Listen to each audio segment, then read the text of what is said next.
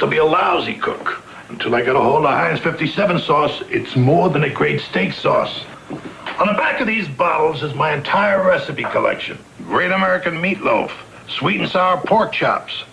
This is tangy chicken. Heinz 57 gives it a tangy flavor you can't get from any other sauce. With Heinz 57, even I can be a culinary success. Try Heinz 57 sauce. It's more than a steak sauce, a heck of a lot more.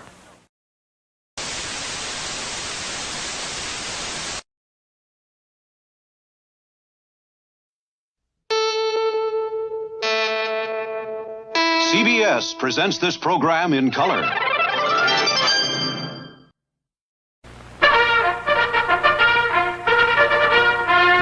Hold it down. Come on, pipe down. Show's just about to begin. For your amusement, CBS presents a weekly show of slapstick and sabotage, starring those clowning conspirators, Hogan's Heroes. Hello! We hope you like our show. We hope you like our show. The show, you know, is for you can cling. A toast, a happy birthday drink. Nothing, I know nothing. We'll sing and joke and entertain you folk. You'll laugh, scream, cry, sigh, and absolutely die. So please, don't go. Please stay and see our show. We hope. For an evening of show-stopping shenanigans, be here when the curtain opens on the next performance of Hogan's Heroes.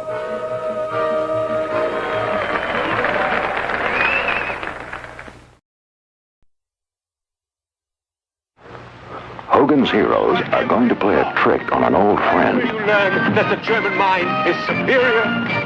Church, let's go. Little things mean a lot of laughter with Hogan's Heroes. Walt, I told you not to take it. Carter, you better get an ambulance.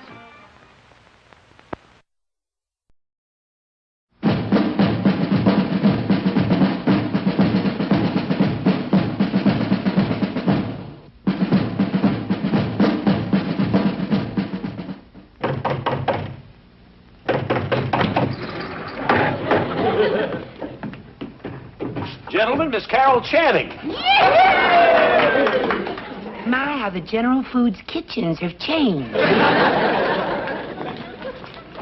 Welcome to Hogan's Heroes dining room. Kent's the door. Oh, I love the decor. Did I interrupt dinner? No, just finished. Another memorable meal from our talented chef, Corporal LeBeau. Merci. And now, Colonel Hogan, for the dessert. Oh, I pass. I'm too full. But, Colonel, Jello gelatin. Hey! You say so. There's always room for Jello. The light dessert with fresh fruit taste. Good? Beautiful. Any whipped cream? Something even better. Hey. Dream Whip, the whipped topping mix. Stays fresh on the shelf, ready to whip up any time. And only 14 calories per tablespoon. How about that? That's right. Dream Whip has more than just a flavor of whipped cream. Watch it. Here comes the Commandant, Schultz. Hey, Carol, follow me.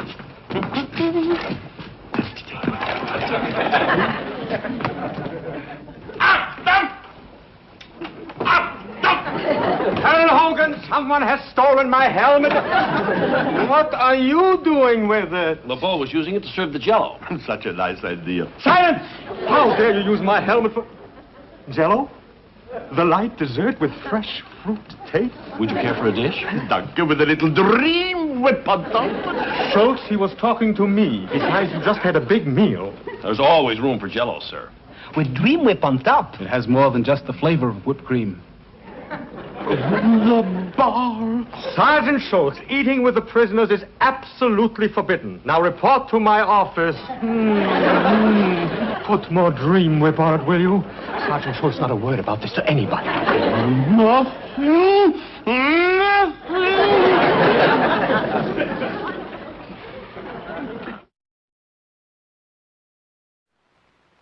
Hi, I'm Bob Crane of Hogan's Heroes. You know, I live dangerously on television just to entertain a little, get a few laughs. But it's no laughing matter when you live dangerously in real life. That's what our boys in uniform do. They need all the care and looking after they can get. That's why we need nurses in the U.S. Air Force, to give our boys that care. If you're a nurse, you can take the opportunity to devote yourself to such worthy work. You'll have an exciting, rewarding career.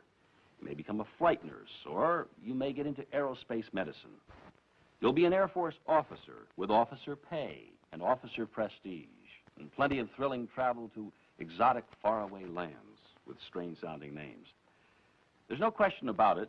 Being an Air Force nurse gives you a chance to do something special and serve your country besides. So see your Air Force recruiter now. Be more than a nurse. Be an Air Force nurse.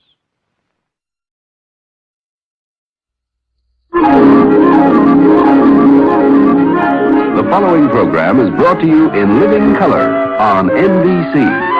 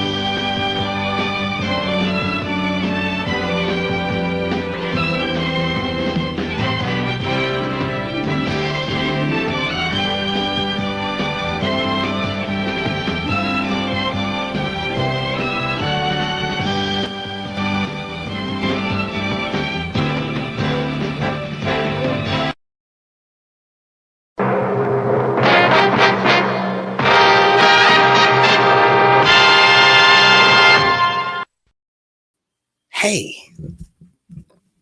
what time is it? It's Podblast time! Yeehaw! Let's have a good show!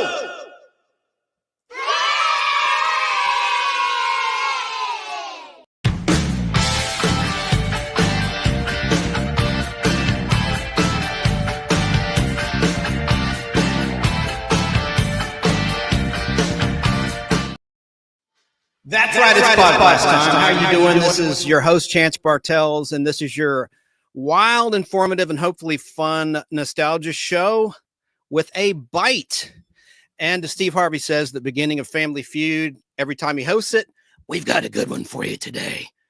And we have special guests, 2 authors, as well as Hogans Heroes trivia. And feel free to post your questions about Bob Crane or Hogans Heroes in the comments, those that are watching live, and I'll put your comments on the screen to ask our guests tonight. So today we are celebrating the memory of a multi-talented and accomplished man, best known for starring as Colonel Robert Hogan in the wildly popular CBS sitcom Hogans Heroes, which aired from Friday, September 17th, 1965 until Sunday, July 4th, 1971.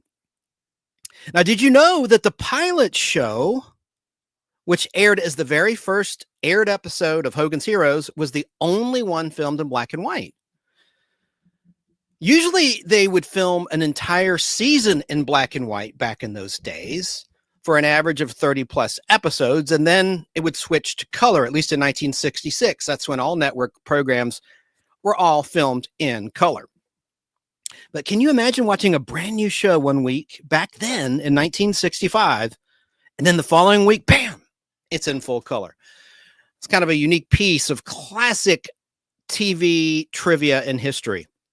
Now, the show Hogans Heroes was a ratings winner cut short by the acts of legendary CBS network executive Fred Silverman in the big purge of the summer of 1971, in which many beloved programs were canceled despite still being popular to make way for the wave of the Norman Lear programs, which were spawned by the massive rating success of All in the Family, a show which began on CBS on Tuesday, January 12th, 1971, as a winter replacement show in the middle of the 1970-1971 television season.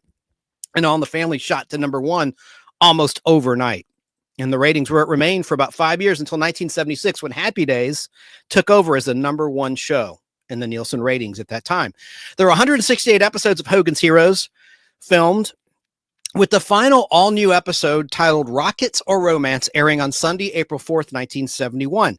But the last time that Hogans Heroes aired on CBS was, as I said, on the 4th of July, 71. And that was a rerun. Oh, yeah, because the last all-new episode was aired on April 4th, 1971. And the original Hogan's Heroes time slot was Friday night at 8:30 between September 1965 and September 1967. In the fall of 1967, CBS moved the show to Saturday nights at 9 p.m. Then in the fall of 1969, CBS shifted the show back to its original time slot of Friday night at 8:30. Then in the final season, Hogan's Heroes aired on CBS Sunday nights at 7:30. By the way, if you're listening right now to the Nostalgic Podblast on Fistful of Radio out of Atlanta, Georgia, or Apple or TuneIn or Spotify or Podbean or Podco or Google Podcasts, you may want to go ahead and find the video portion of this show by simply Google searching or using the search engine of your preference and search the Nostalgic Podblast Bob Crane. And you'll see our lovely guests in a thumbnail image that our friend at Brainbenders Banter, Chrissy, designed for us. And that's where you'll find the YouTube presentation in the live tab. You're going to see a lot of clips, and believe me, you're going to probably want to see some things that we'll present tonight. But hearing is just fine as well, and we appreciate your ears for that. So I do have these excellent guests for you. They've been so patient in the green room, the virtual green room, waiting while I played all of that pre-roll video of the great Bob Crane and a funny Heinz 57 commercial spot with Vic Taybeck, who played Mel Sharples in Alice. Now, these ladies have spent decades researching Hogan's Heroes stars, the Hogan's Heroes star Bob Crane's life, and I'll bring them on in just a moment. Now, you think you know it all about Bob Crane? You don't. I sure don't, as I discovered as I read this eye-opening book. And let me show you a picture of the guest book right now. Let's see, it's right here. And then I will acknowledge chat. There they are. There's our guests. And let me show you what their book looks like. There it is on the far right. Bob Crane, the definitive biography. It's in the background here, anyone who's watching. But there's some nice images of Bob. Now let me see here. So, at long last, you're about to meet on camera the official Bob Crane biographers, the main author and authors of the engaging 644-page hardcover biography titled Bob Crane, the Definitive Biography. You'll meet Carol M. Ford. Carol has many impressive accomplishments under her belt, which we will discuss in a little while. And there's a lot of facts about Bob Crane I'll talk about later on. And then Linda Groundwater, who is in Australia, joining us from down under, where it's morning as we're live. So let's bring them on without further ado. Ladies, welcome to the Nostalgic Podblast. Here's Carol M. Ford and Linda J. Groundwater. Good evening. Good evening. Morning. Good morning. Good morning. Linda on the screen. She's in Australia in the bottom of the screen there. That's because I'm down under. Yeah. You literally are. That's great. So you ladies were on almost 2 years ago, actually in early June of 2023. And at that time, I was using a different software platform. I think this will be a better presentation in terms of the video that I can share with everybody about Bob Crane and Hogan's Heroes. And I'm going to have a trivia game, too, for those in the chat to play with multiple choice questions, about 15 questions about Hogan's Heroes. And I may give away some prizes for those that are watching live. But yeah, I do want to ask you all, I asked this before, but I must ask again. Both of you ladies were not even born when Hogan's Heroes began, and neither was I when it began on CBS in September of 1965. So what was it about Hogan's Heroes, and particularly Bob Crane, that captured your attention and maintained it for all these years? Oh, that's a long answer. I'll let Linda go first, but I think I can say for both of us that we just fell in love with Hogan's Heroes to start. How Bob Crane came along into our lives, and also our third co-biographer, Dee Young, who is more behind the scenes than in front of the camera. But yeah, Linda, if you want to take that one, and then I'll jump on behind you. Well, I mean, it is the 60th anniversary of the show this year. Mm-hmm.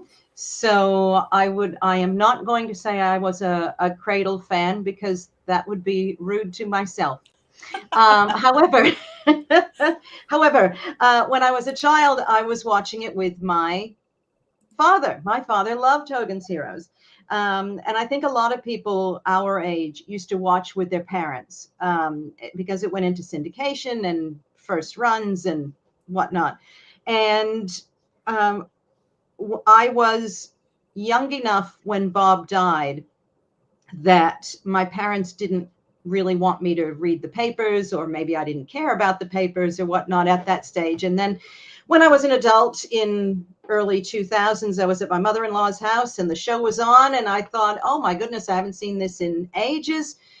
Had a look at it and remembered that death mystery was there. And so I went home. We had internet by then, and I picked up the internet, and did a little search and discovered that, Bob had been murdered. And I said, oh my goodness, and read all the details. But what I also read was that Bob had a lot of other things that we never heard about. Now, I didn't know, but at the time they were just releasing an alleged biopic about Bob, which we can or cannot get into later as you please.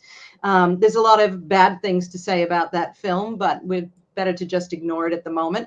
However, what it did was it meant that all these other things were buried. Things like what you showed in the beginning when he was talking about Air Force nurses. Those are PSAs he did for free. Those are things he did because he cared about the U.S. military. He cared about our men and women in the service. We didn't hear anything about his drumming. We didn't know anything about his radio career. And I had enjoyed watching Hogan's Heroes so much that day and being reintroduced to that kind of nostalgia and that kind of just simple happiness of watching a show that didn't really have an agenda, so to speak, that I said, well, this isn't fair, and why don't people know anything about this? And so I used to be a journalist myself before I came down into Australia, and I said, well, we need to do something about this. And I said, I'm going to do it. So, and all of a sudden I got started and got in touch with Bob's cousin and with Dee, and then all of a sudden there was Carol. And take over, Carol. Yes, all of a sudden there was Carol is kind of all of a sudden there was Carol. Yahoo groups. Oh yeah, right. So Linda and I connected through back when there was no Facebook or social media. There was Yahoo groups.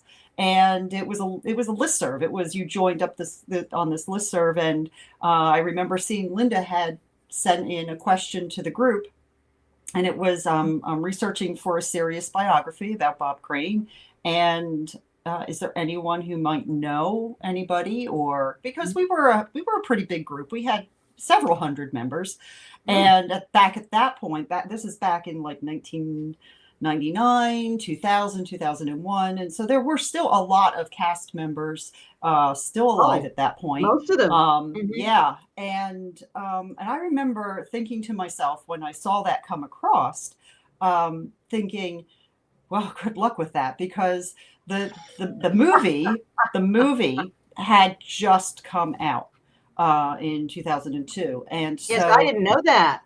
Right, being in Australia, down here. That's it right. So well that it didn't make it out of the country. So being that movie had just come out, all of this new, all of the low hanging fruit, you might say, was fresh. Where everybody that was their laser focus at that point, and I remember reaching out to Linda and saying, hey, lifelong member of, or lifelong fan of Hogan's Heroes, Bob Crane, so on and so forth.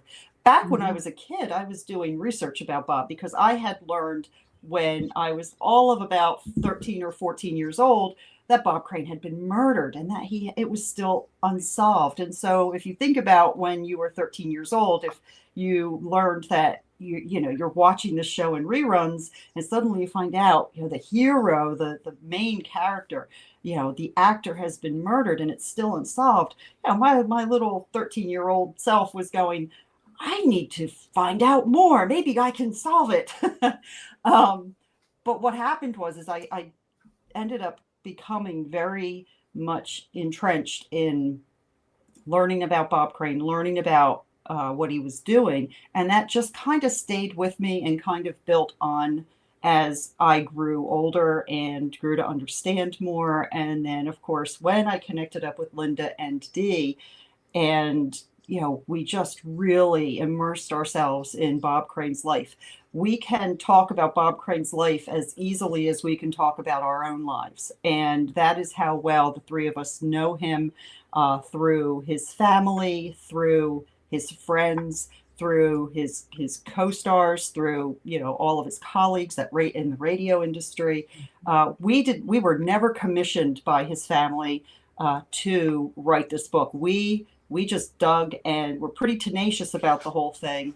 And because what we present is an unbiased, evidence-based truth of talking to hundreds of people and doing research on, just almost 1,000 resources, in addition to the hundreds of firsthand people that we interviewed, his family, and specifically his younger son, Scott, and then his cousins and the estate they've endorsed our work.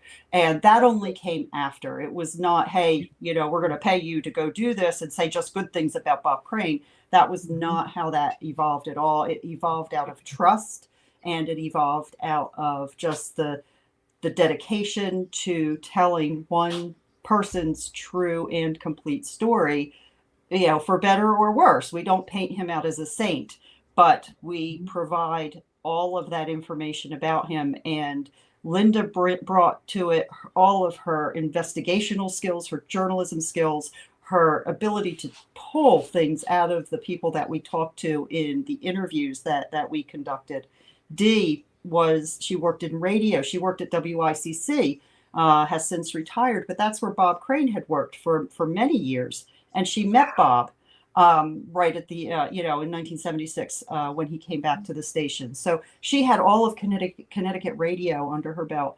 I'm an editor, I'm a writer, and the three of us, we just really dug in. And between the three of us, we were able to provide the book and then all of the other work that we do for Bob as it's just a continuation of the passion that we have for telling the truth about Bob Crane. Wow, very well stated. Oh my goodness. Yeah, your silent partner, so cool how she worked in radio in such a big capacity. Yeah, she did. Yes, she sure Talk about a huge territory, my word.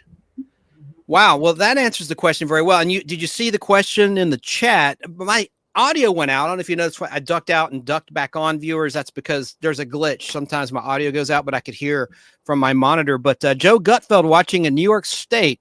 I don't think I mentioned this, that you are in New Jersey, not far from Joe. Yes, I am in New Jersey, but I'm down near Philly. So go Eagles.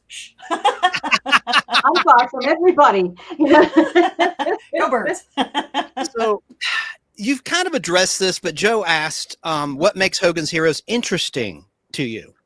Hogan's Heroes itself? Yes, I think he wants to know about the sitcom. Sure. Oh, easy. I'll take this one first because it's probably different. I mean, it'll be different for everybody. But yeah, I love that I can sit down and watch it and have a good belly laugh and not feel heavy when I walk away from it. But I also love that it plays so well as drama. There is always something at risk. And I can't remember, you can tell me this, Carol, but I think it was Jerry London. It was both. It was Jerry London and Robert Butler, who said that, there was always, because we did talk with, as many people involved with the show as we could get. Jerry London, Bruce Bilson, Robert Butler, Al Ruddy. Private joke. But what I love is that it plays equally well as drama. There was always something at stake. There was always, when they went out to do things, yes, there were fun things like what you showed in the beginning. They were doing, they were doing a show for the commandant and for a visiting general. But there was a reason behind that, and there was a very serious reason behind that. It was a diversion for something more serious, where people's lives were at stake. And they never made light of that. They always made sure that people understood that there was something serious going on, but they could do it in such a way that you didn't walk away going, wow. There were serious moments, there were lighthearted moments. It was well written, it was well directed. As an ensemble, they brought in some fantastic actors, people who would say that they rejoiced. Arlene Martell, who played Tiger and came back a couple of other times as other characters, said she would rejoice when she was told she was going onto that set. It was just, you could see that it was a well-oiled machine, and everyone had the best interests of Hogan's Heroes as a show at heart. That's what made it interesting for me. I agree with you, Linda, 100%. And you mentioned the drama. Hogan's Heroes is either the older brother or the older cousin to MASH. So they're doing things on MASH that they couldn't do on Hogan's Heroes, but yet you've got the same element of drama, the same fear, the same heaviness of war. All of that plays well. The way I like to think of it is that laughter walks hand in hand with danger. And that goes back to when Bob Crane was, he had auditioned for the role, they had offered the role to him. He didn't accept the role right away, because one of the things that he wanted to be sure of was that it wasn't going to be offensive to veterans. And so what he insisted on was having what ended up being the pilot sent out to veterans groups in the Midwest and in other areas of the United States. And he wanted to gauge their feedback to say, what do you think of this? Is this going to be something that's going to be offensive to you? Is this going to be something that you're going to, not enjoy? Or is it going to be something that you find enjoyable and find laughter through? And the response was overwhelming, because what the veterans and former POWs were writing back was that without humor and without laughter, they never would have survived the war. So you've got this element of laughter. Some people might call it gallows humor in some areas. It's kind of like the humor that walks hand in hand with something that maybe not be so pleasant. But the biggest thing to always remember is that it was a POW camp, not a concentration camp, and all of those things. Important. Very important distinction. Very important. Absolutely important.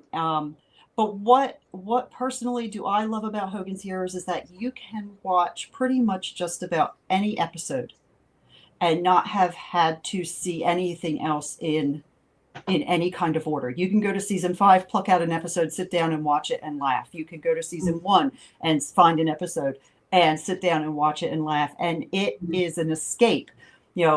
Colonel Klink always says, there's never been a successful escape from Stalag 13.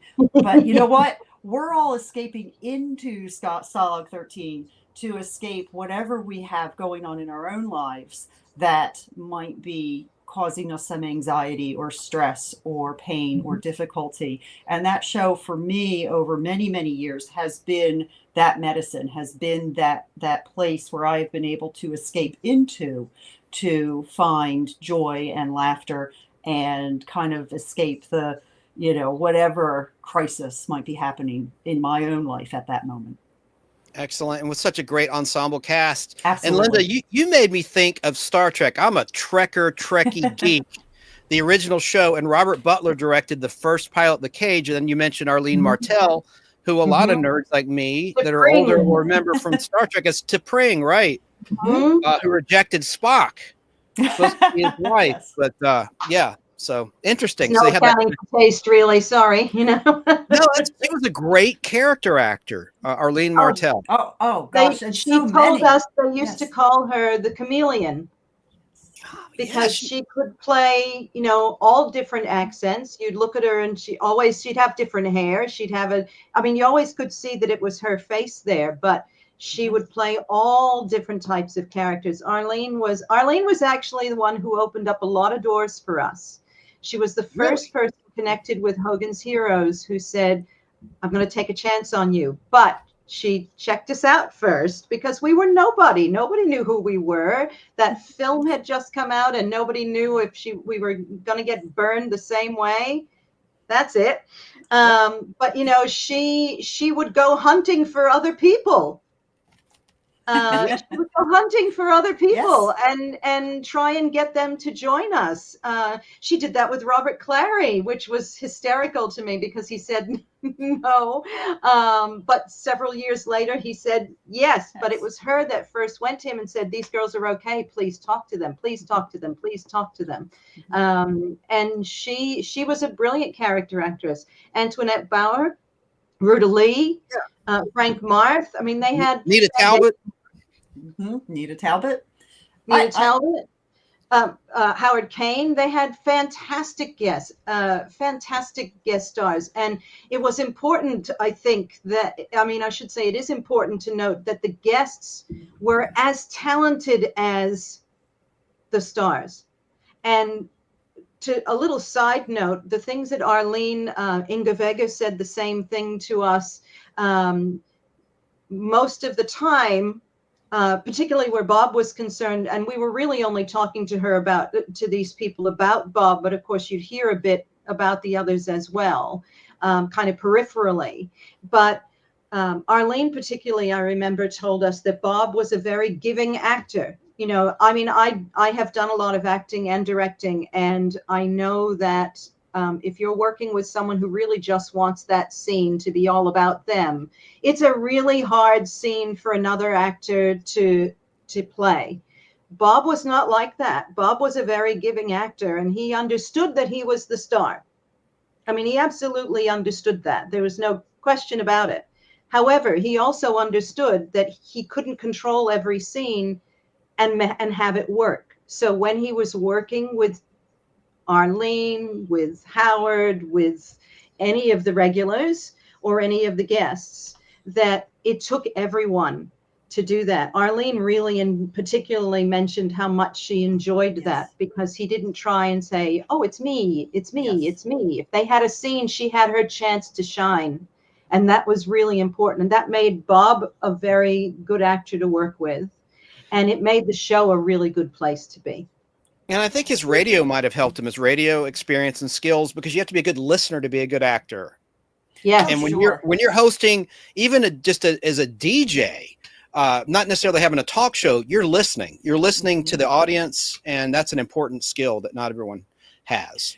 You know, I'll piggyback on that, because Bob did have a huge radio presence, of course.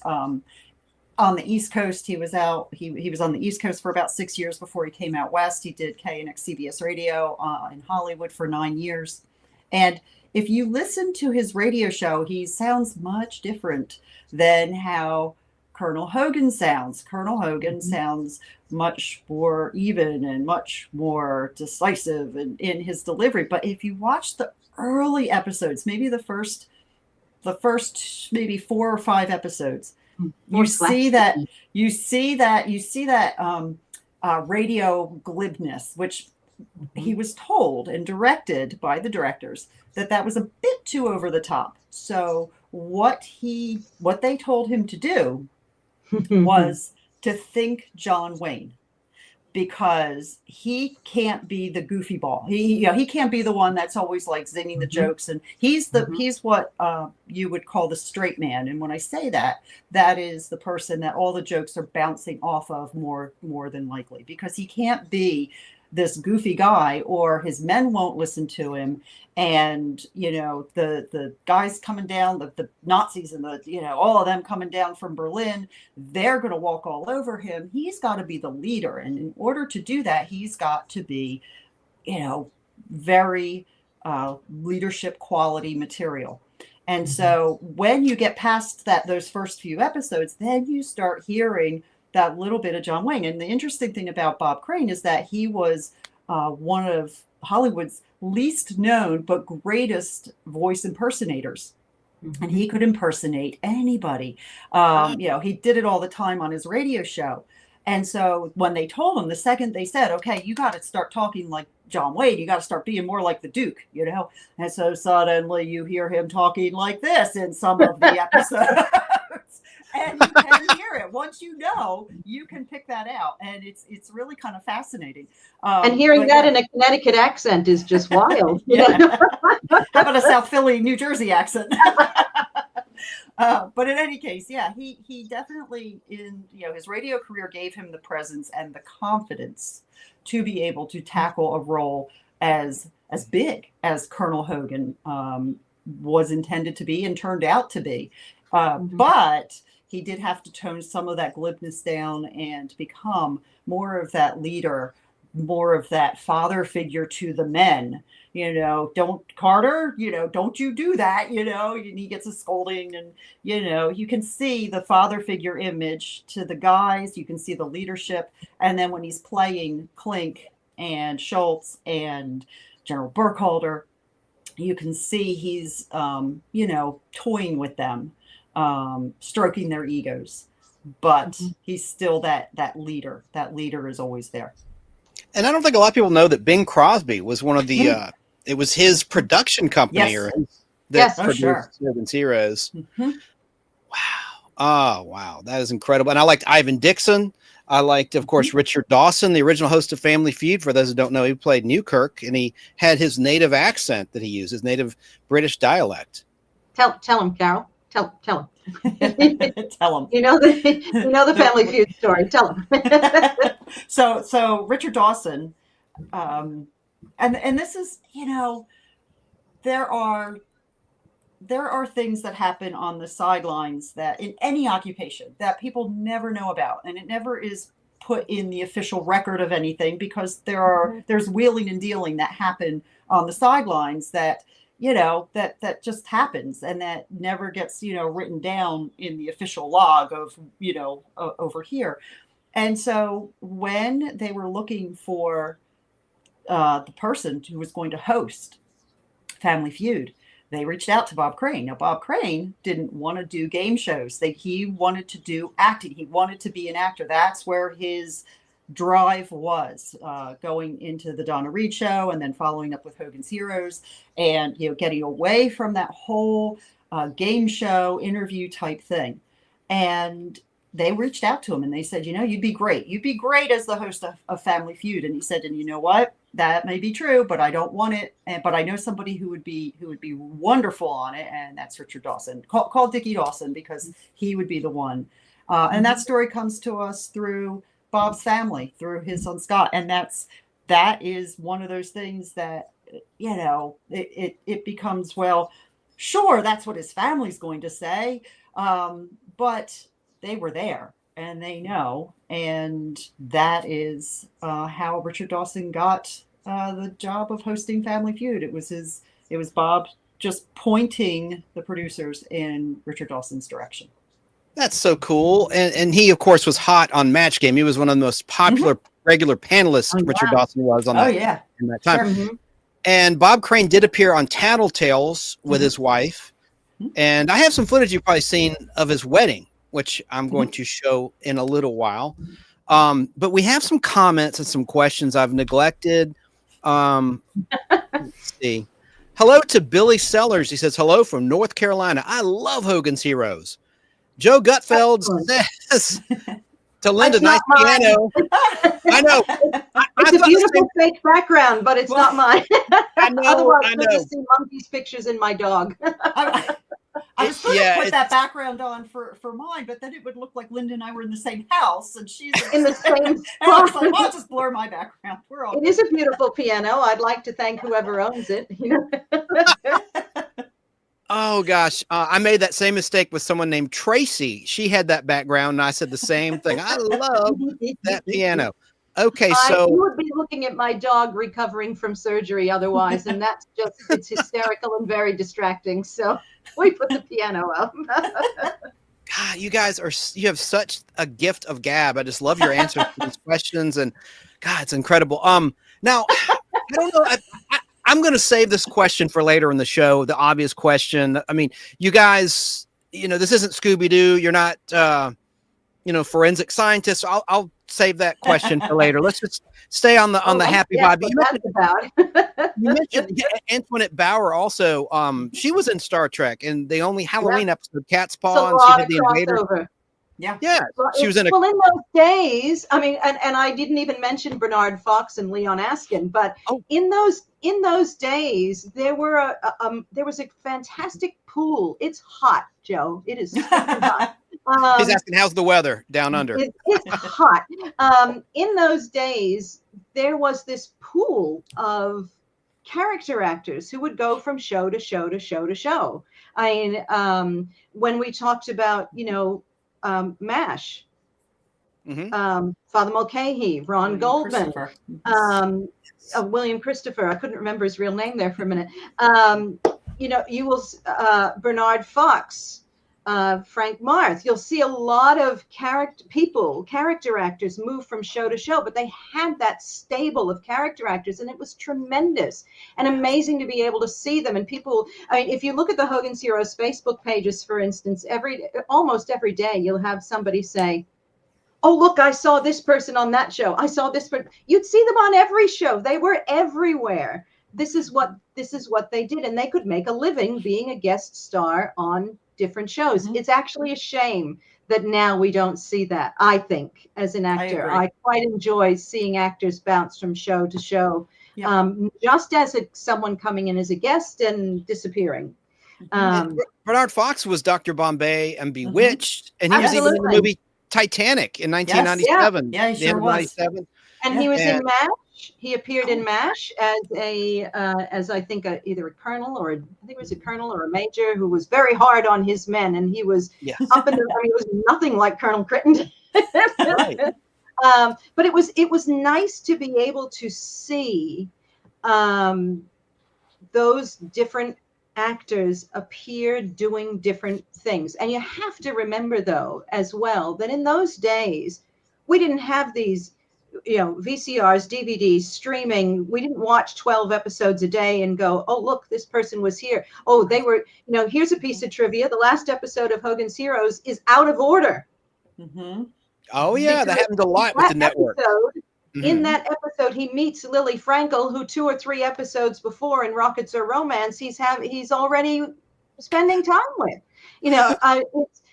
It's the episodes are all they are standalone, but in that one moment, I think they made a mistake where they showed 2 particular episodes out of order that then kind of made people go, "Hang on, I'm sure he knows her already." Glaring continuity error, yes, for sure. But it just kind of threw people. But we noticed that because we watch we watch 10, 12 episodes. We'll have a disc or a streaming thing and we'll say, "Oh, the lady who played Helga in season 1, well, you see her later on playing other characters." Well, yes, people who've watched the show all the time might remember that.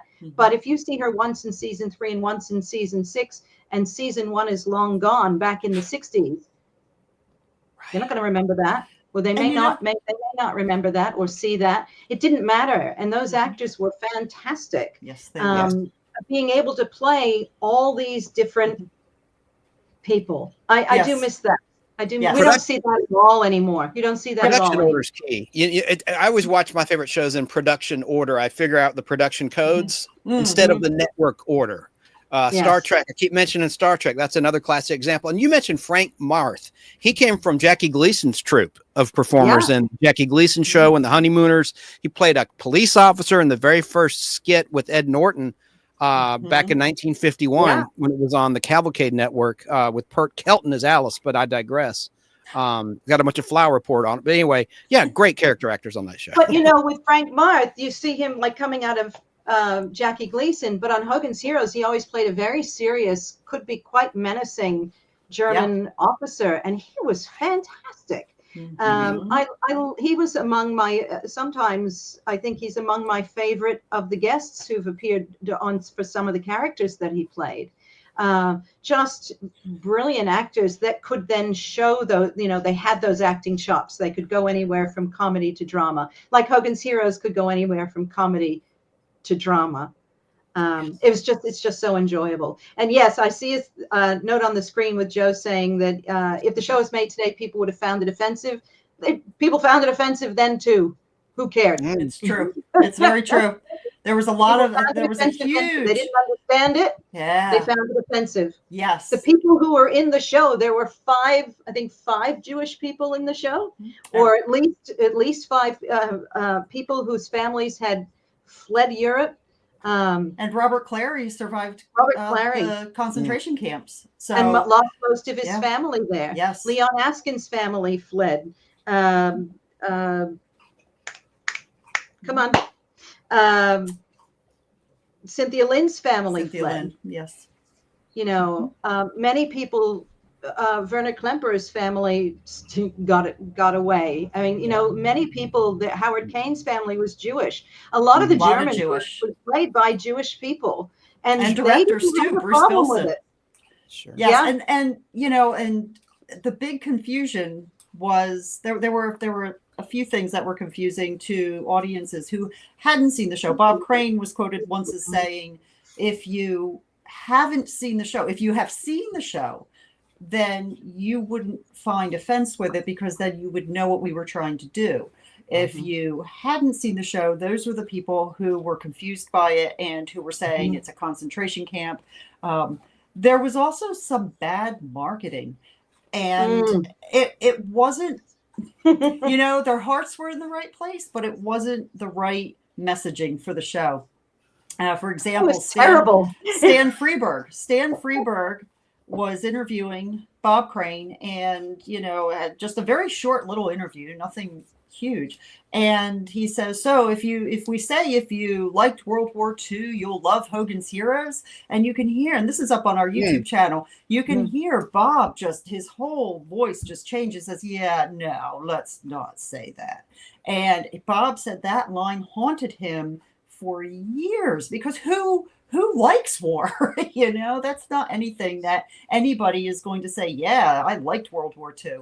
So there were a lot of instances of very poor one-liners or marketing, promos out there that caused people to not really understand that the show was meant to be a parody. It was meant to be satire. It was meant to be, getting one over on the boss kind of thing. So if you're looking at Colonel Klink as the figure of authority, you're getting one over on Klink. You're getting one over on the boss. It's the cat. It's the kid with the snowball and the hat, knocking the hat off with the snowball. It's that kind of thing. But then it's also got this other little bit of underlying messaging there, where Sergeant Schultz is, of course, played by John Banner. And, of course, his big line throughout the whole, we all know it. I know nothing. I see nothing. I hear nothing. Yes. And John Banner was once quoted as saying that, people think I'm stupid for, just saying that or doing that and looking the other way. But notice that I survived. Notice Schultz survives. Right. But there was also the angle that, Schultz was a larger person. He, was a big presence. He was a large man. And so there was the idea that John Banner had said at one point that he was kind of like the German people who, when the atrocities were starting to happen, when they were happening, when they knew about it, they just looked the other way. And what did they say? I see nothing, I know nothing, I hear nothing, because they didn't want it to happen to them. Just keep your head down, go about your business. Don't look over there. Don't listen to that. And just keep yourself, safe, because at that point, that was something that, survival mode. Hear no evil, see no evil, speak no evil. Yeah, exactly. And so, and John Banner, of course, was Jewish. And so he has that connection as well from Austria.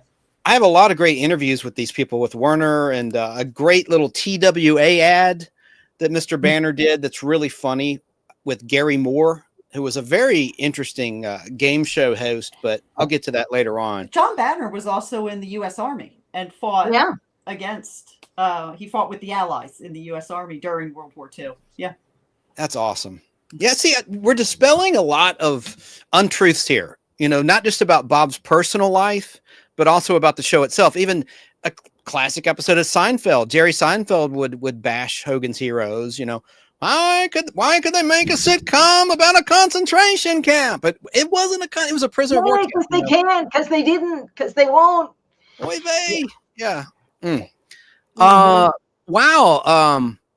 Euler Greg says, my father was a Korean War veteran and he loved the show. He mentioned the combination of humor and realism and how that reflected his experience in Korea. Well, thank him for his service. That's amazing. And before that, My Flock is Everywhere in Southern California. Sarah's her real name. S-A-R-A, so how she spells it. She said, my uncle was a tail gunner for a B-52 bomber and he loved this show. Cool. Fantastic. There were some there are some people who were veterans that did not like that show.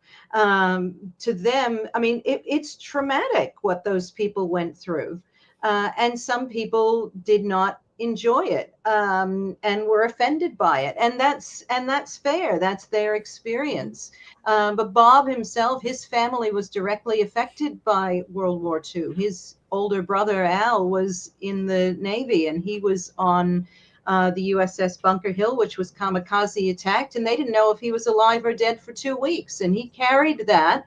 His brother carried that experience for the rest of his life, and it affected him for the rest of his life. But it also shaped how Bob saw veterans and the importance of making sure that they were taken care of. And so he was very invested in making sure that as much as possible that this was not offensive to veterans and people who served either during or after the war. It was, Bob was never embarrassed by being on the show. I see there's a question there asking. Bob was never embarrassed. He was proud of that show. He wasn't embarrassed by being typecast, because I don't think you can be embarrassed by that, but you can be frustrated by it. And he was absolutely frustrated by being typecast, because Bob would walk out and someone would say, there's Colonel Hogan. And he would say under his breath, it's Bob Crane, damn it. Because if all anyone sees you as is Colonel Hogan, they're not going to think you're capable of doing anything else, and they're not going to think you're acting. Which he because got if Bob is criticized. Colonel Hogan, then how could he possibly be acting? That's who Bob is. Now, depending on who we spoke with, they would either say that Colonel Hogan was 95% Bob, or they would say he was 5% Bob. And it really just depends what part of his personality you got when you knew him. And it was a very conscious choice, by the way, not to put him as Colonel Hogan on the cover of that book. Yes. Wow.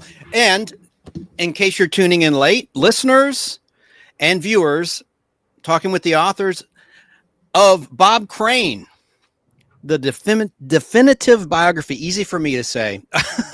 It's the official biography of Bob Crane. And this is great. And so you have, on those that are watching, on the top right of the screen, you've got Carol M. Ford, and below, from Australia, from down under, is Linda M. Groundwater. And this is a nice, over 600-page hardcover book. Where can people find your book?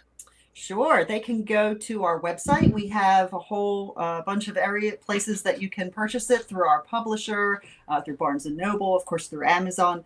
And our website is vote4bobcrane.org.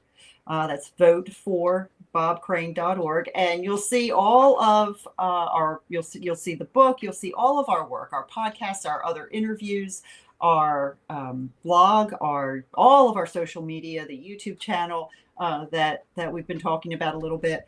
And you can listen to Bob's radio show.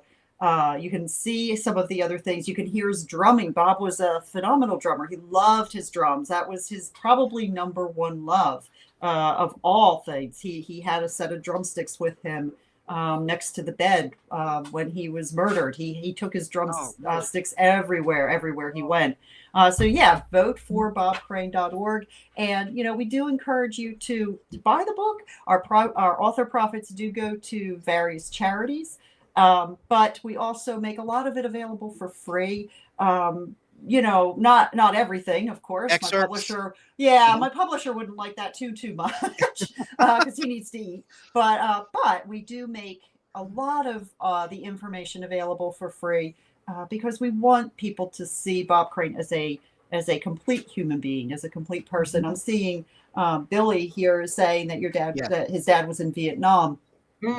Bob used to entertain. He didn't go overseas, but he did used to entertain for the troops. And he also did lots and lots of hours, hundreds of hours of recording for the Armed Forces Radio Network, which those records then went over to Vietnam for our service men and women to listen to. Very similar to what you would see on Good Morning Vietnam with Robin Williams, but not there in Vietnam, but actually doing his radio work for our veterans and for our active service members to provide, the entertainment for the service for our servicemen and women. Hey, Jesse, watching live. Hello to you, sir. Wow. Yeah, the casting was magical for Hogan's Heroes. Oh, yes, for sure. Yep. I'm way behind in the comments. Sorry, those that are watching live and leaving remarks. Hey, also he came out of the Devil's Brigade. Okay. Wow, let's see. I'm from New York City, and it's going to snow tomorrow. Okay, well, I'm way behind. We're asking about the weather in Australia. We'll watch Hogan's Heroes together. Watch Hogan's Heroes. Yeah, it's hot as heck in Australia, right? It's your summertime there, right? It's not pleasant. I mean, today it's not so bad at the moment, but yeah, it'll go up to probably about 80.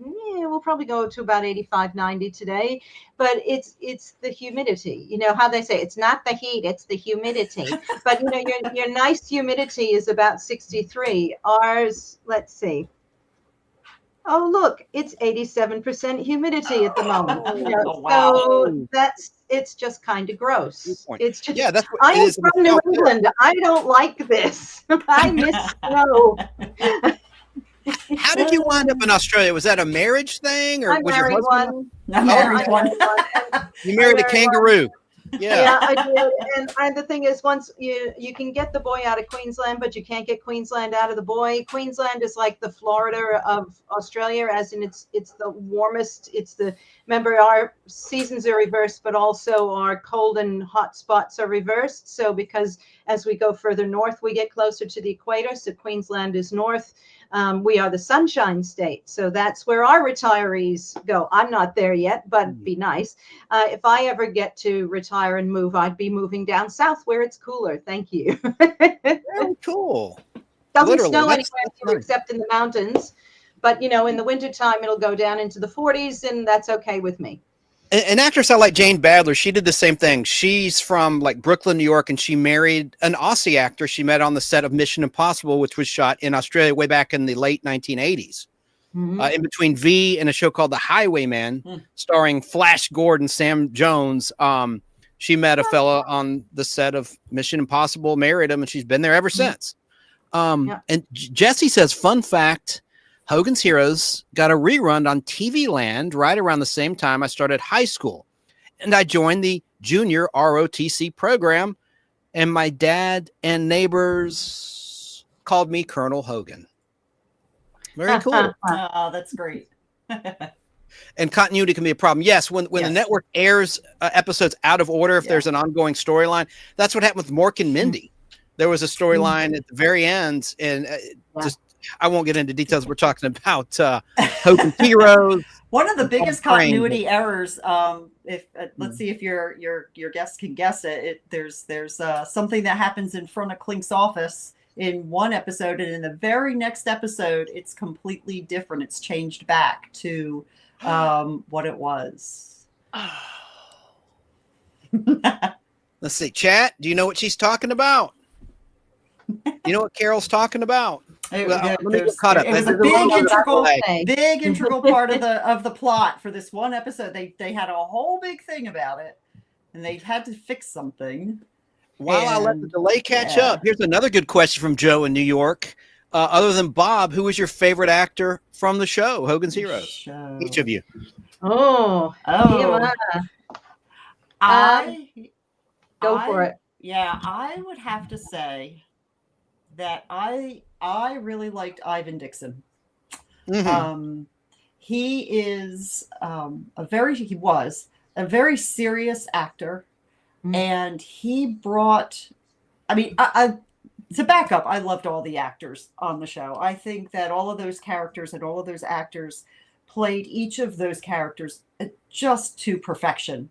Whenever anybody starts to say, oh, we have to do a reboot, or we have to, and Al Ruddy tried really hard to do a reboot as a movie, and then a reboot television show with the descendants of the characters. I don't think that it can or should be done, because I don't think you should mess with perfection. Yes. But what I like about Ivan Dixon is that his work is, he was moving on into becoming a director. Hogan's Heroes was one of the few comedy shows that he did. And in that whole universe, he is Colonel Hogan's right-hand man. And what's really even more interesting and poignant about that is that he's, of course, a Black actor. And to have Colonel Hogan leaning on someone who at that time, and remember the era. First of all, you're talking about a show set in the 40s and it's made in the 60s. It was a really powerful statement that show was making, because when Colonel Hogan was tied up down in the tunnel, or if he was held up in London or whatever, Kinch kind of became that second hand. He also became the person that Colonel Hogan went to talk something through, to try and get that, perfect little scheme to go the way he wanted it to go. So as much as I love all of them, I think Ivan Dixon's portrayal of Kinch is my favorite, next to Colonel Hogan. Before Linda answers, I just want to add about Ivan Dixon. He did a couple key episodes of The Fugitive. One was called Escape into Black, season 2. And it was the only episode that season that featured the one-armed man whom Dr. Richard Kimball is seeking to vindicate himself. And he plays a doctor, and Kimball's had an accident and he gets amnesia, and he doesn't know if he's innocent or guilty. He sees news reports. He's like, oh my God, I killed my wife. And Ivan Dixon's character basically turns him in. Yeah, it's like a moral dilemma. And he did a color episode. He directed A Fugitive as well. And he did an Outer Limits in season 1. Anyway, I digress. But Linda, who besides Bob is your favorite in the cast? Oh, this is like asking me to pick a favorite child. I really think that I adore them all. But for very different reasons. And the hard part here is because you kind of put them into their characters, and you know that they aren't their characters.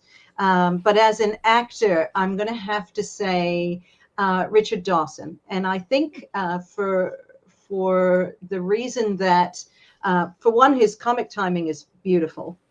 I enjoyed so much the range of impersonations that he could do.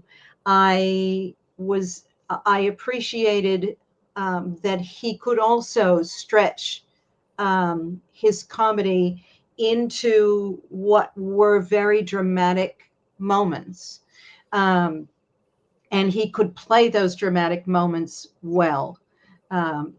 His character, Newkirk, was very intense, and he could be very intensely funny, but he could also be very intensely serious. And I think Dawson played both those sides well, which made Newkirk quite a complex character.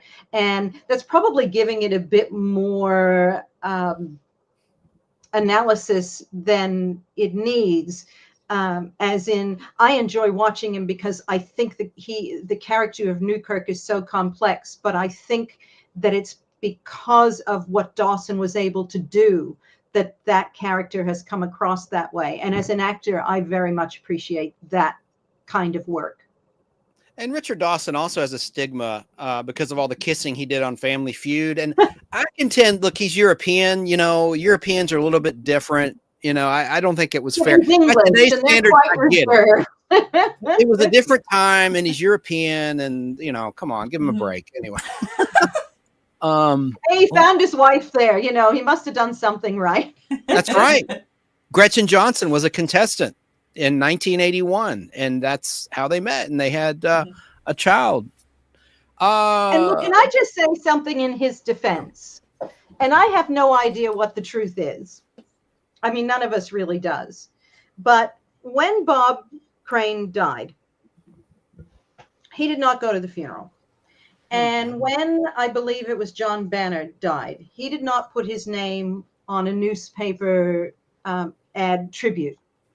And may I just say, in his defense, knowing nothing about him and never having spoken to anyone in his family, that everyone faces these kinds of tragedies and death differently.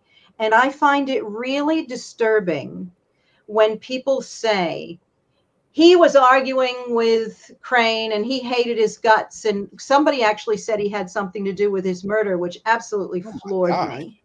And you know, oh, he didn't like any of those people. We have no idea. He was a very, very private person. He lived around the corner from Robert Clary, and I think Clary said he hadn't seen him in years. And they lived around the block. You know, he wasn't a recluse per se, but he did not connect the way we would expect. You know, they were a family on set. That's on set. That doesn't mean that they're a family everywhere. And not everyone connects like that forever. These are your workmates. If you work someplace for 10 years and you leave, are you going to expect to necessarily be with them forever and ever? And if one of them passes away closer to the time, because, for instance, John Banner passed away in 1973, which was only less than 2 years after the last episode, the last new episode was on the air. But everybody reacts to those things differently. And I do find it patently unfair in Dawson's defense that they take that difference as malice or bad feelings. And I mean, it might have been. We're never going to know. It could have been a day he was taping 5 Family Feuds that day. You never know. I just think it's just patently unfair. I think that people attribute his absence, and in Banner's case, his silence, to having some bad feelings or connections with bad things. And we're never going to know why he chose not to involve himself with others in that. And I think we just have to respect that those were his feelings for his reasons. And I mean, I know this is about Bob and I've changed it all around here, but I just think it's one of those things that comes up a lot, particularly after Bob's death. They go, well, he didn't go to Bob's funeral and, you know, he was friends with John Carpenter. But it doesn't mean he had anything to do with it. It just means that this is how he chose to deal with it. And I think people make that connection between him and Bob at that level. And I think that's an awful thing to do to him, because he certainly didn't introduce him to John Carpenter with the idea that people were then going to accuse Carpenter of Bob's murder. I don't think that was right. And we're talking about not John Carpenter from Halloween for those laymen out there. The Sunny Service salesman. There's a video out and we have it up on our YouTube channel. Bob was doing some fill-in work at KMPC radio in Los Angeles at the time that John Banner passed away. And what he ended up doing was it's a very quick little, you know, I don't know, 30-second thing, minute at the most, where he goes through and he reads a list of names of the cast from Hogan's Heroes. And he says something like myself, my wife, who at the time was Sigrid Baldus, and then he lists Robert Clary and Larry Hovis, and he lists a handful of names from Hogan's Heroes, but he does not list Richard Dawson. And so that video, there are comments under that video where people are saying he left Richard Dawson out on purpose. See, that's why they hated each other. And then that's when we also came to find the little ad. It was actually a big ad. It was a half-page ad from Variety magazine, where the cast and crew took out a memorial for John Banner, and he's not listed there either. But interestingly, neither is Sigrid Valdis. And, and yet Bob lists her in the radio thing. So it's people handle death very, very, very differently. It's a very private thing. And to pretend to think that you know why he did not attend Bob Crane's funeral or did not say, whatever, or list his name in an ad, or Bob Crane didn't say his name on the air. Bob had probably all of 30 seconds to squeeze that in because he had already planned his whole show. And so it was a quick thing that he did. He was probably reading right from the Variety ad. But people handle death differently. And Linda, you're 100% right. That is absolutely no proof of anything. It's just somebody who, handles things differently when it comes to that. And as we all handle death in our own way. I mean, Dawson is kind of irrevocably connected to Bob in terms of his death because of their mutual connection of the Sonny fella, John Carpenter. But that doesn't mean that he wanted him dead. And it's something and he may have been horrified and needed to extract himself from that. Because then all the talk at the funeral would have been, there's Richard Dawson, he introduced him to John Carpenter, and John Carpenter is the prime suspect in his death, and maybe he thought that would be disrespectful. Yeah. Who knows? We have no. But anyway, I just wanted to put that out there because I just think it's a thing that comes up a lot, and I think it's very unfair to both Bob and to both Richard Dawson and to Bob Crane. That they automatically presume things that they cannot presume based on that. Wow. And Bob Crane was on Match Game. Yeah. The game show, of course. Ally McGraw and Bob Crane. Wow, I'm just looking it up right now. Okay. And that was the old Match Game, like the black and white episodes. Esmeralda says, she stated her opinion, if you've never offended anyone, you have never done anything of significance. Wow. And then Billy Sellers said, I like the old classic TV shows better. And then Jesse says, I loved Hogan's Heroes. I wished Hogan's Heroes got a proper ending. Ah, yes. And Danny Staten, he's, I believe, in South Carolina, says, I like. Nice one, Danny. Nice. Hello to Unique Prepping. Zach's his name. He's in Colorado. Says, hey, Chance and the gang. Hey to you. And let me just try to get caught up really quickly. And then I have some more questions for you ladies. We've already gone well over an hour. I don't want to take up too much of your time, but I have as much time. All day, Yeah, that's cool. It's only 10 o'clock in the morning here. Joe's still with us. He says, so far, this has been an interesting conversation. Yeah, we're gonna talk about, well, here's Keebler. She's watching in Texas. That sounds familiar. Yeah, I'm way behind. See no evil, speak no evil. Big cry, even today. Ooh, and Joe Gutfeld said Seinfeld was and is an idiot. I know nothing. That's true. How many times you can count? Jesse's just written the threat of going to the Eastern Front was a running joke, but it was a real threat. Absolutely. Yep. It's one of the reasons that the Germans were not always, but were so complicit and so compliant. If you didn't do what you were told, they could, you're gone. You're gone. You ain't coming back. Once you go, you're gone and you're not coming back. And although it became a running joke, it became a running joke, but the people who were there knew that was a reality. And you have to remember, I mean, we're watching it now, 80 years after the end of World War II. The reality is it was made 20 years after the end of World War II, and its audience had people that absolutely understood the horror of World War II and absolutely understood what it meant if the Gestapo got involved. And there was a lot of stuff that even then I would guess wasn't completely known, but is now, is obviously more fully revealed now. But people understood, if you said, I'm going to send you to the Eastern Front, they just went, hey, thanks, Euler Greg. They absolutely just went, never mind, it's fine. It was survival of the fittest. People were terrified and they did whatever they needed to do. Yeah. Yeah. Mm-hmm. As relatives, I'm from the South, so I that was understand very the bad humidity. for a lot of other people, but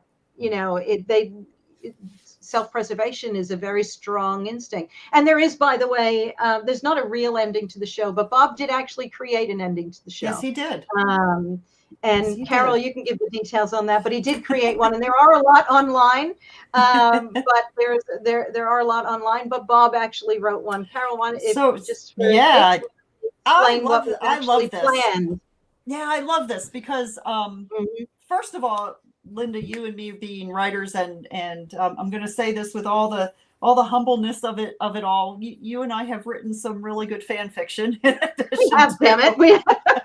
In addition to the book, and we tend to try and either start the show or end the show.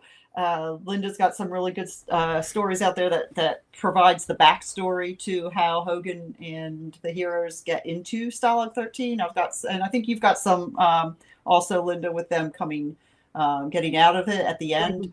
I did a lot of historical research for mine. Mine definitely don't play as comedy. No, mine either. You and I are pretty. We tend to go. But more Hogan's to the Heroes drama. didn't always play as comedy, so I just drama. took some real research and were they calling things band-aids in 1920 something or 1940 something? I mean, I got detailed, man. So yeah. But Bob came up with one that we found out after I'd written all those.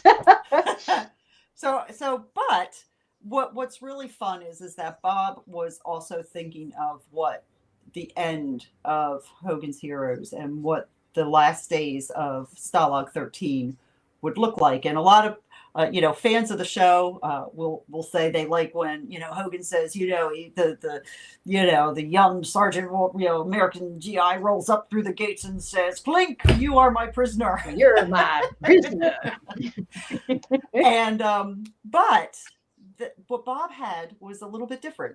And he wanted to do a variety show because remember I said he loved his drums. And so what he wanted to do was have this live variety show. And he had Werner Klemperer and Richard Dawson and Robert Clary and another friend of his, a man by the name of Johnny Thompson, who has now since passed. But he was a magician, and he and his wife were the consultants to Chris Angel and Penn and Teller and other magicians in Las Vegas for a very long time. And they were Bob's very, very dear friends. And Johnny Thompson was actually in the talking stages of, I don't want to say replacing, because I don't think anybody could replace John Banner, but John Banner his health was declining. And so they were actually looking, if Hogan's Heroes had gone for the 7th season as it was supposed to, they were looking to see, would John Banner be physically able to continue his role as Schultz?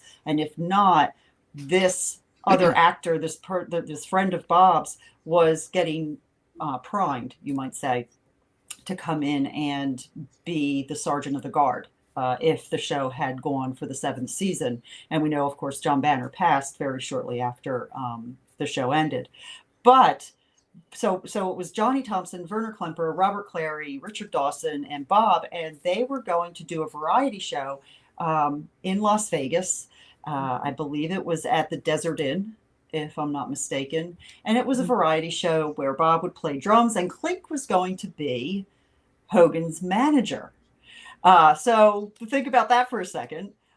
Which he talked about going to Palm Springs after the war and being involved in things there. So it wasn't, he wasn't taking it completely out of the air. So. No. And, LeBeau was going to sing and do his singing, and Richard Dawson and Johnny Thompson were going to do these magic tricks and do vaudevillian type style comedy. And what ended up happening was they had it all set up and all arranged, and the manager at the hotel in Las Vegas, Bob learned that there were shady dealings going on where things were happening illegally. And Bob did not like it. And so he confronted him and said, okay, if that's the way we're going to do it, we're not doing the show at all. And he pulled the show from the Vegas run and then it just never materialized after that. So would it have been amazing to see? Absolutely. I I think that would have been just phenomenal, but they were on board with it. He was trying to get some other folks involved as well from the show, but those were going to be the main players. And they even shot some footage. Johnny told us that they even shot footage of them leaving camp, and I think that they were on a boat at some point, coming home, and they shot footage to open the variety show with. For the audiences. And Bob's main reason was, well, people will recognize us because of Hogan's Heroes, and that will draw people in, and then we're going to give them the vaudevillian act, the variety show act, and have it be like that. So that was Bob's ending, and I kind of like that, because we might not have gotten the real ending from CBS and the producers and Bing Crosby Productions, but we do get a glimpse as to what at least Bob Crane would have wanted that ending to be, and I like that. There's some serendipity to that. I may just give a quick piece of trivia piggyback on that, and that is that Robert Clary was going to sing and dance. That is how he survived in the concentration camps. Before as his family was taken and he was separated from his mother, she said to him, "You do whatever they tell you to do." And here's this little fella, 13 years old or whatever he was, and he could dance and he could sing and entertain. And so I think it was every Sunday he would have to go and entertain the Nazis, and he did that to stay alive. Yep. And so you will never see Robert Clary on Hogan's Heroes with short sleeves. And the one time that you do see him with a short sleeve, he's got a towel over his arm, and that hides his concentration camp tattoo. He also never did the full salute. Would not do the salute. You'll see him put his hand up like that. Yeah. And so, I mean, it's not like these things weren't real to these people. They were, but they understood that Hogan's Heroes was a show. Yep. And as Robert Clary said, it was a paycheck. It was a steady paycheck. And if he could make fun of those people and take away it took away some of their power from his life. Yes. Everyone in that show was invested one way or another, and it's just another example. So I think it's lovely that after the show, he was going to go sing and dance as a show of freedom, as opposed to something that kept him alive in a place where he was a prisoner. Yeah. Beautiful. Sorry, just got real dark. Sorry.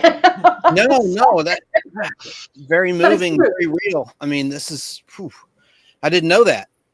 I didn't know that he had that mark, that brand. I think his left forearm, or one of his forearms, either way. So he always has the same way they have the discussion about Larry Hovis' wedding ring. Yeah. People talk about Robert Clary's, sleeve. And why is his sweater never fixed? He's always sewing for everyone else. It's because it's war, damn it. But they just, he kept his tattoo hidden because, of course, there was no reference to the Holocaust in Hogan's Heroes, because the point was to keep it separate. It was not about concentration camp. It wasn't about the Holocaust. They would not, I suspect that if there had been any indication in the show that the people in the POW camps knew about it, that would have changed that show completely. His tattoo, so they kept because those people didn't know. They didn't know that. Yeah. So they kept it separate. And to just add on to that really quickly, I mean, after the show ended and everybody went their separate ways and did their different acting jobs or whatever, in the 1980s, Robert Clary became very outspoken and very he traveled all over the world, because his goal, his mission in life then became to talk and to teach about the Holocaust, so that it would never happen again. And he would say, I go to high schools, I go to all of these speaking engagements around the world, and people come to see LeBeau from Hogan's Heroes, but they stay to listen to what I have to say, because what I have to say is very important, and it's probably more important than anything else that he could have said about anything. And he was very passionate. He of course, he wrote his own book, from the Holocaust to Hogan's Heroes. And he also put out a remarkable documentary. I think it's in 5 or 6 parts. And you used to be able to find it on YouTube. It might be on PBS now, but I don't know. But man, he goes all the way back to the concentration camps where, you know, and he kind of takes that journey from going back, revisiting, meeting up with other survivors, and really doing, you know, some really hard work for himself in his effort to continue to teach people about, you know, what had happened. Mm-hmm. Wow, that's powerful. I was meant to ask, not sure, this is a really awkward segue on my part. You're talking about something so meaningful. But Jesse said, I think my favorite character in Hogan's Heroes was in the black and white pilot episode of The Russian Soldier. Leonid Kinski. Leonid Kinski. Casablanca. Yeah, there's stories. There's stories. We I mean, you know. Go on. Go ahead. Okay. Well, the reality is that yeah. they wouldn't have put a Russian soldier in that camp. And the reality is that a gentleman of that age would never have been in the air to have been caught and put in a POW camp for flyers. There's just no way. So he was not asked to return. However, Leonid then, I mean, and he was in Casablanca. I mean, the man, you know, the man's a good actor. There was no question that he was a good actor, but his character just didn't fit.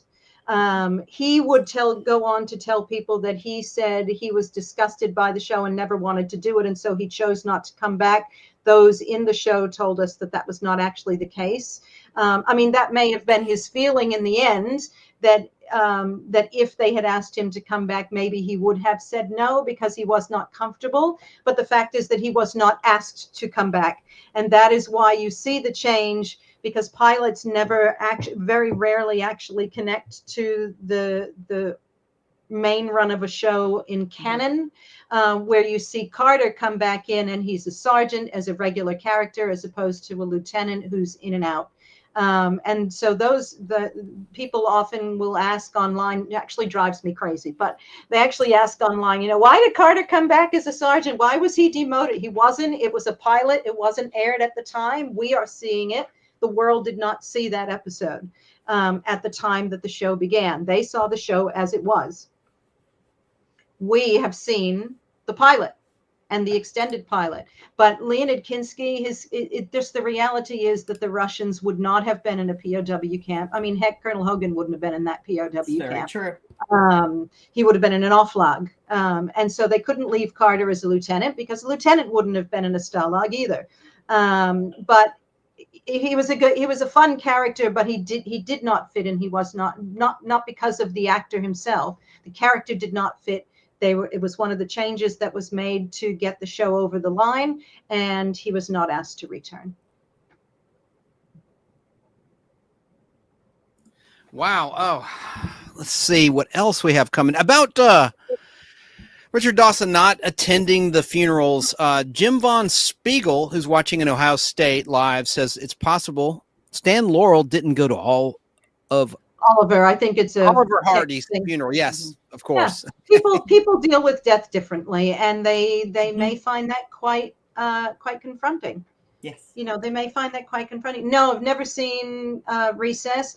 Did see Frasier, where they mentioned Bob Crane, and that was very hurtful to Bob's family. Very, very hurtful to Bob's family.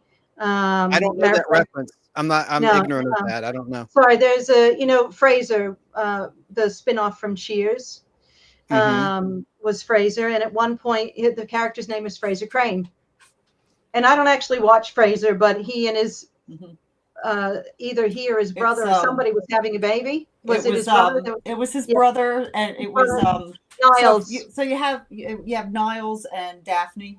That's Daphne it. Niles and Daphne were having a baby, yes. And Bob's cousin told me this story. And if you can think of how long ago this was, the first reboot of Frasier, not the first run of Frasier, not the reboot. They went through the phone. They need a name for the baby. They need a name for the baby. Something Crane, name Crane. They got through the phone book. They got to, Bob Crane? Oh, no. Oh, no. Put the name in Bob Crane. Oh, no. And that was so hurtful.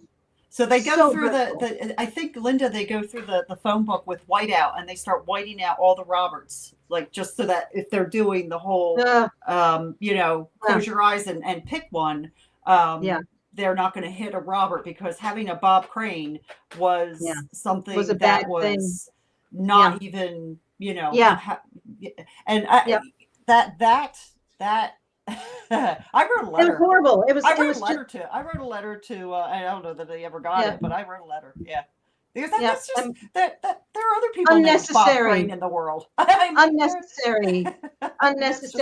Bob's first cousin Jim. I became very, very close to Bob's cousin Jim, and Carol and I actually became close to a lot of these people. They became kind of family-ish to us. I spent a few days with Bob's cousin Jim Senich when I went back to the States for a visit. After we had done all our interviews, we just spent time together, and it was so hurtful to him because he loved his cousin so much. And he liked Frasier. He liked Frasier. That was a show. And he loved Frasier. He said, I couldn't watch the show anymore after that. It hurt me so much. And I've met up with Bob's son, Scott, and his daughter, Karen. And the things people say to these people, and they think it's okay to say things to these people. And it's just the inhumanity because their father was or family member was somebody who was a celebrity. They're making a butt of a joke, right? Right. Your father got what he deserved. Really? Would you say that to anyone whose father was murdered? Would you say that to anyone? Yeah. It hurts them so much. And by extension, it hurts us because, as Linda has said, we became very, very close to many of the people in Bob's life, his family, his friends. Bob's best friend from high school, Charlie Zito. Bob had an older brother, but his brother was a couple years older. He was off doing his thing. He was in the war. And so who did Bob turn to when there was, when he had a problem? He turned to his best friend. And so, Charlie and Morgan Kaolian and Jim Senich, and then of course Bob's family, and then Arlene. I mean, people who, once they started to get to know us, and then, we got to know them, they would say things to us like, we're in this with you. We're going to help you do whatever we can to tell the story. I have the funniest story about Arlene, because I met Arlene at one of her. It was at Arlene Martell. Arlene Martell, yes. Oh, there are stories. There are many stories. I have to tell this because Arlene, when I met Arlene, it was in March of 2006, and I have since found my public speaking voice. Back then, I was kind of more of like just the quiet reader / writer, and so I went up to New York, up to where the Icon convention was being held. And I and my friends who went with me, there were two of my friends who went with me because they drove, and we were her special guests, and we sat at her table with her, and we just kind of spent the day with her. It was really a really cool thing. And she had a presentation. She was giving a presentation to attendees of this conference, and she said, "Now, Carol, what I want you to do is I want you to, when it gets to the question and answer section, I want you to raise your hand and say, what was it like to work with Bob Crane?" Now, this is we're about midway in our early phase, and we have different phases of this project, but this was in March of 2006. So I was, we were still, getting people and, getting people to contribute and whatnot.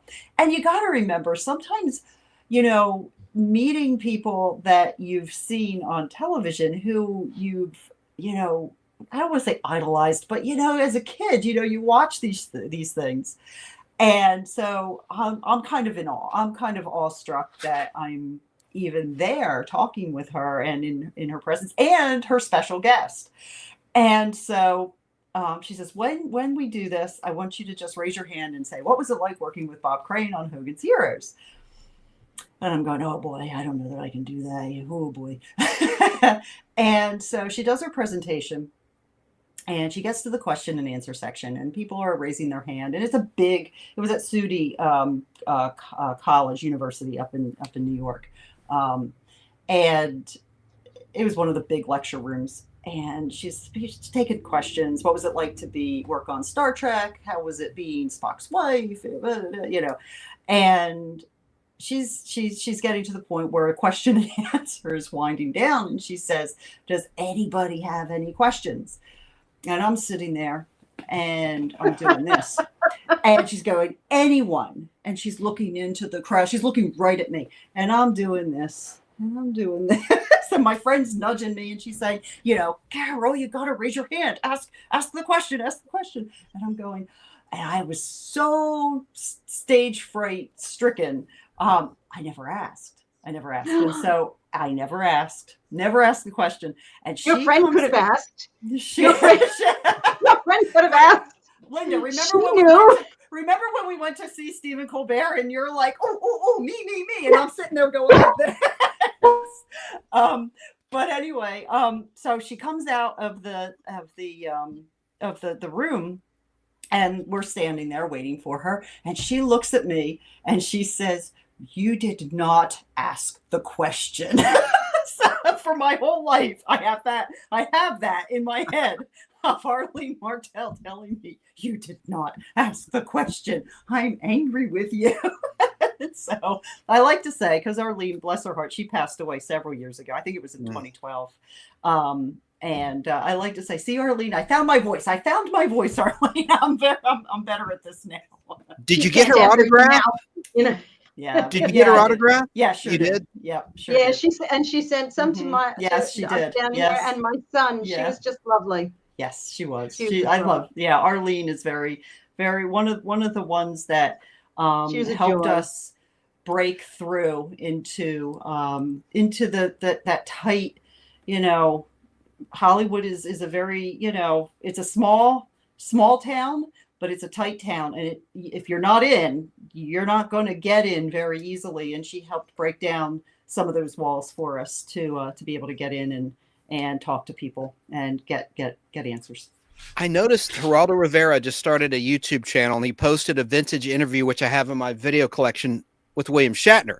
And I have several interviews. I'm going to find them. I know I promised this almost 2 years ago, where he's talking about his friend, Bob Crane. Well, I'm wondering if he talked with David E. Kelly, who is the husband of Michelle Pfeiffer, who created Boston Public and Boston Legal. Yeah. If Denny Crane, the last name Crane, is a reference to Bob Crane. Interesting. Because they were, but I mean, well, I don't know. They have a connection as well, don't they? In that when Bob passed, he was to be involved in a film called Crash. Crash? Yes. Was it just Crash? It was the story of the Eastern Airlines. It was going to be called Crash. They named it something else, but but at the time it was Crash. Yeah, it was the story of the Eastern Airlines plane that crashed in the Everglades. And my dad used to work for Eastern, and so that whole story. I loved Eastern. Yeah, my dad was a mechanic for years. To have done that film, and when he passed, William went to Shatner. You could smoke on those Eastern. I mean, like you could on Delta. I couldn't believe up until 1991 you could smoke a cigarette. I mean, they had a smoking section. What a joke! It's not like the smoke isn't going to go all over that Airbus. Eastern. My dad worked for Eastern for a long time, then went over to American Airlines. But my dad, that whole flight that crashed in the Everglades in Florida was an L-1011, and they used the parts from that plane in other planes. And so when my dad was working on planes, because he was a mechanic, there was the idea that the ghost of Flight 401 was haunting the planes, that these parts from that particular plane were being recycled in. And my dad, he told the story once that he was alone in the plane doing, fixing something, and there was something else in there with him, and he hightailed it out of there pretty quickly. He was never one to believe in ghosts or anything like that, but he did have a weird occurrence. That's like a Rod Serling script. Yeah. But I mean, that was the connection between Bob and Bill, was your Eastern Airlines crash film. So who knows? I mean, who knows? Danny Crane, that's a stretch. They all know everybody. I mean, Hollywood is little, It's I did see that someone asked on the bottom, and I'm actually going to go to that because I actually really liked that question. Let me go. I'm way behind. I'm still episodes. Yeah. Yeah, this is Joe Gutfeld's asking, what is your favorite episode of Hogan's Heroes? I have two. I actually have more than two, but two stand out.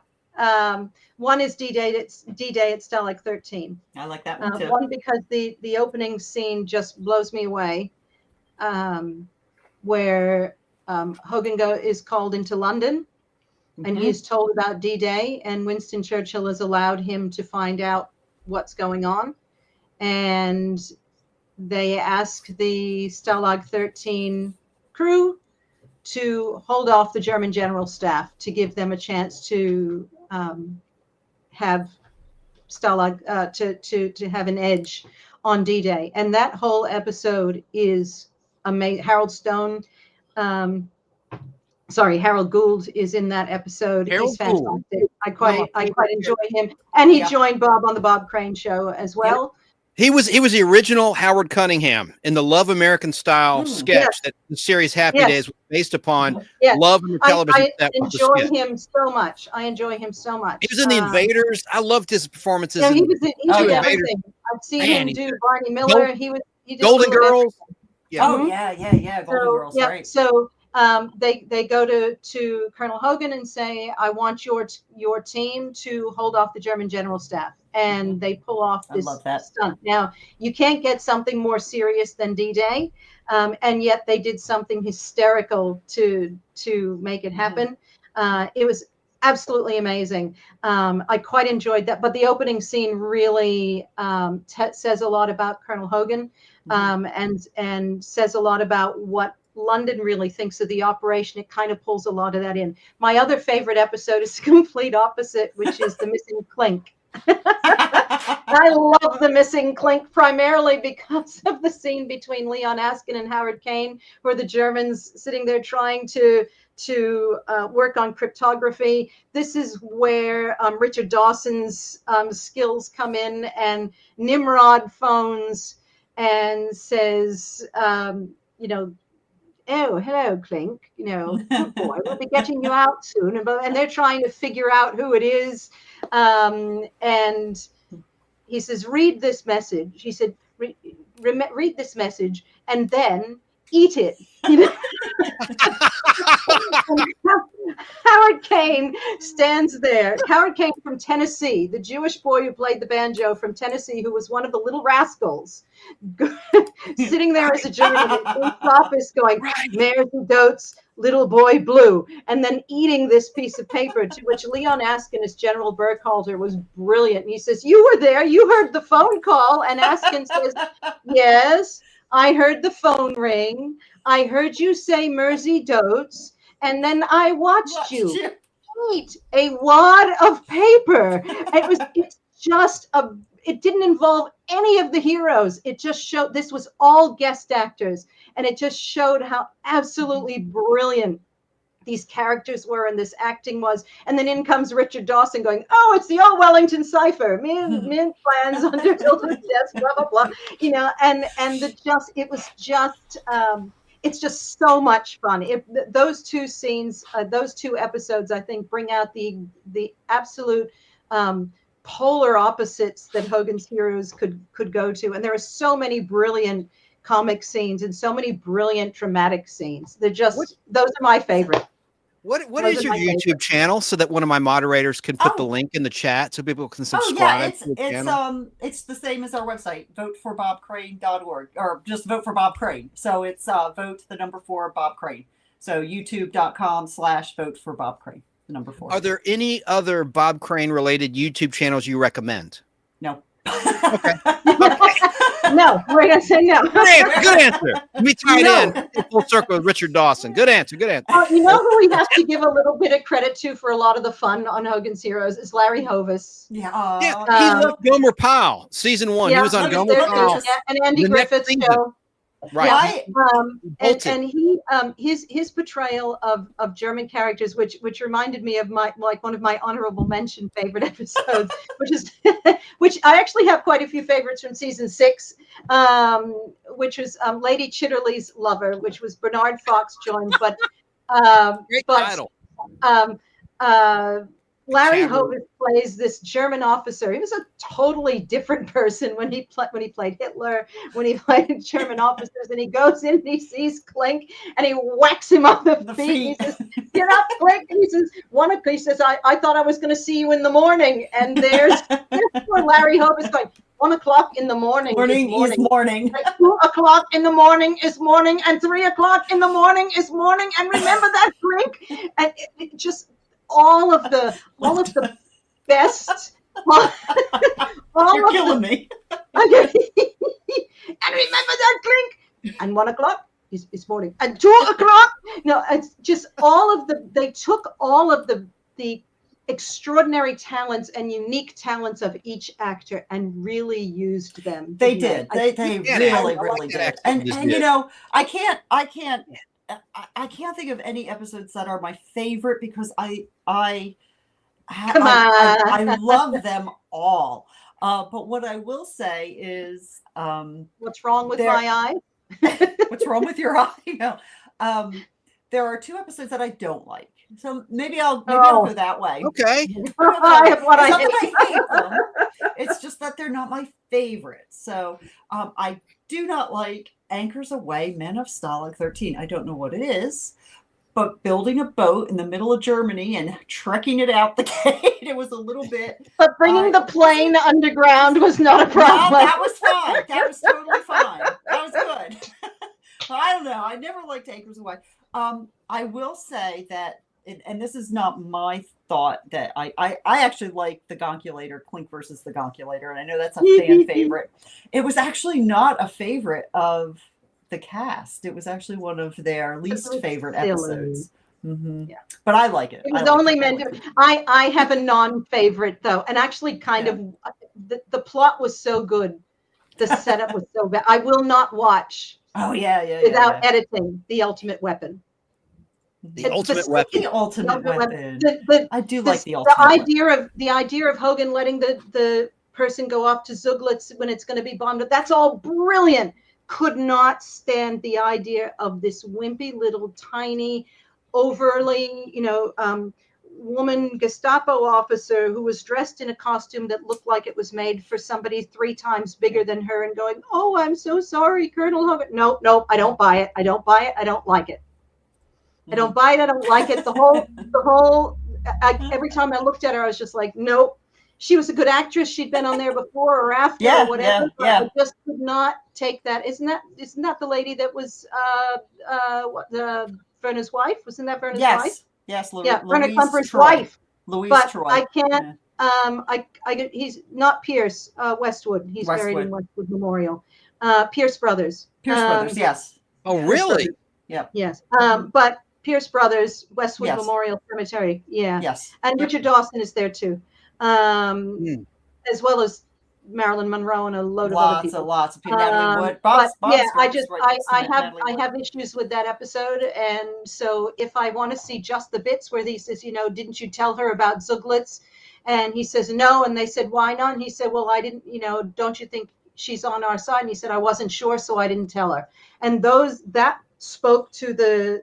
So even in that episode that I really don't like, there are things that just play so well and speak so much to the seriousness of war that they absolutely refuse to ignore, even though they brought in for what to me was nah, this isn't going to happen. You're not going to get some wimpy little female in Gestapo officer. She wouldn't have been like that.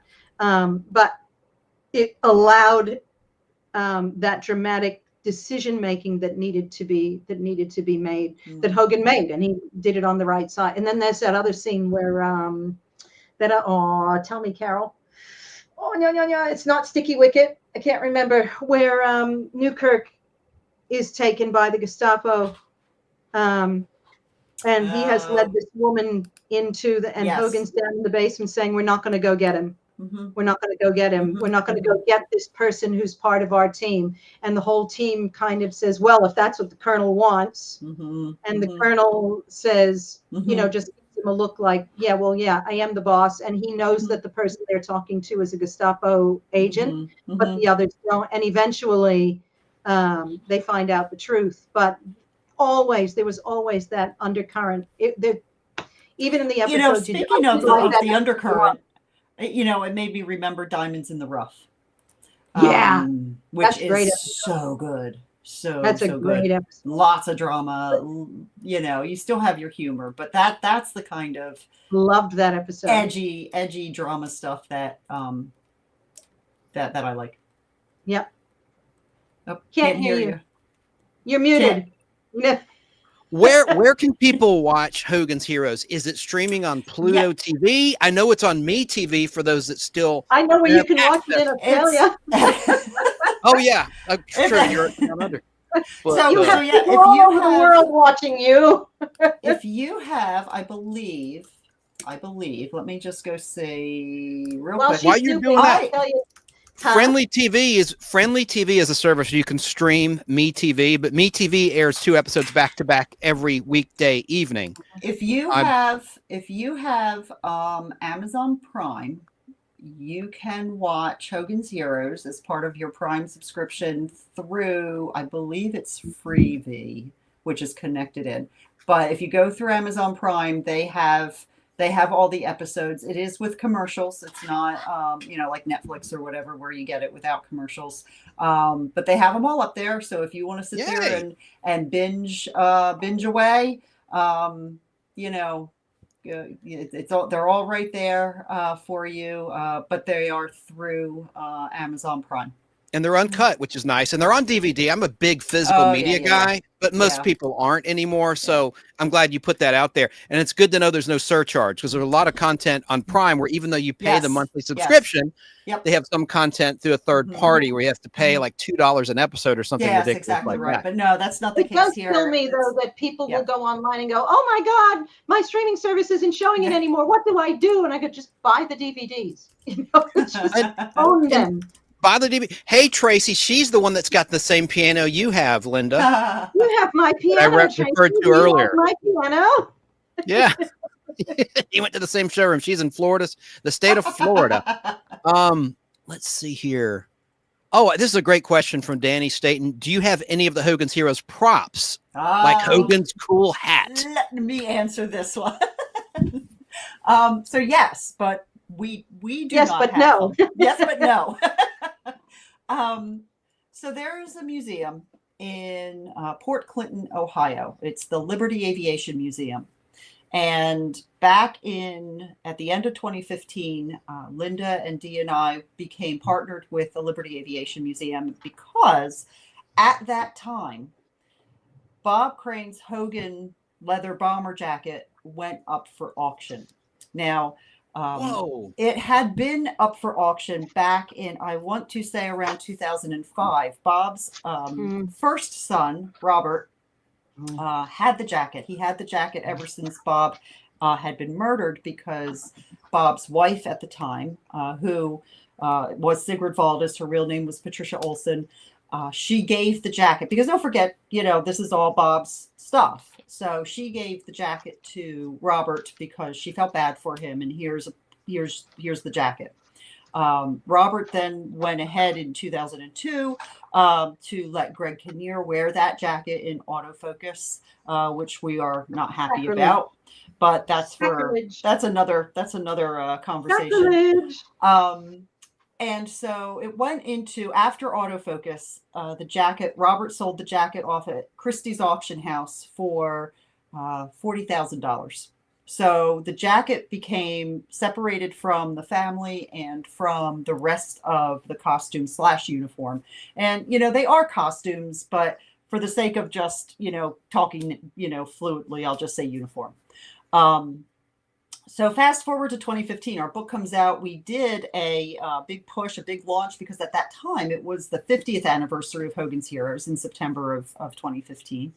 And Bob's other son, Scott, let us borrow the hat for the launch. And so I had the hat with me at the Mid-Atlantic Nostalgia Convention, which was a really cool thing to be able to have and to be able to show people who attended the convention, to be able to get up close. We had it in a glass box, but people could get up close to it. I get home from that convention, and where was that convention? Sorry to interrupt. It was in Hunt Valley, Maryland. That's what I thought. Yep, yes. I'm familiar with that Yep. one. Okay. Yep. And so I get home from that, and we see that it was like that night. We see that the jacket was going to go back up for auction through Profiles in History, which is another auction house. And Linda and Dee and I and Scott, Bob's son Scott, and others, we just kind of were like, okay, we're going to win this jacket because it belongs in a museum. And, my last name is Ford. So, I do the Indiana Jones, rant and rave of, must be in a museum. It has to be in a museum.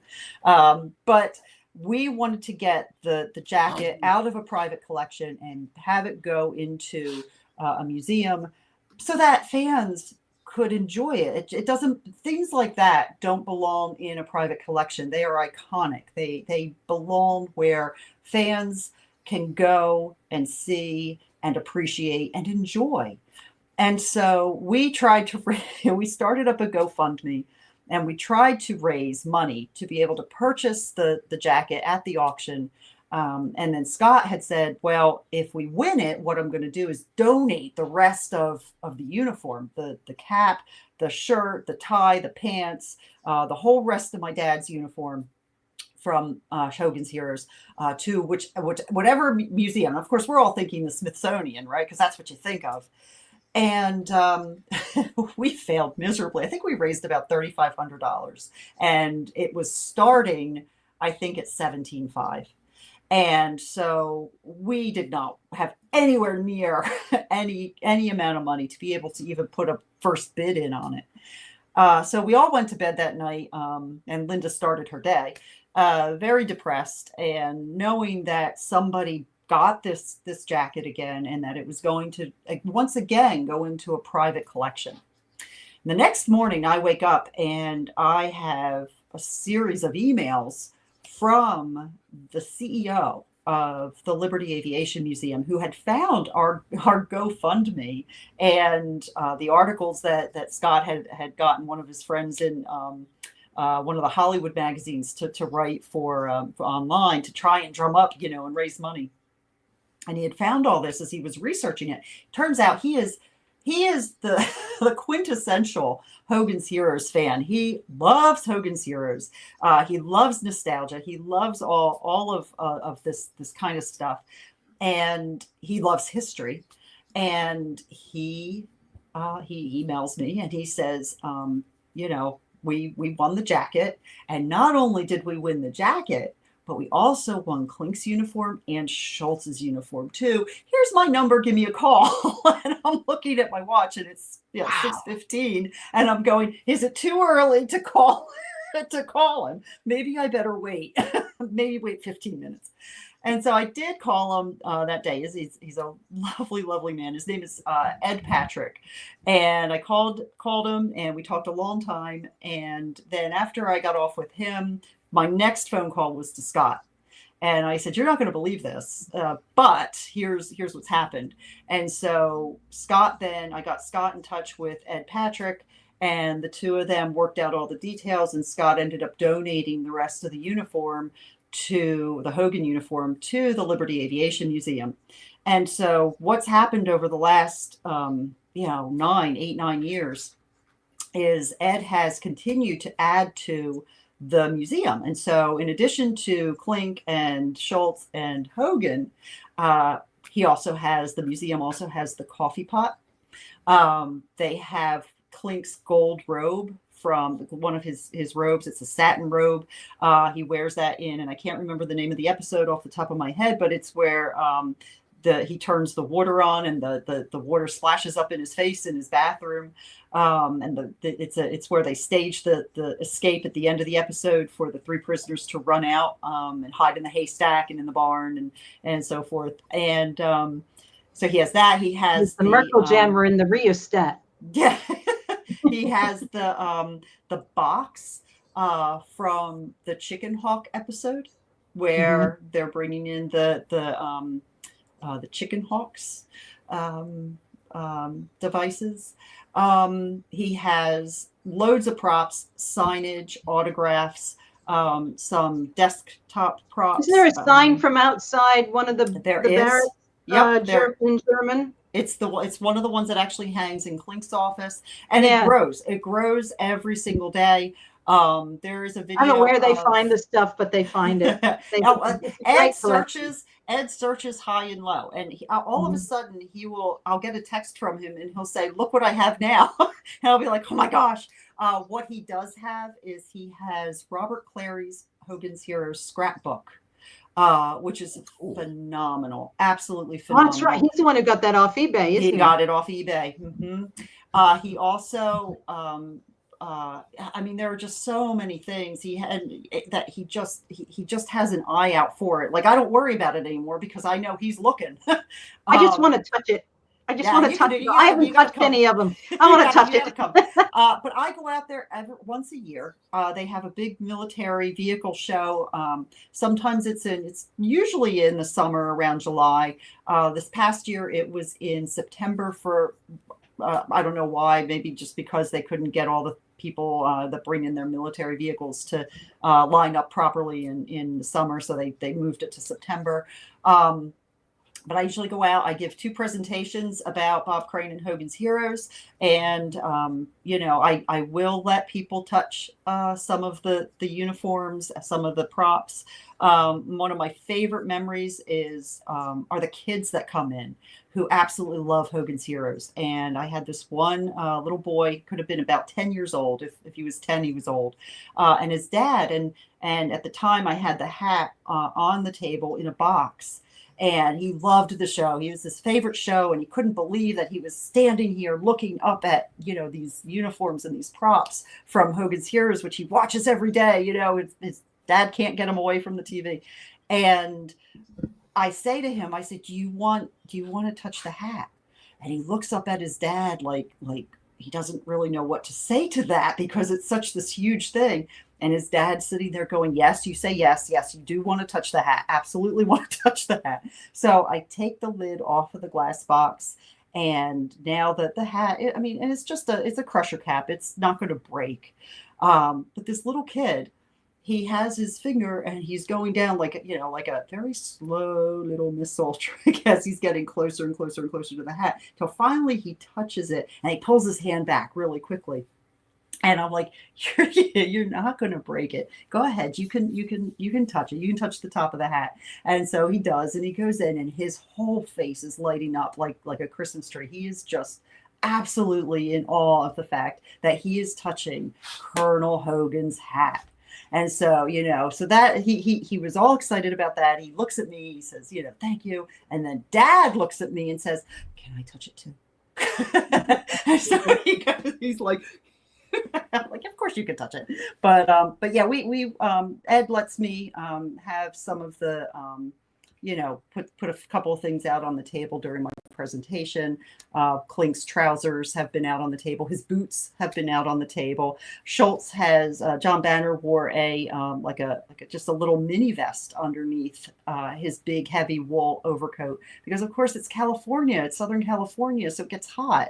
And so John Banner is a bigger type fellow, so he's going to be way too heavy wearing all of that heavy wool in the Southern California temperatures. And so the costume is just it's sleeveless and it just comes down like this, and then it ties in the back, and so you can see the epaulets, you can see a little bit of the buttons, but it's just a little vest, and you know, it's really fascinating to see some of that magic of Hollywood, even from 60 years ago, and how they made that all look real when in fact it was just a tiny little vest underneath the overhead. That little kid that couldn't have been 10 years old. That's amazing. Yeah, Hey, a lot of kids. Can I play a clip? If one of you ladies need to pat your nose or something, I got a good clip. Okay. Good clip. And just jump in. If you need to run, jump in, but I can keep going and going like the Energizer Bunny. So I'm going to play a clip, and there's some more comments that are of interest to come in, but let me find a clip, and you can hang tight or take a break, whatever you want to do. But I'll play this clip, and your mics, I'll unmute them, or you can unmute yourselves if you want to add commentary over the clip. So let me see. Let me find one. I've got so many clips I want to share tonight. Let me find. Let's see. I've got a quick clip of Bob Crane on the Lucy Show. I'm sure you've seen it. And I want to ask you a question to be thinking about. You may not know the answer to this. I'm sure you haven't taken count, but I'm wondering, how many times have you seen the Hogans Heroes television series? Because like, I have favorites I've seen again and again and again. So I'm curious about that. I mean, just think on that. I'll play. I mean, I'm sure you don't keep track, but I don't think I could count. I don't think I could count. No. I think I'll play a clip of Bob Crane, something happy, of course. Let's see. I'm going to play. This is a 5-minute clip. Is that too long? This is a 1978. Give me a chance to call the vet. the Rod McCann interview of Bob Crane. I'm sure you're familiar with it. Yes, that's a great interview, and in that interview, he's very optimistic in that interview was actually just, gosh, a few months before 1978. Before his death. Yes. Mm-hmm. And his last appearance, was it not on the Love Boat? Was that his last credited role? Yes, that is. It was season 1 of the Love Boat. Okay, well, let's watch this interview. It's 5 minutes long. We could take a break. Rod McCann interviews Bob Crane.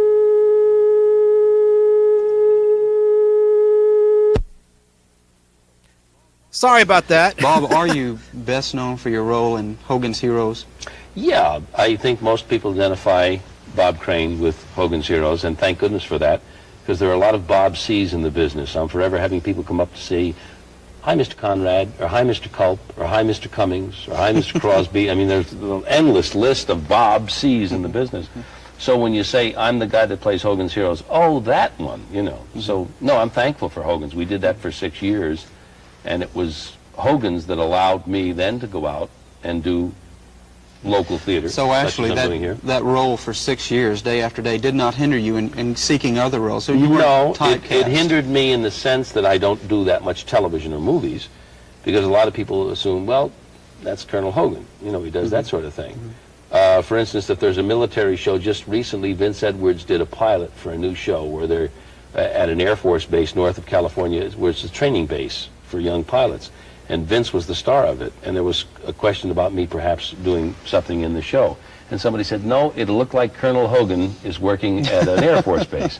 And I said, really? And they said, yeah, put you back in uniform, and it's Hogan, and, you know. Sure. So I've never done anything in uniform outside of that. Bob, was it difficult for you personally, after being on a series for so long? Once it was over, what was it like for you? Was it a difficult transition or adjustment? Not really. There's never a point where you say, gee, this is difficult. I love life. I'm an optimist. I'm the guy that always assumes no matter what's in that room, there's a pony hidden underneath all of that stuff. I am the original guy that says that. There must be a pony in there. And so what happens when the show goes off, I got a lot of offers to do talk shows, because this is what I did in radio before I ever got into television, and I was known as a talk show host. So everybody said, okay, now you'll do a talk show. And I said, no. And the years went on, and meantime I'm doing my play. I started doing Beginner's Luck 7 years ago. We did The Windmill here about 5 years ago, and I was just rewriting the play at that point and adding a lot of things to it, taking out things, and the years go by, and never once do you say, gee, I'm disappointed because another series hasn't come along, because I did do a series about 3 years ago for NBC called The Bob Crane Show. We wanted to call it The Dick Van Dyke Show, but that was already taken. But on that show I played a 40-year-old guy that goes back to college to study to be a doctor.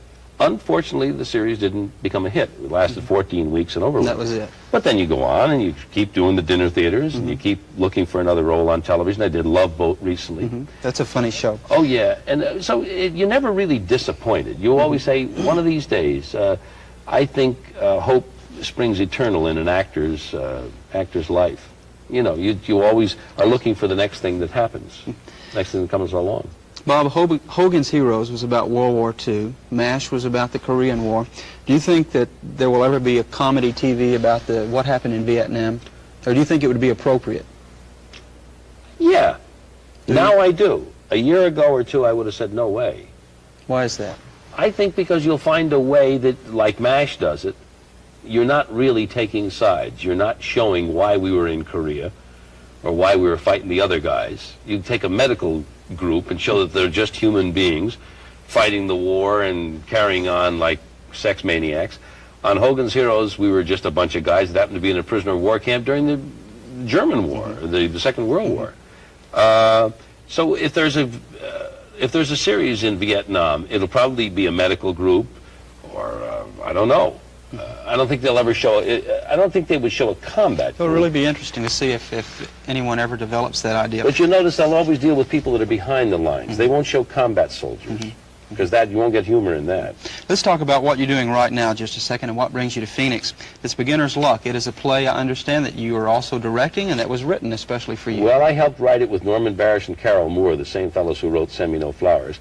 And we've been doing it now, as I said before, for about 7 years. And over the 7 years, a lot of changes have been made. I've got a lot of new people. In fact, right here in Phoenix, we started out the play last week with 2 cast members that are new, one of which has been replaced. My leading lady just didn't work out for various reasons. And I'm back now with a woman doing the show. Her name is Joy Clausen. Joy worked with me about a year ago in Austin, Texas, and she's marvelous. Very pretty blonde. Very pretty blonde. She's doing fine, yeah. But you have to keep changing when you're on the road. Keep moving. Otherwise, they hit you. Bob, our time is up. I'm sorry. Thank you so much for being with us. I didn't even get a chance to dance. And Bob will be in Phoenix for the next few weeks at the Windmill Dinner Theater and Beginner's Luck. What a great voice he had. I wish I had his looks and his pipes. Man, what a talent. Any thoughts on that interview, ladies? Just, I only ever see him in these last interviews in these last few months. I'm always a little sad when I see them because he was so poised for that next step, and was struggling, but knew that he was ready to do the hard work. And that's what I think when I see these things. It's somebody thought he didn't deserve that chance, and I am hard pressed to understand how we came to that point. He was also so optimistic in these last interviews, and people have the misconception that he was depressed and brooding and dark and, my life is over. And that wasn't the case. He had a great deal of optimism, and, he was working on bettering his life. He was working on doing that hard work to, move forward with his life. But he did not think he was going to die. He did not want to die.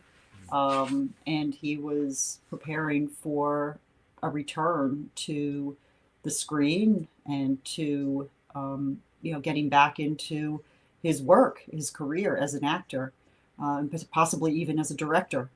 Who knows what he would have been able to do in the 1980s, where you had so many different ensemble casts like Cheers and Night Court and all of those things that came out in the 80s that were really his type of humor.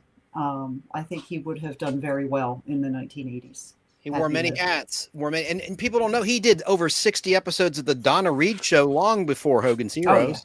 On television. Yep.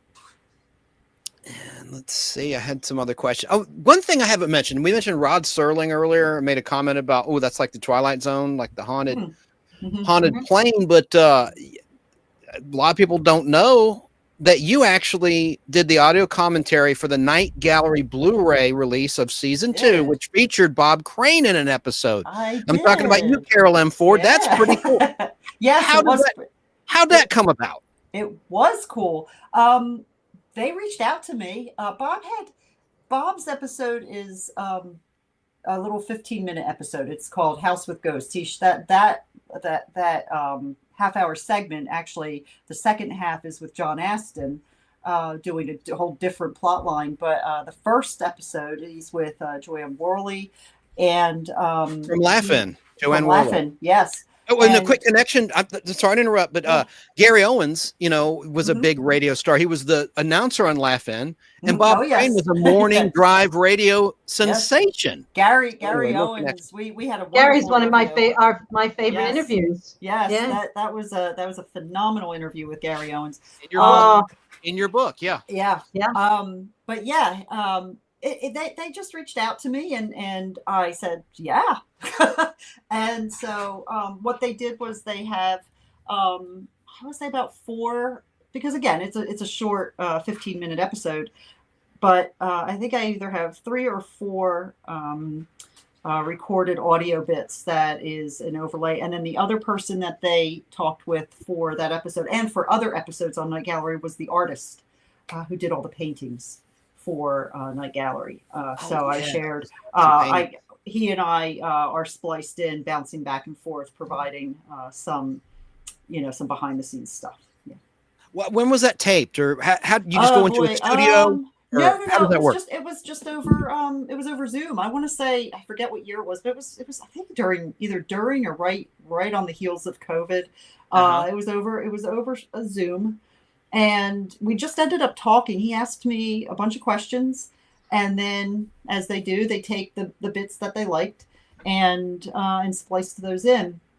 I've been in touch with some other production companies along the way where I just kind of reach out and say, hey, we would like to provide some, extras for whatever, that Bob has done. We are always interested. And they said they're interested. It's just that, you get to the DVDs and how many people are actually buying the DVDs now, unfortunately. But they know where we are. They know who we are. And we are in the mix, you might say, for, if there is a need for anything Bob Crane related on any of the extra bonus features. And that's the DVDs. Blu-ray, to be specific, not the DVD, because the Blu-ray was a later release, more recent release. Yeah. So that's very important distinction. 1080p progressive scan.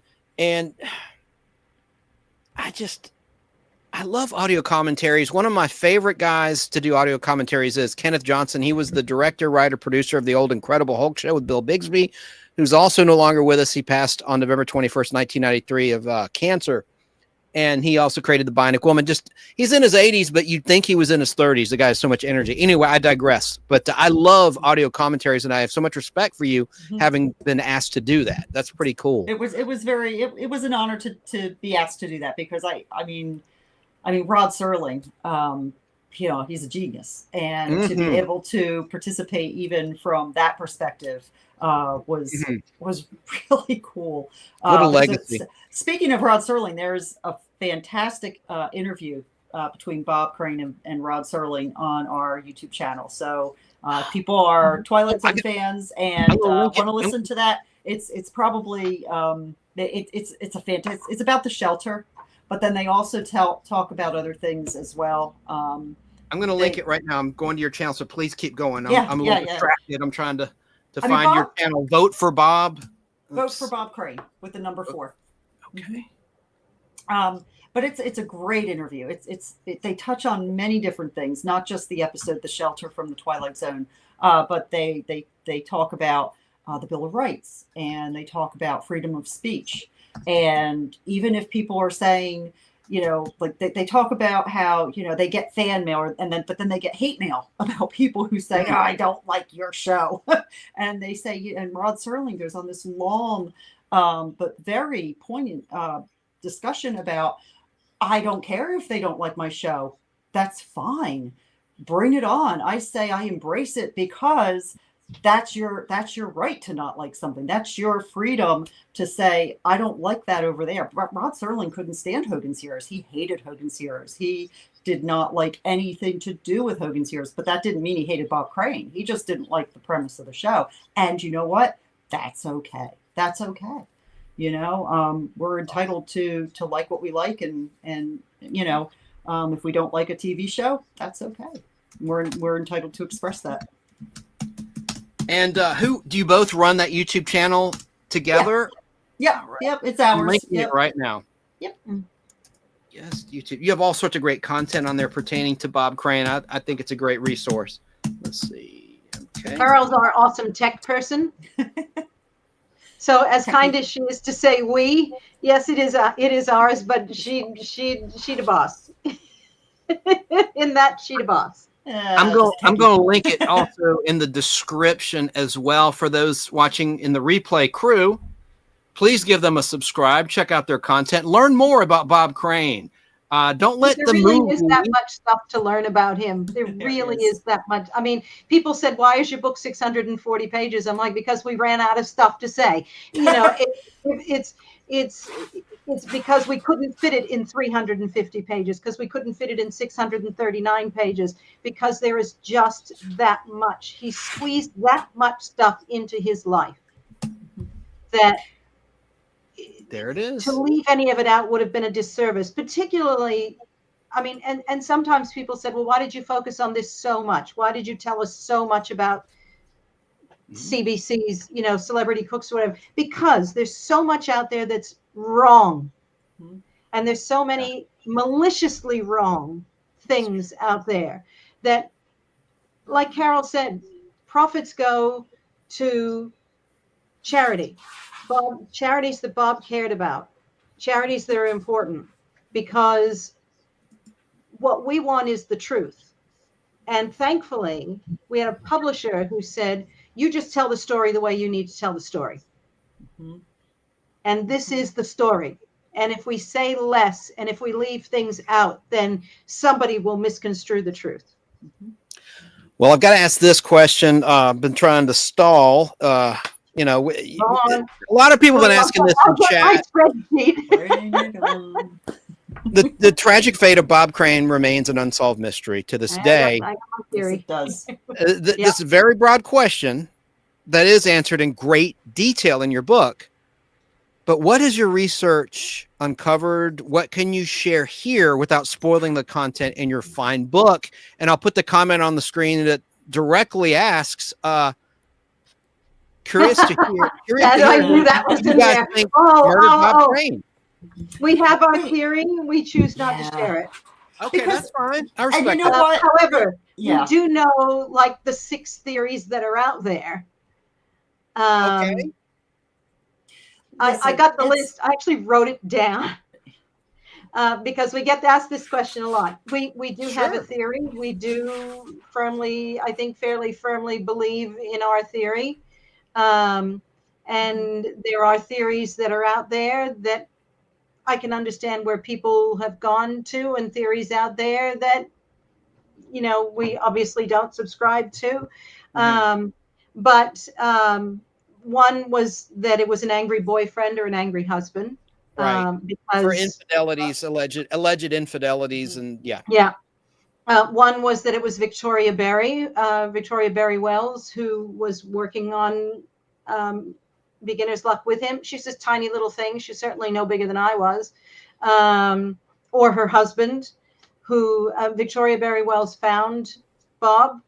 After he'd been killed, it obviously had a great impact on her. And even when we spoke with her decades later, it was obviously still very difficult for her to deal with.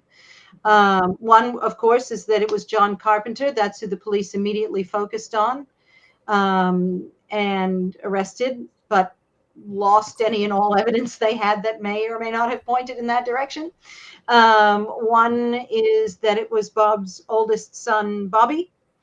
One is that it was Bob's wife, Patty, and or someone that she got to do the dirty work for her. And one was that it was the mob. because Scottsdale, Arizona is certainly not a town that isn't known for mob activity. And Bob would say to people while he was there, you know, this is a mob town. Was he a gambler? He did worry about it being a mob town. He was not a gambler, no, but he no, not a gambler, not a drinker. But it would have been because of the women that he was having relations with. Yeah, understood. And as Scotty had told us, that Patty told me he had no clue. Bob had no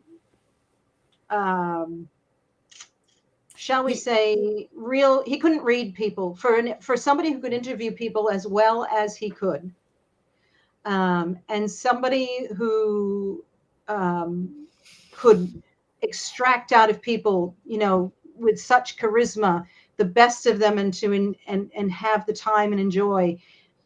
He could not. He was that man who saw the pony in the other room all the time. One time he and his wife Patty were invited out somewhere for the weekend, and Patty said, no, we can't go. And he said, why not? They've invited us. She said, because they're mafia. You know, no, we're not going. He said, but they're really nice people. She said, no, no, he didn't, he could not. He was totally blind to that stuff. It's so hard to conceptualize it. He's also the guy who got super glue on his pants on the TV. But he was almost naive with all of that. He was naive in those ways. He was blind to that. He could not judge people. And I don't mean by being judgmental. He couldn't read them. He couldn't figure them out. He couldn't determine, like, you could be who was out to use him, right? Who was just out to be a nice person. But the way Scotty said it too, his son said, he could not discern between who people really were. So in other words, he was connected to some of the. I mean, he was an A-lister for his time. So right, so he's connected to the top in Hollywood, way up here. His family, of course, he loves them. They love him. His friends, his dearest friends, his colleagues, you know, they're all pretty high up on the list, and he adores them and loves them and would do anything for them. And then you've got people in his life which were really, you know, not the greatest people. They were the ones the Reverend Ed Beck told us they were the ones that were, you know, kind of seedy. They were hangers on, but they were also, you know, kind of deplorables. They were the ones that, you know, when he would go out at night, he didn't drink, he didn't smoke, but he did go to the bars looking to pick up women. And so some of these people were just not the greatest people. Like Ed Beck, who was also the theater manager for the Windmill Dinner Theater chain, which is one of the theaters where Bob had been performing when he was murdered in Scottsdale. And Reverend Beck saw, you know, him, you know, and in 1 minute he's with some of, you know, these, you know, really high class, you know, wonderful people. And then over here he's with, you know, these really not great, yeah, exactly, seedy people. And he would not be able to, you know, differentiate between the two. And, you know, he wanted everybody to like him, and he wanted to like everybody. And so in that way, he invited some of these seedy people into his circle, where you and I, and, you know, we would probably think, hey, you know, maybe we should be having, you know, just like Linda was just saying, you know, he just thought he was going out for a nice dinner, when in reality, they were probably looking to, you know, ask him to do something and make a business deal. And he couldn't gauge that. And I see your dog in the background. Sorry. Yeah, that's okay. Hello, you know, Copper's tired. Copper's tired.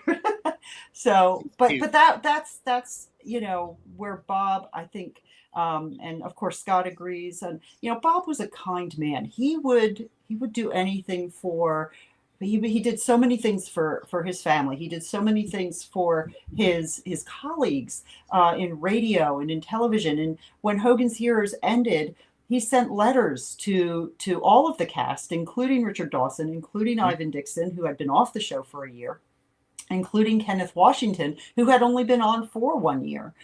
He sent letters to all of them thanking them for their hard work on the show, but also saying to them, I would love to work with you again. And if you need anything, let me know, because I'll be there to help you. I'll be there to help you. This is, in this industry, if you ever need anything, pick up the phone, call me. I will be there for you. And so that was just his personality, to want to help, to want to give. And unfortunately, that spills over into this other area of his life where he is, hanging around with people who are in that kind of underbelly of society. And he can't make that distinction between, hey, maybe these people shouldn't be as close to me as I'm letting them be. Yeah. And unfortunately, we will never know. Yeah. Unless there's a deathbed confession who actually killed Bob Crane, which is sad, because that person got away with murder, whoever it was. Linda and I, as Linda said, we have our idea, but again, it's just an idea and it's just a theory. And if we say what we think, regardless of who we think it is, it could be completely wrong. And then we're no better than people out there who are saying it's this person, that person. Oh, I know it's this person, that. Right. And we're not going to do that, because we can't prove anything. All we can prove is that the Scottsdale Police Department, they completely bungled the crime scene. They evidence walked out of that room that should have been bagged and logged and tested and kept. Because even though DNA, they're solving crimes from back then and older with DNA. That's right. They could have collected DNA from back then. People were smoking. Bobby came and his business manager came, and they walked out with boxes of things, hours after the crime. And that's not to say they were wrong to walk out with things, in that if it were my family member, I'd say, okay, I can take this. You're done with it. I can take this now. But they never should have let any of that stuff go out. They should have secured the scene, and they didn't. And because of that, we have a case where it will likely never be solved. And unfortunately, it just then becomes this huge talking point of, the unsolved speculation murder and speculation. Yeah, right. And it just continues then to fester all of the negative pieces of Bob Crane, instead of looking at Bob Crane as a whole person, a whole picture, a whole story. Right. And it becomes very slanted and that movie didn't help.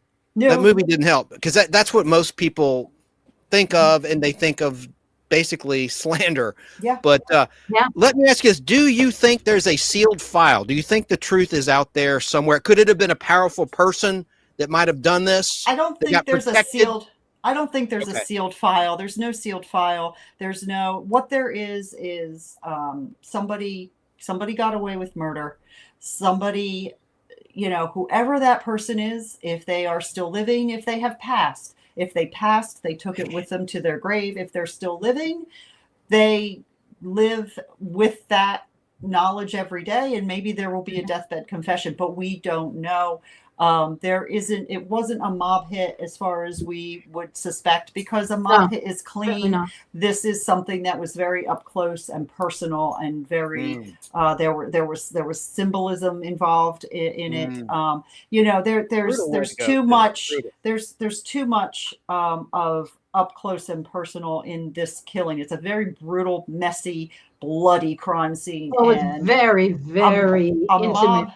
A mob hit is go in, shoot, leave no Silencer, trace. Yeah, exactly. Right. They want a clean hit and get out. This is very messy. This is rage. It sounds rage. Someone was in rage. Yes. Mm-hmm. On another note, but similar, what did you think of Greg Kinnear's portrayal of Bob Crane?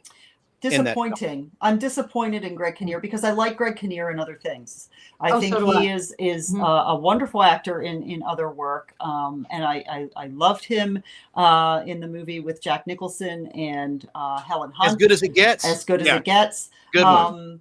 I really liked him and respected him up until he did this role, and I was very disappointed in how he and director Paul Schrader just joked about Bob behind the scenes. There are tons of articles out there that Linda and I have found, and interviews with Paul Schrader, interviews with Greg Kinnear, where they're just laughing at Bob Crane and ha ha ha, and isn't he a dorkin, and da da da da da. And we have, we've collected all of those and we've put them up on our blog.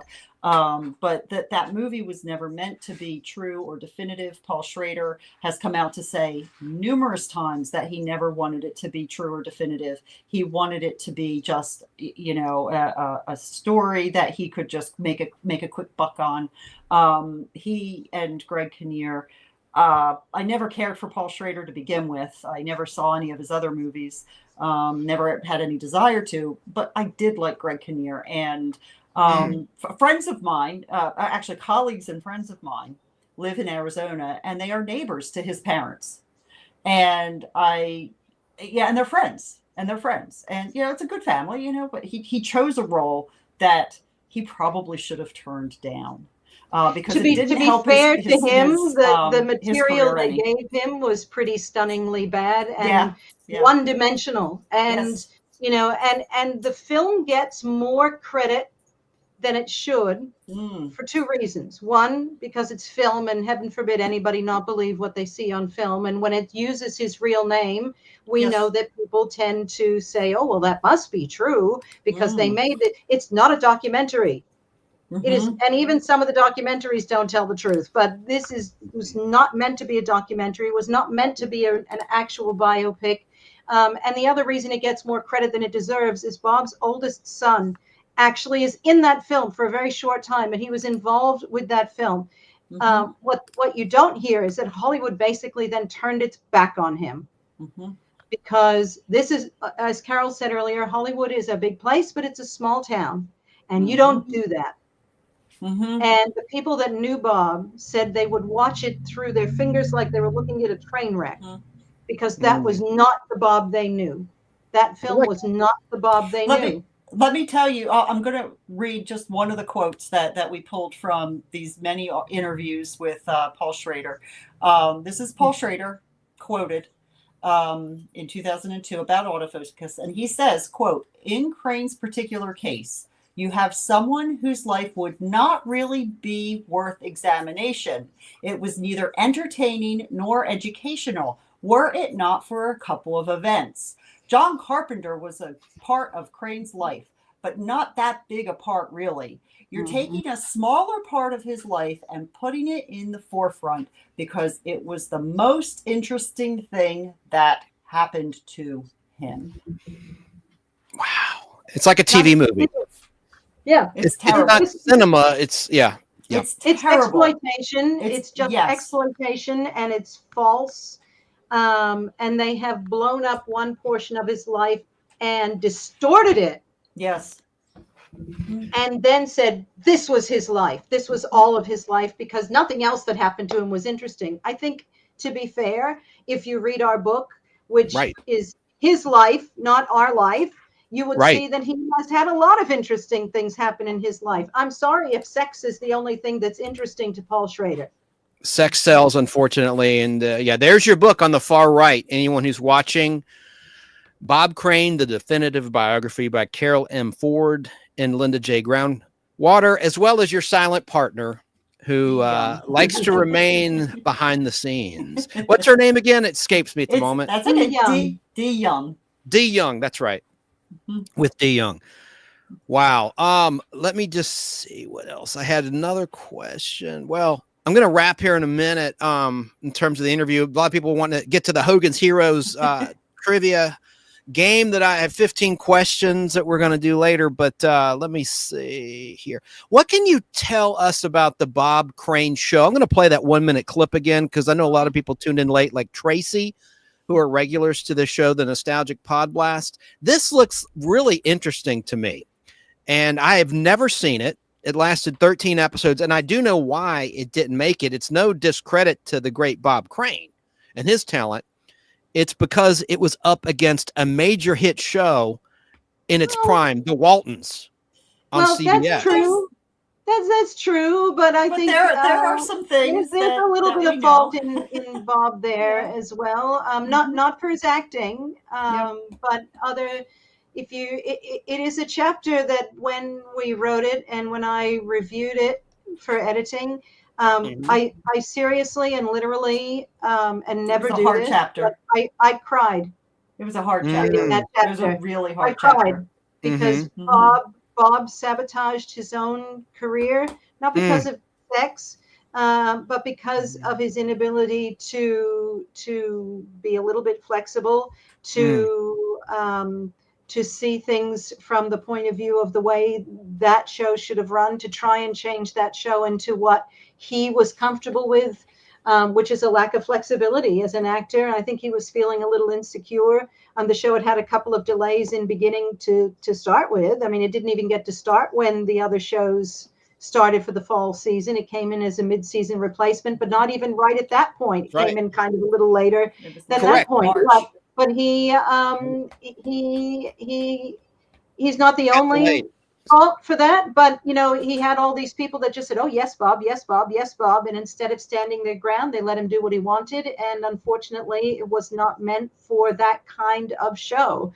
And although, yes, it did go up against the Waltons, and that was huge, it might have survived if a whole host of things had happened. Not his acting. His acting was fine, but there needed to be a little less yes-manning to him on that show. And for that, like I said, I mean, I literally cried for that part of his life where it could have been so very different, partly because of him. Let's watch the 1-minute opening. I know you're not fans of this, but just for anyone who's curious, here's the opening to the Bob Crane show.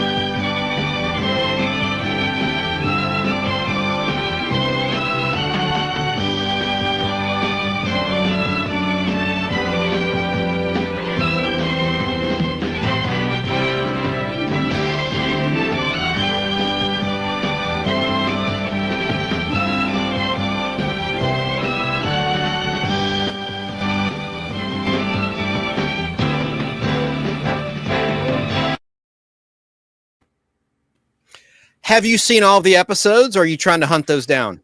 Not all of them. We have, I think, about 4 or 5 of them. We do have the one most scripts. widely out there is I Love My Wife, I think, is the one that everybody sees. But and there's one, Well,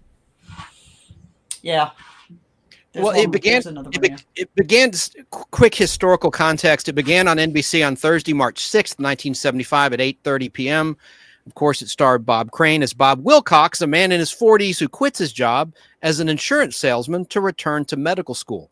The show co-starred Patricia Harty, Harty, is how you spell her last name, as his wife, Ellie Wilcox, who becomes the family's breadwinner while Bob is in school.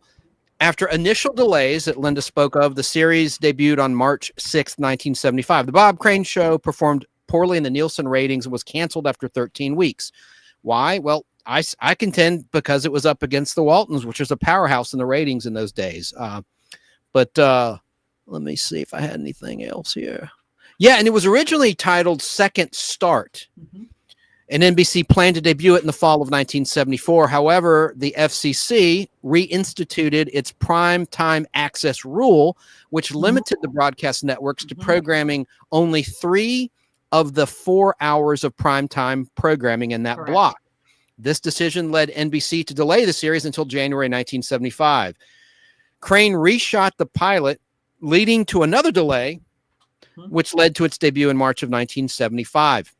And Bob Crane expressed his desire that this series be what he called a hard comedy, which he described as comedy that, quote, goes for the fences. It's also what you might call a take a risk comedy because you don't hit a home run. You might strike out. It's either a belly laugh or it's no go and no show. Mary Tyler Moore Enterprises produced the series, which was filmed with a 3-camera setup in front of a studio audience with a sweetened laugh track. And the Bob Crane Show ended on Tuesday, June 19th, 1975, after actually 14 episodes, 13 plus the pilot.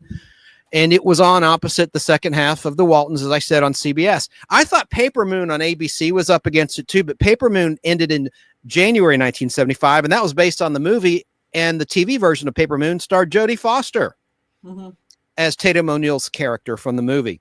And let's see. So that's all I had to say about that. So thank you for giving me, and it's in your book. I mean, you've covered all aspects. We interviewed Norman S. Powell, and yes, and I mean, they really gave us a lot of information that is not otherwise widely known.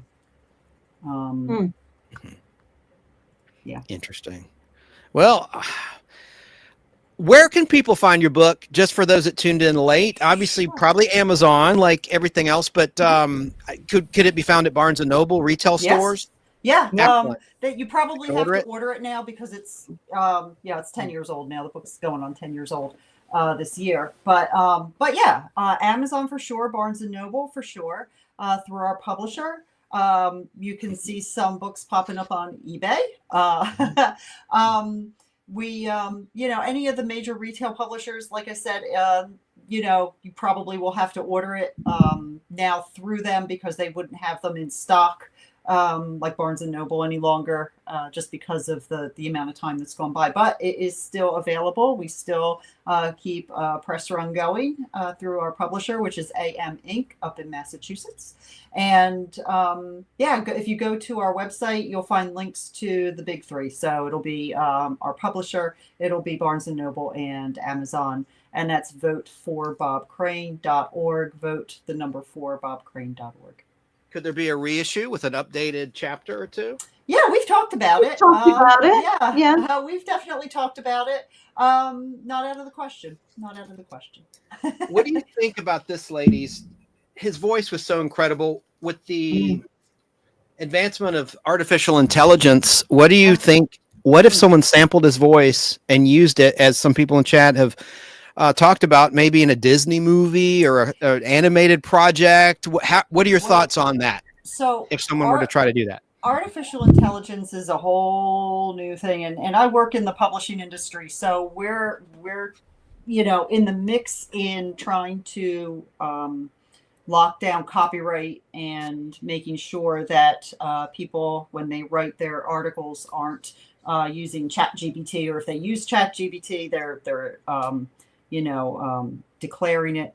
As far as likenesses of people and voice prints of people, that is something that would be illegal to do without permission of either the actor's agent or their estate or they themselves. And so in this case, Bob Crane and let's say the cast of Hogans Heroes, they're all gone now. So to use a voice print of any of their voices, or to use AI to generate an image of any of them for use in a movie or a new TV show, that would be illegal without getting the written permission from, in Bob's case, his estate. And he still has representation. He's not alive to do anything, but he does, like, if his image is used anywhere, for example, in the movie about Steven Spielberg's life and career, and the Fablemans, yeah, there, because Steven Spielberg ran and was like an errand runner for Bob Crane way back before Steven Spielberg was the very well known. Yeah, we only just learned that a couple years ago. Yes. I did not know that.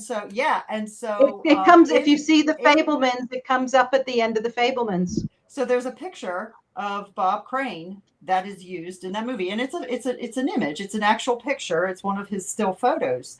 But they had to go through Bob's management, through his estate, which is overseen by his estate, and get permission to use that image of Bob. The pictures that we use in our book, they have all been vetted and approved by his estate.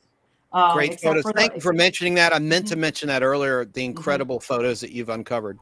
The only ones that are not are the ones that we would have gotten from, say, like the studios, or like Hogans Heroes, or any of the press photos, promo photos. But any of the family pictures, any of the pictures of Bob from when he was just a little itty bitty kid to shortly before his death, those are private images, and any image of Bob Crane that is used in any sort of production or book or anything, unless it's a production still that's owned by a studio or by a network or Getty Images or whatever, that all has to be vetted by the estate. And I would assume that would be true for most of the actors out there. I would think Robert Clary and Richard Dawson, they would have their estates. It would all be the same. It would all be the same. They would have their estate. Well, Werner Klemperer, they would have their estates be, overseeing the management of their likenesses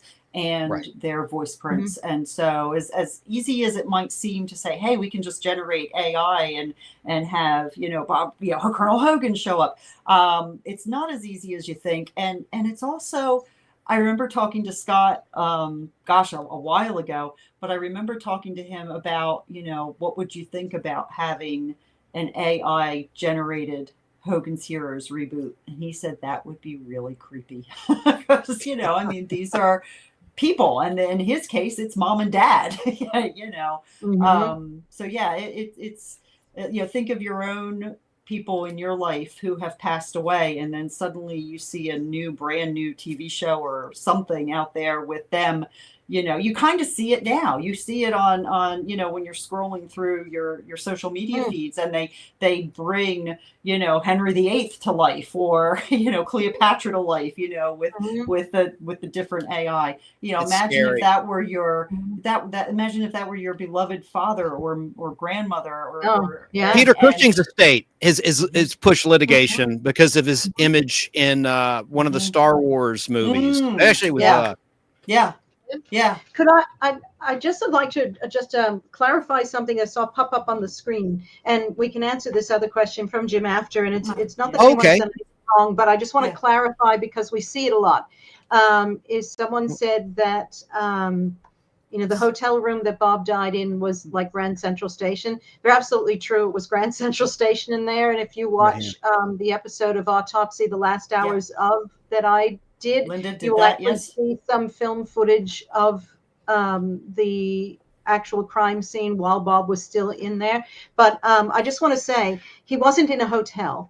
And the reason I say that is that seems to be a lot of misunderstanding about it, only in that they would think, there you go. And it's not that Tracy's Fractured History has said anything particularly wrong there. It's just important for clarification. He was staying in a condominium. When he was at the Windmill Dinner Theater in Scottsdale, Arizona would have a condominium that they would reserve for the star. And then the rest of the cast would be at a hotel or motel nearby. So there wouldn't be, floors and floors and floors of people and dozens of rooms around him. Bob was staying in a condominium. So there might have, obviously there are some other condominiums around, but not tons. Like when you hear hotel, you think, floors of rooms, dozens of rooms on a floor and several floors and whatever. It was not like that. Bob was staying in a condominium, which is where they always put the person who was starring in their shows. Yes. And then they would put the rest of the cast in a nice but separate area. So, and I remember, I think it was Victoria Berry who told, it was either Victoria Berry or the Reverend Ed Beck who told us that the rest of the cast were then huddled in that one of those hotel rooms talking about, they didn't understand what happened or why. So here they are all in that little room together going, how did this happen? Why did this happen? Are we next? Why did someone do this? Whatever. But Right. They had no idea. They were all in a separate section. To where Bob was staying. Bob was staying in that condominium in Scottsdale where they would put the stars of the show for them. So just because of the distinction between how many people would be around in a hotel and how many people would be potentially around in a condo in the middle of the night is the only reason I wanted to make that distinction, because that does come out a lot. But there is a big difference in terms of what that would mean to potential witnesses, where there would be a lot fewer people around in a condo than there would have been if this was a tourist hotel. Yeah. Thank you for that clarification. Jim asked, will there be a new documentary on your work? We actually talked about We have, yes. When we were in New York. God, that was brilliant. We got together. I went over to the States again a couple years ago, met up with Scott, met up with Karen, spent some time with my family and friends, and obviously my sister friend here, Carol. We met in New York for the day, and we had a talk. We started talking about this because there is in addition to the actual work of Bob, I think there's and maybe it's just because this is something we don't do all the time, but we find the process was an interesting story of its own. The way some of our interviews came about, the way some of our interviews progressed, how we found people, how we gained people's trust. And sorry, I'm hearing an echo. Yeah. I'm sorry. I don't know where it's coming from. Yeah. Trying to Sorry, I isolate just it. suddenly started hearing my own voice. Yeah. Okay. Yeah, that was weird. That's right. So there was a process, and there was and in our story, we think, like for us, that it's important because yes, I was the one that first stepped up and said, I'm going to make this a serious project. I couldn't have gotten anywhere without Dee then finding family and friends for me. Carol came in, she did the writing, organized the interviews, which I could then do, but none of us, we became like a 24-hour project because I was in one place on the other end of the world. So when Carol was going to sleep, I was picking up emails and then going to work at the bank. But when we all we kind of made it a project. It became a project that not one of us could have done alone. And the way we connected with friends and family. And by the way, for anybody who didn't hear us the last time, although it's been a long time, I can't remember if we talked about this or not, but people often will come to us and say, this book is full of such good stuff. Where's all the bad stuff? Like, we didn't shy away from the bad stuff. Stuart Moss said a couple of things that were in unflattering, and we used them. We used we just went out and said, we want to know what you have to tell us. And if what you have to tell us is good, then that's great. And if what you have to tell us is not good, then that's fine. But what we found in one particular instance kind of illustrates it. When we picked up a newspaper article in regards to Bob's appearance on Celebrity Cooks up in Canada. And it sounded awful. He was crying. He was telling dirty jokes. He was, he was talking about death and his divorce, and life was terrible and whatever. And they recreated that scene in autofocus in that same way. They recreated that scene in autofocus. But what they didn't do was bother to find out if it was true. Yes. So I actually prepared my interview questions because I was in radio and I was a news reporter for many years. It's what I studied to do. So I'm not coming out into this, completely, just going, gee, I guess I wonder what I can find out. I was a reporter. I investigated. I wanted to hear the good and the bad and to present a balanced picture. And if one picture was worse than the other, then that's what it was. So I prepared my interview questions based on this article to find out what went wrong. And the first thing we got was, no, that didn't happen. And emphatically, no. no. I mean, that I remember talking with the Was it Anne? It was Anne Care, Kear, Care, and I did a lot of the preliminary callings, where I would call and tell them a little bit about who we were, what we were doing, kind of give them the background. And when I got Anne on she was the talent agent, so she was the one that booked the guests onto the show. And just so people know, we talked to her, we talked to the show's creator, we talked to the floor manager, the stage manager, and later on the photographer came forward and corroborated everything as well. Anne's answer to me when I told her about this article and when I shared what we thought was no. I mean, it was we did not. These people that we changed talked with, my entire interview. Yeah, I mean, we didn't. There was no time for them to quickly get a hold of other people and say, "Okay, they're coming. We have to." We took them all pretty quick. Yeah, and they all corroborated each other, and they were all in different parts of the world. And so, did anybody bother to find out whether that was true or not?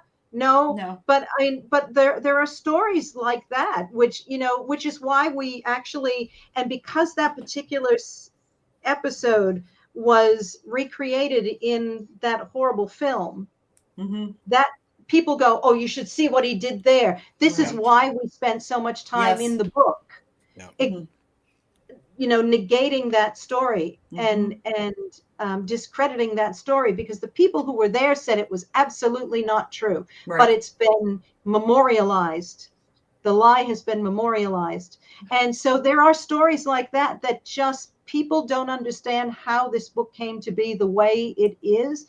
It is, I think, kind of unique in the idea of biographies because of the way it's been done, and the way we really didn't have any agenda. What I said at the time was, when I first began and when I went onto the Yahoo group, I think I said, Carol, and you could remember better than I think, was I just want to know the truth. I just want to know the truth. And if the truth is good, great. And if the truth is bad, then so be it. But we just wanted to know the truth. And we weren't setting out to do anything except set the record straight, not change the record to good or bad. We just wanted people to know the truth. And so, we have talked about the idea of potentially, doing something that addresses the work that we did leading up to the book and the work that we have continued to do after it. But would be interested to know if people would want to know about it. Who chose the cover photo? I think it was a group decision. It was a group decision. We knew that we did not want to put Colonel Hogan on the cover because Bob Crane was, yes, he played Colonel Hogan and he played him very well, and it is what he is best known for. But it is not all who he was. He was Bob Crane. He was a human being. He was a person. We did have a different cover picture selected,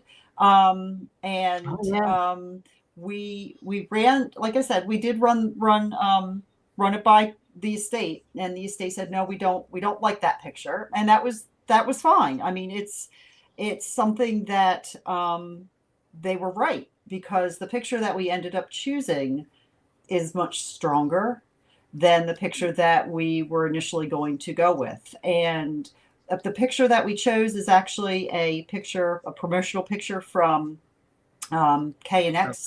If it was a headshot or okay. Yeah, okay. It was actually, he actually has his microphone and a bunch of records in front of him in that cover photo, which is cropped out. And then, but for the sake of familiarity, we did put the picture of Hogan on the back, because you need to have that connection as to who is this person if people aren't aware just by the cover. But it was a very conscious decision, as Linda said earlier in our talk here tonight, that picture was something that we knew was not going to be Colonel Hogan, no matter what we ended up with. He had great dimples.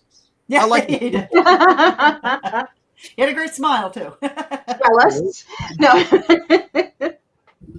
I love it. God, he's such had an authentic smile.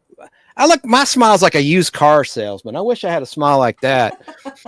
Anyway, well, ladies, we've gone over 3 hours. Y'all, welcome to stay. I'm going to do 15 questions, multiple choice, and then place a lot of clips, interviews with the Hogans Heroes cast, certainly Bob. So I'm going to hopefully just go another hour, but it's probably afternoon already down there, Linda, huh? It is. I do have to go. Okay. I started in the morning. Now it's the afternoon, but well, it's noon now. But thank you. Let's do this again, like in another year or so. Why not? I haven't finished the book. Shame on me. So I want to talk when I finally. I'm going to finish it, and then I want to. Sorry, Carol. You didn't tell me that he didn't read the book. I got to go. No, I read most of it. No, I'm there. No. But so I want to do this again. I do have to go and take care of a few things, but if you want, I can pop back on and answer some questions. But I do have to take care of Copper. Then I'll put you backstage if you want to come back, and you can see what I'm playing if you want to add some commentary. Sure. Linda, I'll cut you loose. Thank you, ma'am. Hope you beat the heat down there. And listen, much condolences to a recent thing in your life you may not want to say on the air. I'm sorry about. You'd have lost in the family, and I'm sorry about that. Yeah, he wanted to. Thank you. Your mom. That's fine. No, that's all right. Yeah, my mom passed a few months ago. Thank you. I'm sorry you had to come to America. Horrible thing. But we're all going to face it. Come back. Huh? I realized I hadn't seen it happened in the fall, and we don't have maple trees and that kind of change here. So it was actually a nice time. If I had to come back for something like that, it was nice to come at the time of year I came. I got to reappreciate the idea of the beautiful colors, and hey, never take for granted that beautiful change of seasons that we have in the States, because we just don't get it everywhere. And how many times have you ladies interacted in person? Twice. Twice. It is just twice, isn't it? Twice, just twice. Once when you came here, and once when I went there. Yeah. Twice. Mm-hmm. But she's my sister. You're kindred spirits for sure. And there you are together. That's in New York when we went to see the Late Show with Stephen Colbert. Yeah. Oh no, that's the Rockefeller Center, because I put my arm on the pole. Yeah. We look like we're flying away. And thanks again to Chrissy for putting that together for me, that digital art. And of course, there's your book on the far right. My shots of Bob. You could have made me a little thinner, Chrissy. We're just going to discuss that later, okay? All right. Okay, we'll just have that talk later. She owes me just a little bit. No. Well, have a great weekend, and I will hopefully talk with you again soon, Linda. No worries. You take care. Thanks all. All right. Bye for now. And I'll put you backstage. All right.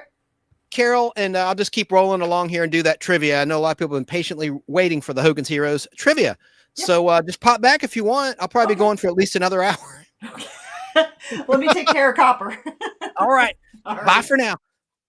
All right. What great guess, huh? All right. Let's get to the trivia. I have a lot of clips I want to play of Bob Crane and interviews with his co-stars. I have a great clip of Richard Dawson. Tracy says, thank you to our wonderful guest. That is a great book. I've read most of it, but I need to read the rest. I mean, it's loaded, chock full of information. Bob Crane, the definitive biography. It's good stuff. All right, so I guess we'll get started with the trivia. Finally, Hogans Heroes trivia. And I'm going to put the question on the screen. These are multiple choice questions. And let me just get my clips ready here. Doggone it. Let me find this as I struggle. Yes. Shall we play a game? Yes, we're going to play a game. We're going to play trivia, Hogans Heroes trivia. I'm going to start with the first question. And this is about the theme song to Hogans Heroes. I know there's a bit of a delay, so let me put the question on the screen for you now. Question 1. Are you still out there, Joe? The question is, what was the name of Hogans Heroes theme song that was composed by Jerry Fielding? Whoever wrote the question used the word compiled. Oh, you're still there. Good, Joe. it's composed. Jerry Fielding also did the Bionic Woman theme. I always talk about that silly show, but it was just something that stuck with me as a youth. The fembot scared the heck out of me in Halloween 1976, the $6 Million Man episode, Kill Oscar Part 2, part of a 3-part crossover, but I digress. Question: what was the name of the Hogan's Heroes theme song that was composed by Jerry Fielding? And let me put your selections on the screen. And hopefully this will work. Sometimes they come up all jumbled. Hopefully that won't be the case tonight. All right, Joe. Your choices are, for the question, what was the name of the Hogan's Heroes theme song that was composed by Jerry Fielding? A, Hogan's Anthem. B, Hogan's Heroes March. C, March, We Are Family. Or D, We Are Heroes. What say you? Let me know in the comments. This won't be for a prize. It's just for fun.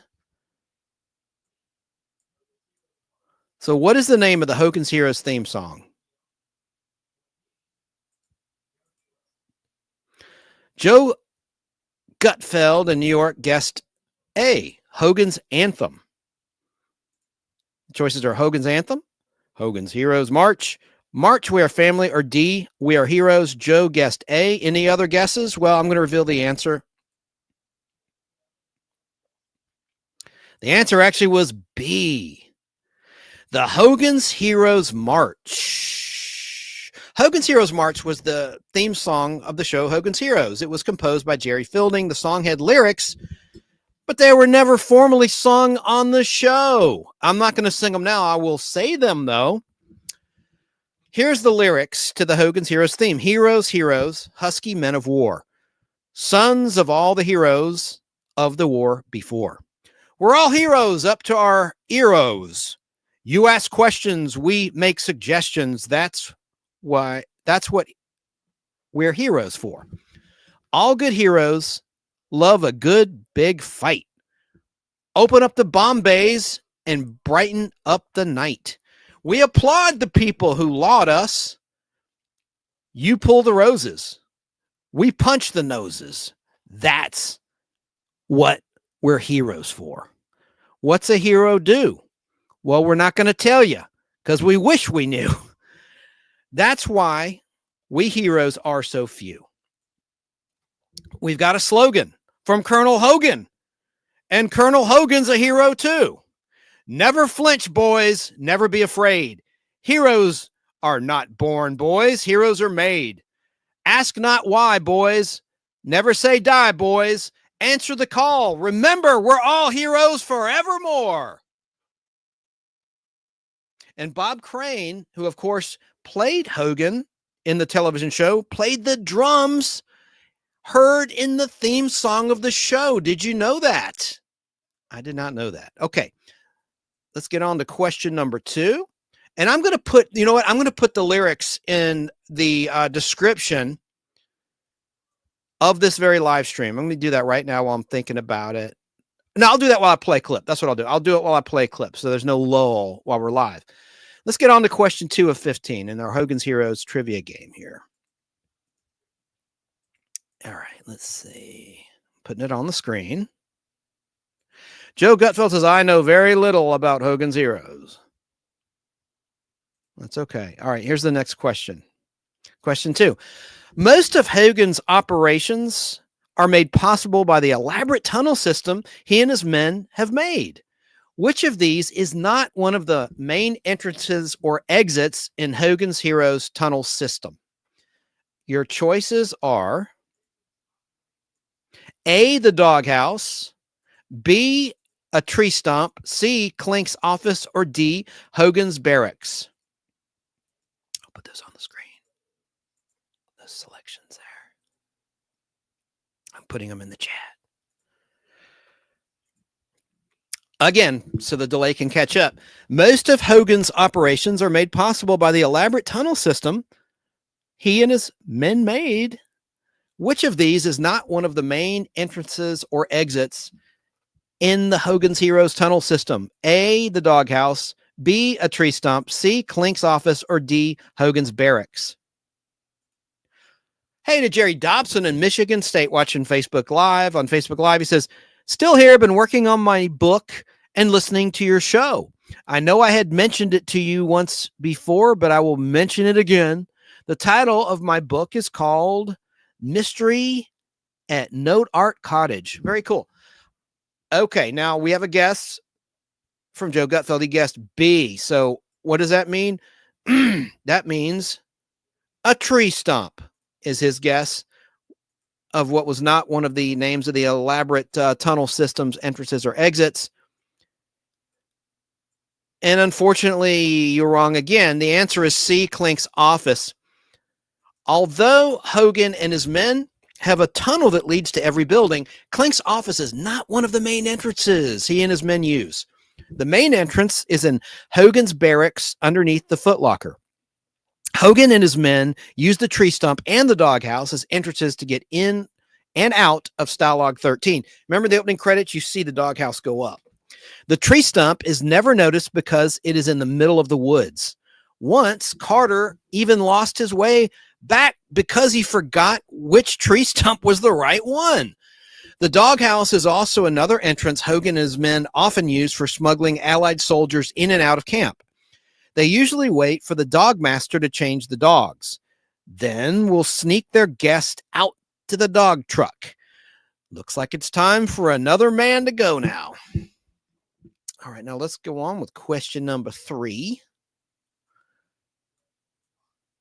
Okay, question 3 in our Hogan's Heroes trivia. We'll put it on the screen right now. Okay, question 3 in Hogan's Heroes trivia. Uh-oh, looks like one of Hogan's men is being punished. Don't worry, though. Hogan and his men will get him out of trouble soon. What is the nickname of the jail cell where the prisoners commonly get sent to be disciplined? Is it A, the heater, B, the cooler, C, the icebox, or D, the fryer? Again, the question is, looks like one of Hogan's men is being punished. Don't worry, though. Hogan and his men will get him out of trouble soon. What is the nickname of the jail cell where the prisoners commonly get sent to be disciplined? A, the heater, B, the cooler, C, the icebox, or D, the fryer? Let me try to put that on the screen there.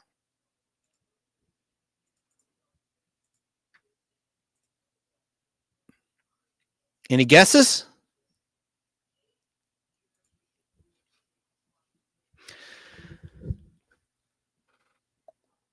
What's the nickname of the jail cell where the prisoners are commonly sent to be disciplined? Is it A, the heater, B, the cooler, C, the icebox, or D, the fryer? Joe Gutfeld guessed A, the heater. Well, the answer is B, the cooler. The cooler is the jail cell where Klink commonly sends prisoners to discipline them for attempted escapes. Hogan usually gets his own men out because most escape attempts are cover-ups for their operations of smuggling soldiers in and out of camp. Klink rarely uses the cooler for minor offenses, but has been known to send a man once or twice to the cooler for disrespect. All right, next question. Let's see here. Put it on the screen. Question number 4. I may take a break after question 5 and play some clips because time is starting to slip away. All right. Here's your next question. Question 4. Hogan and his men are known for impersonating German officials. Their favorite one to do is Hitler. Which one of Hogan's men usually does not do any impressions in person? Your choices are A, LeBeau, B, Carter, C, Ken Chloe, or D, Newkirk.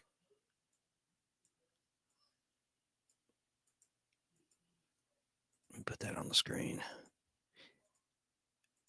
And I have probably mangled the pronunciation of some of these character names. I didn't mean to, but all right. Question again. Question 4 of 15. Hogan and his men are known for impersonating German officials. Their favorite one to do is Hitler. Which one of Hogan's men usually does not do any impressions in person? A. LeBeau, B. Carter, C. Kinclough, or D. Newkirk? Joe, you got a guess?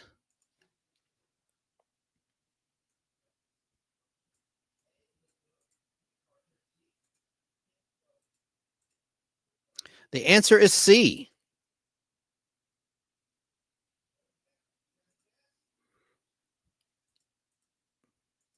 Kinclough does not do any impressions in person because he is African American. He does, however, do several voice impressions of Hitler and other officers over the phone. Newkirk also does very good impressions over the phone as German officers. Carter is usually the most used for the impressions of Hitler because of his hair and his figure.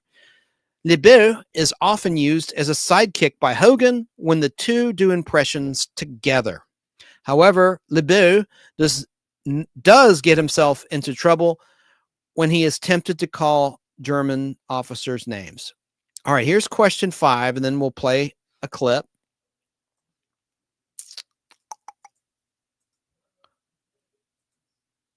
I'm going to play a clip of Richard Dawson talking about his accent on Hogan's Heroes. That'll be the next clip that I play. Question 5. It's on the screen. For the listeners, here is the question. Question 5 of 15. Hogan has been known to linger outside of Klink's office when Klink is being visited by his superiors. Who is the lovely young blonde lady outside of Klink's office that Hogan frequently bribes to get information or favors from? Again, Hogan has been known to linger outside of Klink's office when Klink is being visited by his superiors. Who is the lovely young blonde lady outside of Klink's office that Hogan frequently bribes or flatters to get information or favors from? Your choices are A. Klink's wife, B. Schultz's wife, C. Klink's sister, or D. Klink's secretary. What say you? Got a guess from Danny Staten in South Carolina. He guessed Gretchen. LOL. Joe Getfeld guessed D. Klink's secretary. And you know what?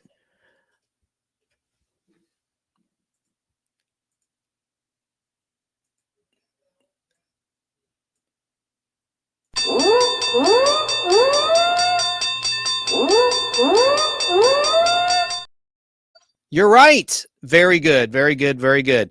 The answer is D, Klink's secretary. Klink's secretary was played by two different ladies over the course of the show Hogan's Heroes. Cynthia Lynn played Klink's secretary. Fräulein Helga from 1965 to 1966. She only stayed as an actress for the show for the first season, but made individual appearances in other episodes. After she left, the name of Klink's secretary was changed to Fräulein Hilda, and she was played by Sigrid Valdis. Sigrid played the role until the show's end and eventually married Bob Crane, the actor who played Hogan. The couple was married on the set of Hogan's Heroes on October 16th, 1970, and their marriage lasted 8 years. Sigrid retired from acting after the birth of their son. I think I'll play a little bit of footage. Let's play. I said I'd play the Dawson clip. I didn't fib to you, but I think this will segue better. I do have some wedding footage right here. I'm going to play a little bit of the actual wedding of Bob Crane and Sigrid right now. Well, here we are at the beginning of our wedding, which we had no control over. We weren't even given a guest list to approve. We were allowed to invite family members. That's my sister walking with producer Eddie Feldman, my daughter, the flower girl, Melissa, called her Mitz, and Bob and I walked down the so-called aisle together. This wedding was being performed on a sound stage next door to Hogan's set, and at the time it was the first only actual wedding performed in Hollywood on a sound stage. Everything was a phony wedding, a dramatic wedding. Now it's quite popular. A lot of people are doing it. Oh, Bob is here. I always call marrying an eyeball. That's all you see of me throughout the whole film. And I do not know the name of the, that was a Supreme Court judge that Eddie arranged for. The family was the first Oh, he couldn't pronounce my wedding name, my first married name, which was Atea, and nobody could pronounce it, so Adiai or something called me. Most of the poetry and all of the romance of the human race has been inspired. And then Bob, I don't know if he wasn't listening or was nervous or what, but you see him in a moment, when they ask him to repeat after me, he does this like, what, huh, type of thing, and it cracked him up. And he joked later about, great time to blow your lines. Eddie was great. I'm so sad that he's gone. He was such a terrific man. Real wonderful human being. And that's my gorgeous sister, who was then married to Eric Braeden, who stars on The Young and the Restless. I think he's the top male soap star in America. And they've been married for a while. And that's my little girl. The thing that created this is, since we met on this show, we wanted to celebrate our marriage and work with these people almost daily. We considered the show a family, everyone from from a gopher to the cameraman to whatever, and invite their families. And this would involve about 350, 400 people. And Bob was broke when I married him because he'd just come out of divorce. In fact, he was in debt. He had to borrow money from his lawyer to get through the divorce. So we couldn't afford to get married in that type of wedding. So Eddie Feldman generously, with Bing Crosby Productions, who owned Hogans Heroes, put on this huge wedding, and they just took over. I never saw the wedding. I didn't even see my bridal bouquet until it was handed to me when I walked in the room. Bob thought he was going to get married as Hogan, but I think the reasons Crosby actually put this wedding on was for publicity for the show, and it was a write-off for them, basically. My wedding was a write-off. Patricia, this ring I give thee, in token and in pledge, of our constant faith and abiding love. Would you join your right hands, please?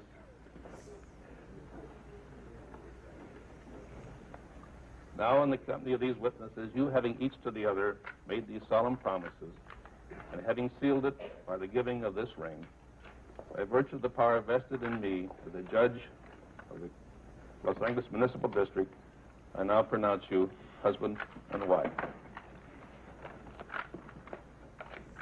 Great shot of the kiss. Thank you. I guess I'd lost up my line. Right there. Thank you. I don't know the line. All right, that's the rehearsal. Now yeah, Eddie wants to know if we can do a pickup on that. Don't we get to kiss the bride? If we could get the immediate Hogan cast up here for some pictures. Larry, Werner. Yeah, I got married in the Hilda wig. A funny story, quickly, I hope I can get it in. I got married in a Hilda wig, and the next day we got on a United plane to fly to New York. And under the wig, I was a brunette. My hair was about the color of my daughter's, or my sister's. And when flight took off, the stewardess came up and asked if she could speak to Bob privately in the back, and he followed her, and he came back laughing. And I said, what was that all about? And he said they'd read that he'd married the blonde on the show, and they'd gotten a little wedding cake to present to us, and they don't know what to do with it because he's sitting with a brunette. They're introducing people that you're not seeing. You're only seeing me talking to my daughter, Melissa. This is my dad, and this is Patty's sister, Dale. Are you doing anything tonight, Patty? Yes, I am. Right now, the only sad thing about this is looking at Larry's face. He passed away about a year ago. There's Larry Hovis in the background. He was a sweetheart. He was my best friend on the show after Bob.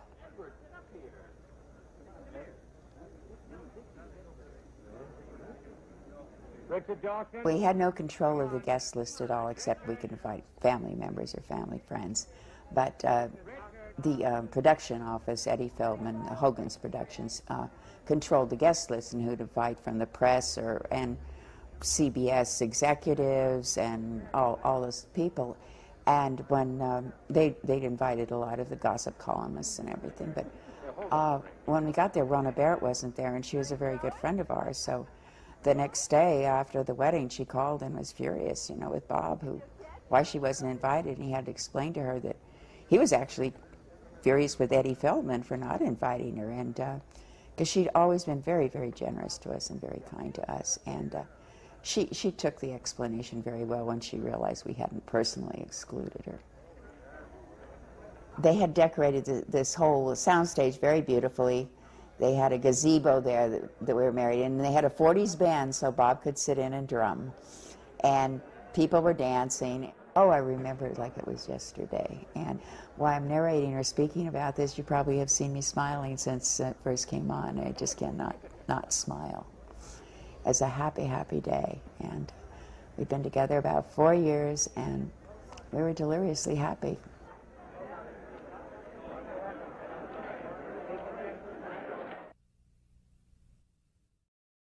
Carol, you're on the air. I should have. That's incredible footage. Danny Staten saying it's amazing that footage still exists. The quality is amazing. Yeah, the Crane Estate donated a lot of their footage to the second season DVD set, when not the Blu-ray, but the when they released the different seasons, usually about 6 months to a year apart. Season 2 happened to have all of the bonus features, and so they contributed quite a bit to the bonus features on that. I think I'll try to play a clip of Bob Crane on the Lucy Show. It's 2 minutes long. I don't know if it'll be an issue with copyright. Hopefully not. Let me just play a little bit of this right now. Oh, excuse me, but you look exactly like Bob Crane on Hogan's Heroes. Well, you know why? Why? That happens to be my name. Hogan? No. You are Bob Crane. And you're live and in color. Oh, just like on your TV show. I'm glad you watched the program. Oh, all the time. You know something? You're my favorite soldier since Captain Kangaroo. Well, a fan's a fan. I wonder if you could tell me who I see about opening a new account. Me? You? Yes, if you'll just step over to my desk. All right.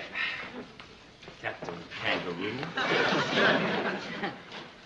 So, you want to put money into our bank, huh? Well, I think I'd better if I don't want my checks to bounce. All right. I better stop it there. I get nervous when I play clips that are too long. I don't want the thing to go down. But that was a great little clip. And, there's a question. Sure. You probably know the answer to this, of course, since you're the expert on Bob Crane. Are there any videos of the uniforms? And what was the museum they were in again? Oh, sure. Yeah, there are videos of the display, the collection of the Hogans Heroes uniforms on our YouTube channel. And that's Vote for Bob Crane. Vote the number 4 Bob Crane. If you go there on our YouTube channel, you'll see some of the videos there that we have. I know we have at least one. There might be 2. But the name of the museum is the Liberty Aviation Museum. They are in Port Clinton, Ohio. And if you go while I'm there, you'll most likely get up and close and personal, get up close with the uniforms and some of the props. Excellent. Very good. And the link to her YouTube channel is in the description, and it will be in the comments area pinned to the top. When this is over, when this is not live any longer, I will pin it there as well. And it's in the chat comments. Sarah in Southern California linked it, and I did too earlier in the chat. So it's there. If you want to give them a subscription, you can see all sorts of incredible footage about the late, great Bob Crane. Now here's Richard. Oh, I just wanted to say really quickly too, if you go to the Liberty Aviation website, which is libertyaviationmuseum.org. They also sell the book through their museum store, and our author profits from books sold through the museum gift shop. And while I am there doing my presentations for their military vehicle event, it gets donated right back to the museum. So if you purchase through the museum and want to, if you have a special affinity for Air Force and military and all of that and want to help out a museum, you can purchase the book right through there as well. Excellent. And Danny says, sadly, from where I am, he's in South Carolina, Ohio is another galaxy away. I get it. So here is a clip of Richard Dawson talking about Newkirk's accent. And this was not too long before, unfortunately, Richard Dawson passed away when this interview was conducted. And he was suffering from emphysema, so his voice sounds different. He looks different, but here is Richard Dawson.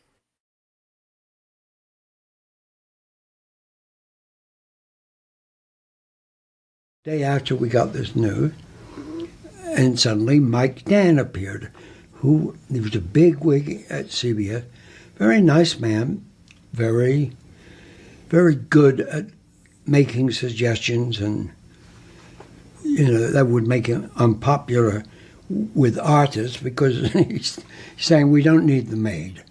And if you play the maid, you wouldn't like Mike Dan. But anyway, he came and we were all on the set, and he came to my dressing room with Eddie Feldman.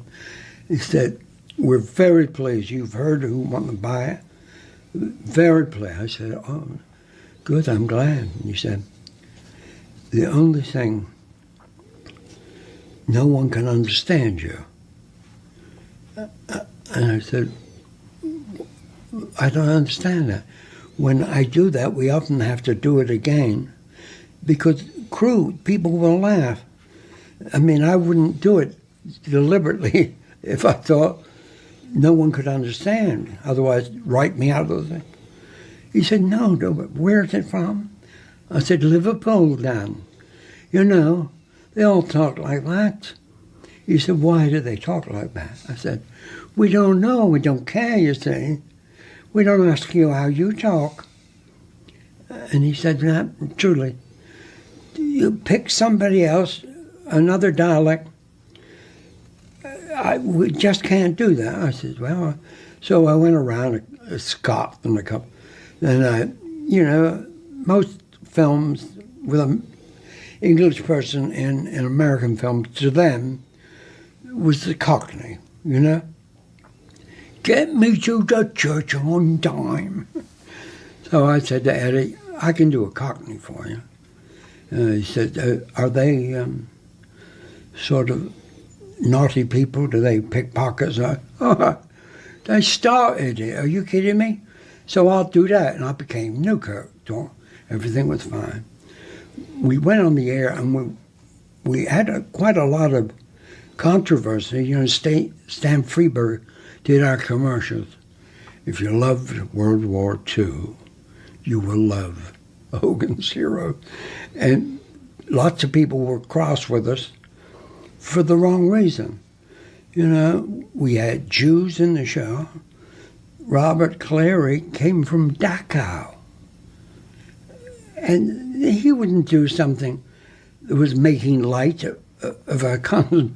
This was a POW camp, So the moment that people saw it, that all fell out. But Newkirk went out as a Cockney, and we're in New York, and a couple of things we're nominated for. And somebody said to me, "Do you want to go to the movies tonight?" And I said, "I don't know." He said, "Oh, there's a great thing from England you'd like." I said, "Oh, well, it was called the Classic, a little art house." And we went there in a cab, and I'm not kidding, maybe 20 blocks, the line. So when we saw it, we knew we'd never get in. In line, never saw anything like it. And it said, "Hard Day's Night." It's the Beatles, So the next day I saw Mike Dan. I said, "If you have a moment, if you like a little trivia, there's a movie playing uptown where they used remember the accent nobody could understand? He said, oh yeah, the louse thing? I said, Scouse, yeah. I said, there was a 20-block line. He said, for what? I said, they're called the Beatles. And they talk like you did in the pilot? I said, yes, that's exactly like.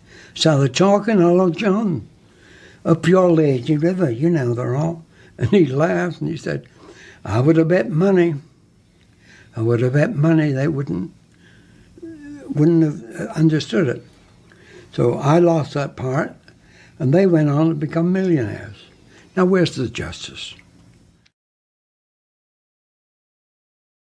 Thanks to the Archive of American Television. Interesting comment from Jonathan Manson, kind of like what we were saying earlier. It's so sad that the last Bob Crane interview in Phoenix was about 15 minutes. It was cut off, and only a few days before the terrible, horrific murder. Too bad there was no DNA testing in 1978 for the rental car. So, and then, Yeah, they've tried to reopen the case a couple times, and to no avail. They had something about 7-8 years ago now, where a Fox News anchor from out of Phoenix was kind of doing his own investigation, and along with Bob's first son, Robert, and they thought they were going to solve the crime. They ran DNA from some blood samples that they had found in the evidence box that they then compared to blood that was blood in the car, and then in the rental car, and then in the on the sheets, Bob's sheets, to see if it would be a match to Bob's, and it was not. So we don't know whose blood it was in the rental car, but it was not Bob's. So that's kind of where it has now hit a dead end, unfortunately. But like I said earlier, and like Linda was saying too, unless there's a deathbed confession at this point, probably will not be solved, and that's sad. Hopefully there will be a confession. And not to be morbid, but since it was brought up in the chat, here's a piece from Entertainment Tonight from November 28th, 1988. I'm sure you've seen it, about the unsolved murder. It's about 4 minutes long. Let's watch some of this. Murder victim actor Bob Crane, star of Hogan's Heroes. The case, an unsolved mystery in our Inside Story from Monday, November 28th, 1988.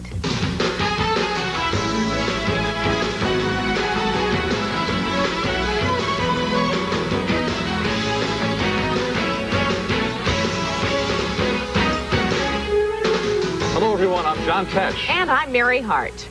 10 years ago, when he was slain, Bob Crane was a popular Hollywood television star. Today, his murder is still unsolved and is one of Hollywood's major mysteries. Entertainment Tonight's special correspondent, Pat O'Brien, has the inside story. The person or persons who killed 49-year-old Bob Crane in the wee hours of June 29, 1978, walk freely.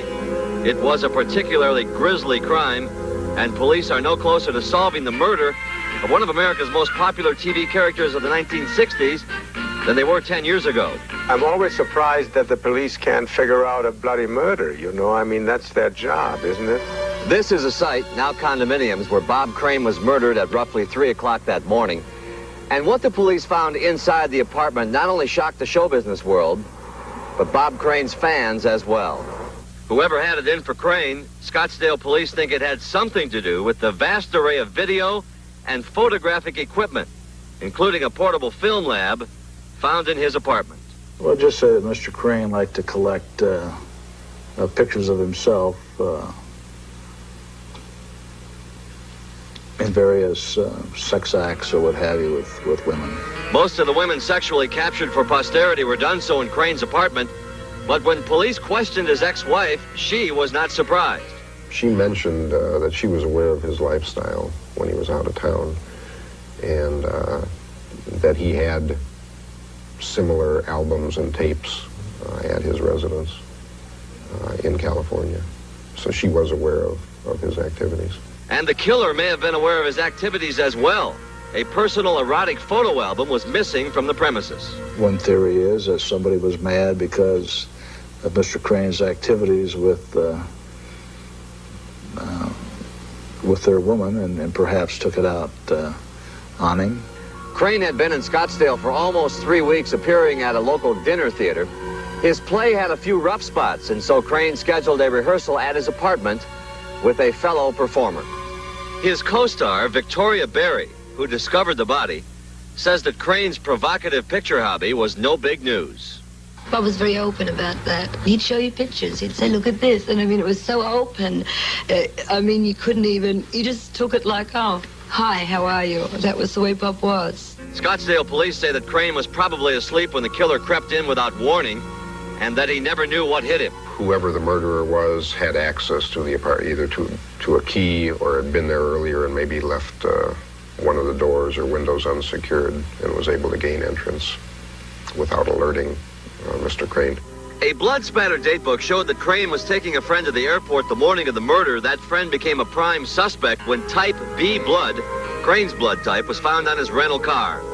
The more than 1,000-page casebook reveals that hundreds of people were interviewed and disclosed that former Hogans Heroes co-star and Family Feud host Richard Dawson had introduced the suspect to Crane. Police say they had their man, but the county disagrees. It says the cops never came up with the goods. No motive, no weapon, no killer, no charges were ever brought against the suspect. Evidence wasn't seized and preserved for testing as it should have been. Some evidence was lost or destroyed. Those who knew him still shake their heads and ask why. Why was Bob Crane murdered? And that must be kind of sad for people who are close to him. I'm talking about family. I mean, I would think that it would be terrible, you know, for a wife or a son not to know what happened. The case is still open. Police still looking for leads, but all sides agree it'll probably remain one of Hollywood's most brutal, unsolved murder mysteries. Pat O'Brien, Entertainment Tonight. Thank you, Pat. And as he said, 10 years later, that murder case of actor Bob Crane does remain open. It's file 78-1243 of the Phoenix Police Department. No statute of limitations on murder. So let me just say, because there's a whole lot there to unpack, and that anchor needs to lose that green blazer thing that she was wearing. Sorry, it was really Mary Hart. Yeah. Hair, yeah. That's probably 2 cans of hairspray, yeah. Yeah. But let me just say that this is where there is so much misunderstanding when it comes to Bob, and his secret little album, and these pictures of him with sex. Okay, so yes, Bob Crane did engage in lots of sex with lots of women. It was women who were consenting adults only, who, when he asked, they agreed to participate in his amateur pornography. The only crime, if you will, is that he was married and he was cheating on his wife. However, that being said, his wife knew very well what his hobby was, you might say, and she married him full knowing that that's what he enjoyed doing. There was no secret there, and she would say that as long as he came back to her, she was fine with what he did out there with the women, having sex with the women. Bob was not out to hurt women, in that he was not, I'm just going to be blunt, he did not rape anybody, he did not drug anybody. We're not talking Bill Cosby here. We're talking consensual sex between 2 adults, a man and a woman. But what really people don't understand is that Bob was taking pictures of everything. He was filming everything. We just watched home video from his wedding to Sigrid Valdis, and that was part of his video collection. Bob had miles of videotape and boxes upon boxes of photographs. Not all of them were explicitly sexual acts. They were birthday parties and Christmas and going to the beach and going to Disneyland and, just out back and doing, things with family and going on vacation and all of those types of things. Today we take for granted that we walk around with our cell phones and take pictures of everything and video of everything. Back then we didn't have that, but Bob loved photography as early as back, going all the way back to when he was a kid and in Connecticut. He was constantly, taking pictures. But the other thing that Bob was doing was he was chronicling his entire life. So, and when I say that, I spent days in his storage garage with all of his personal items that the family has kept all of this time. And it was mountains of his things. Books, journals. He kept 2 Hogans Heroes journals. He had date books for everything, and he would tape dinner conversations. And if he went to the dentist, he would write it in and say, "I went to the dentist. Oh, had to cancel the dentist because there was a rainstorm and the dentist called out, and so then I had to reschedule it. And I went back and I have a cavity and I have to go back and it's the second molar from the back." And I mean, he chronicled every single thing. And so when you think about it in those terms, you're looking at somebody who's got some OCD, which is a whole different thing to even get into and whatnot. But to him, this was just another part of his life. And so if you're looking at his life as a whole, as like a pizza pie, that sexual stuff is just a sliver of it. It's just a part of his life that he felt compelled to chronicle and to write down and to journal and to keep for whatever reasons. He had to keep it all, keep everything, keep it all. He had one letter that he had written back to Patty when he was on the road, and he had sent her something, I forget what it was, just like a gift. You know how you're on the road and you send back something to your wife or your kids or whatever, and he's like, "Here, I got these, keep them for me." He was right. very much, it was very important to him to chronicle every single thing. And this goes back to when he was a kid. He would do it while he was in high school. He would be writing little news articles to the local papers in Connecticut about their little league their games, their little league games. And his friend Charlie would say, "Oh, Bob was always making sure everything was organized and everything, and he would always write it up and he would always send it into the local paper and all of those things." And that was just Bob. He was chronicling his entire life. And so when you look at it from that perspective, it's not just, "Oh my gosh, he's doing is sex pictures, and oh dear." That's just one little piece. And to him, it made sense that was going to be something that he was going to have to chronicle as well. OCD, very interesting. Mm-hmm. I have an interview from August 4th, 1972 with Bob Crane. I'd like to play a little bit of that right now so we can hear the man in his own words.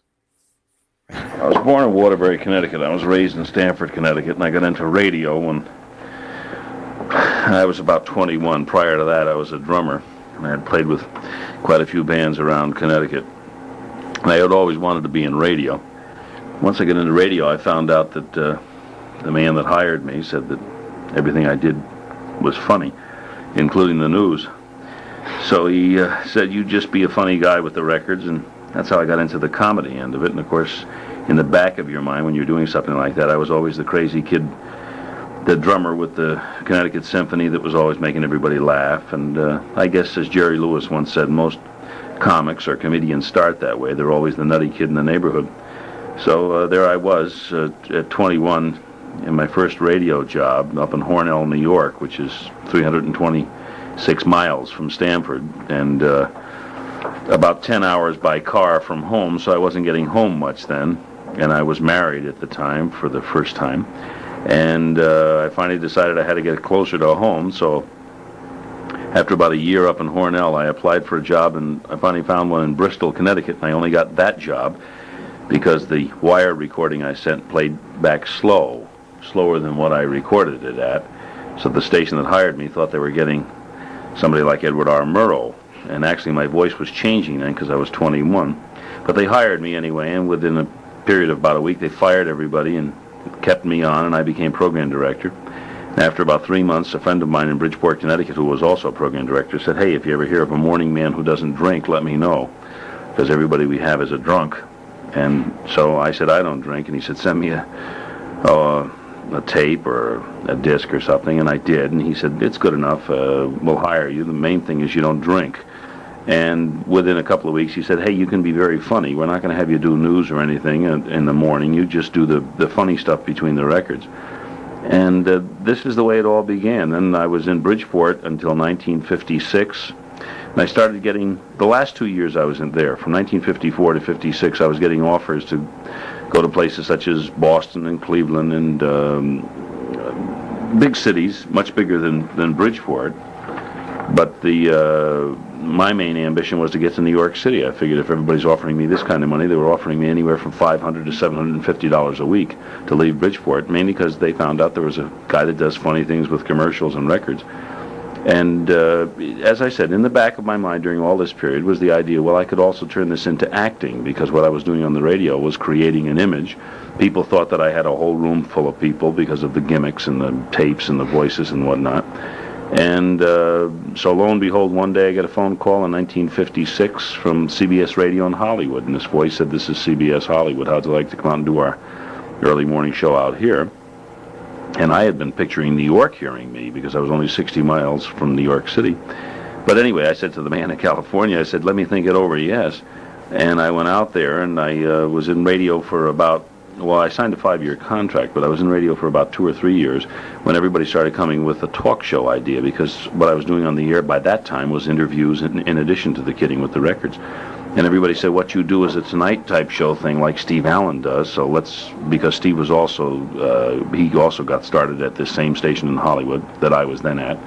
And so Don Feddersen came and he said, "We want you to replace Johnny Carson on Who Do You Trust, because Johnny's going to go do the Tonight Show." And I said, "No, I want to be an actor." And then they came along, Ralph Edwards came along and said, "How'd you like to do This Is Your Life? We're going to revive it." I said, "No."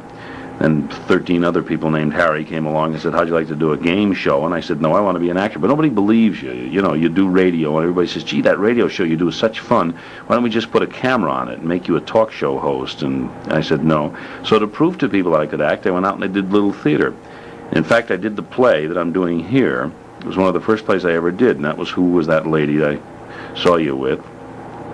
And I did the other role. I did the buddy role, because the buddy role is always, in my mind, the comedy role. It's so far as the lines go and everything, they get all the funny lines, and that's what I wanted, the funny lines.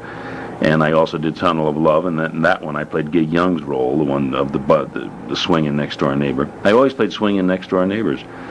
But during this period, everybody would come and say, "Hey, you can really act. You're not just a guy on the radio." And then one day I did a Dick Van Dyke show. Up until that time, I'd been doing 1 or 2 line bits on television. I was always the guy that said, "Hey, let's get a bunch of girls and have a party."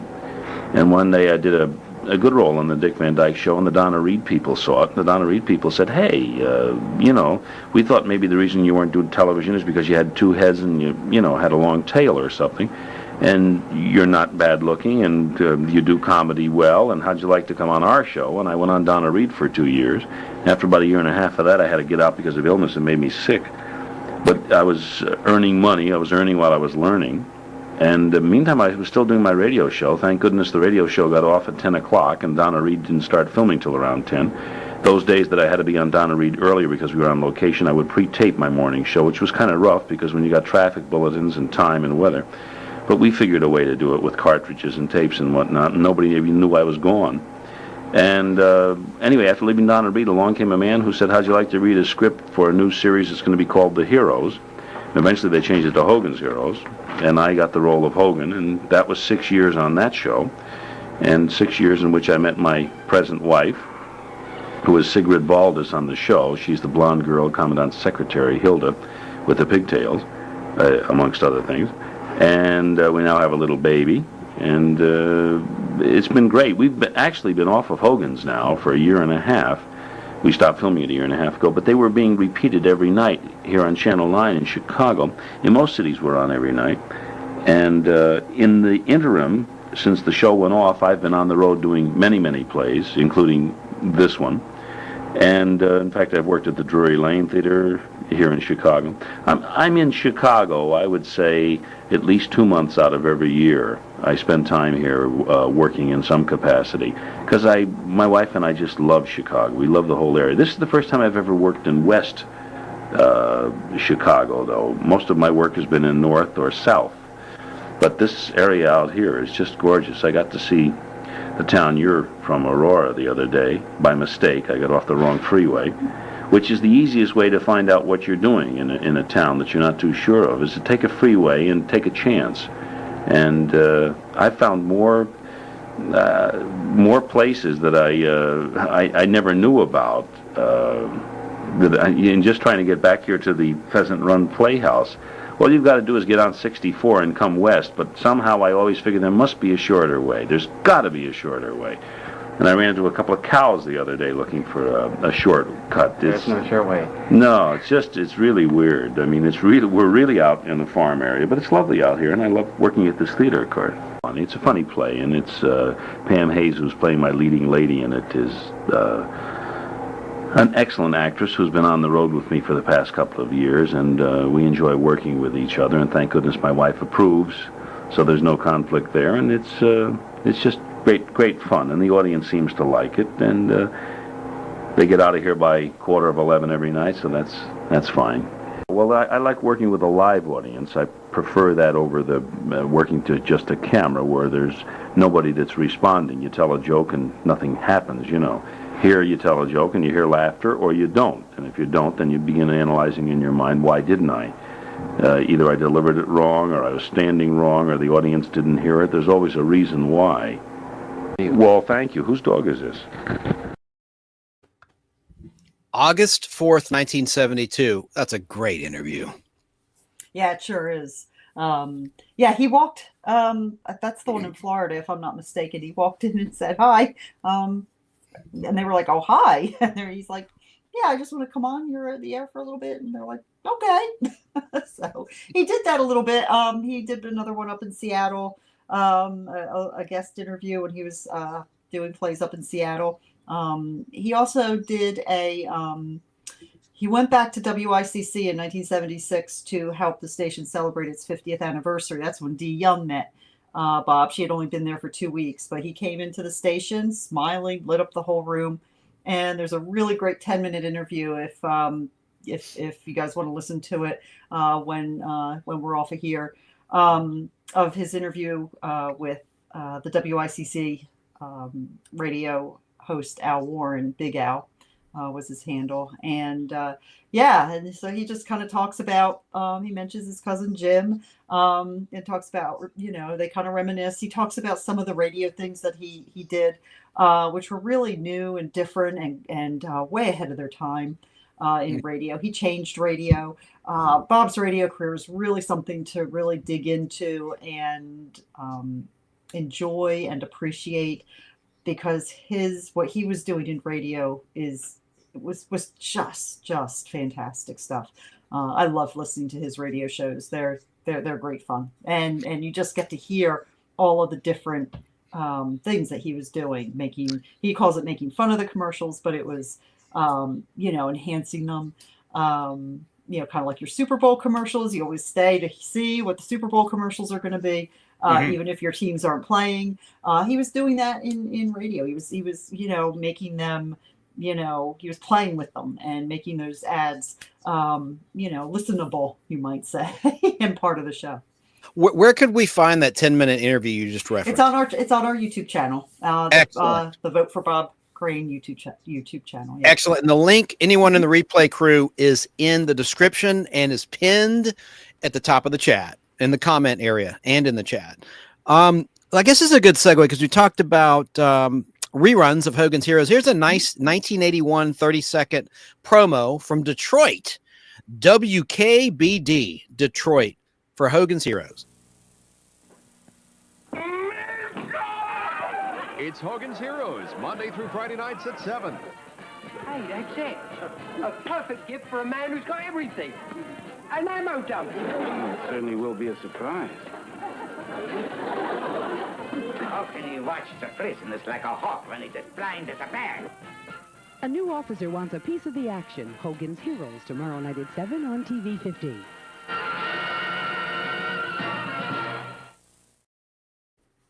There you go, a little promo.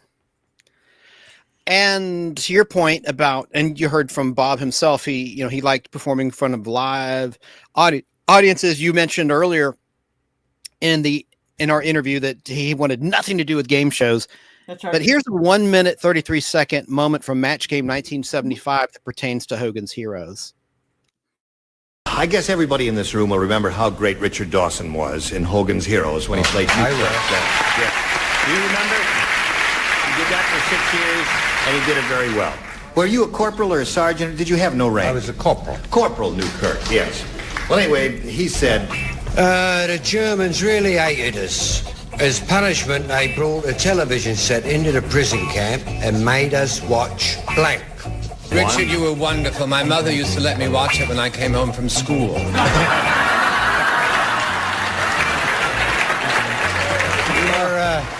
You were probably the only 48-year-old in 10th grade, Charles.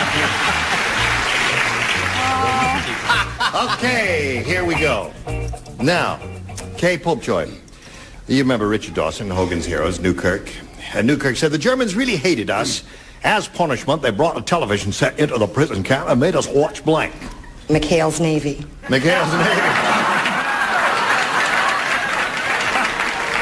Very funny. A loser, but funny. What do you say? Well, they made them watch Charles. Charles? This one? Charles Nelson Reilly. Oh, I see. What do you say? Just the opposite.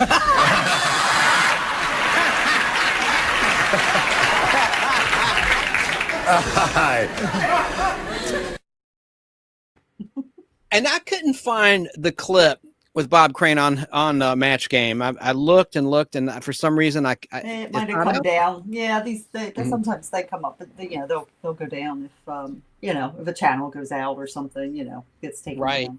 For whatever reason. I hope that doesn't happen to me. I've been putting some movies that are okay, that are not. Some are in the public domain, and some are free from copyright. And maybe I shouldn't do that. My channel has always been about the show, the Nostalgic Podblast, but I've been putting some movies and shows like Space Giants. Anyway, I digress. Hopefully, I won't have any problems. But here's a 1 minute clip of Bob. You saw at the very beginning of the show. I had a lot of clips leading up to our interview. But here is another of the U.S. Air Force recruitment spots that Bob Crane did. Hi, I'm Bob Crane, Colonel Hogan of Hogan's Heroes.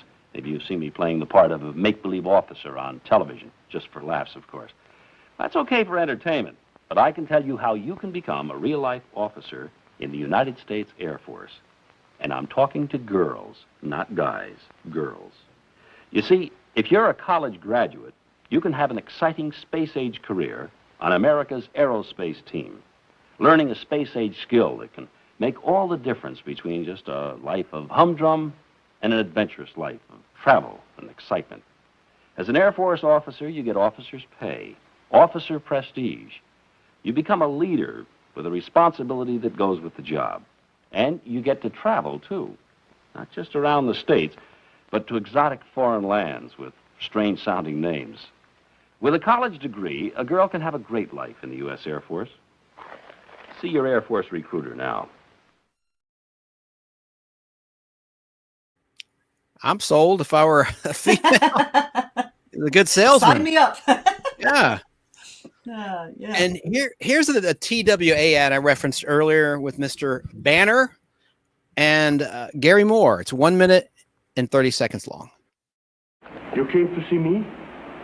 You came to see me? Well, yes, I wanted to check my bag.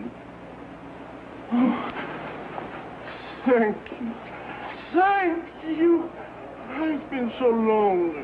Oh, I'm sorry to hear that, but if you... I don't know what's the matter with me. Nobody comes to my counter. I see nobody. I see nothing. The other fellows, they get 30, 40 pieces of luggage every hour. Nice, glad luggage. You know what I got all day yesterday afternoon? one beat of pretzel, a bowling ball, and a live chicken in a shopping bag. Well, that's really too bad, and I'm sorry, but you see, what I have to do is get my bag onto the airplane. Please tell me the truth. You think a little that'll do me? But there's nothing wrong with you. You're a lovely man. It's just that I do have to get my bag onto the airplane. Every time I meet a good friend, they fly away. Where are you going, old pal?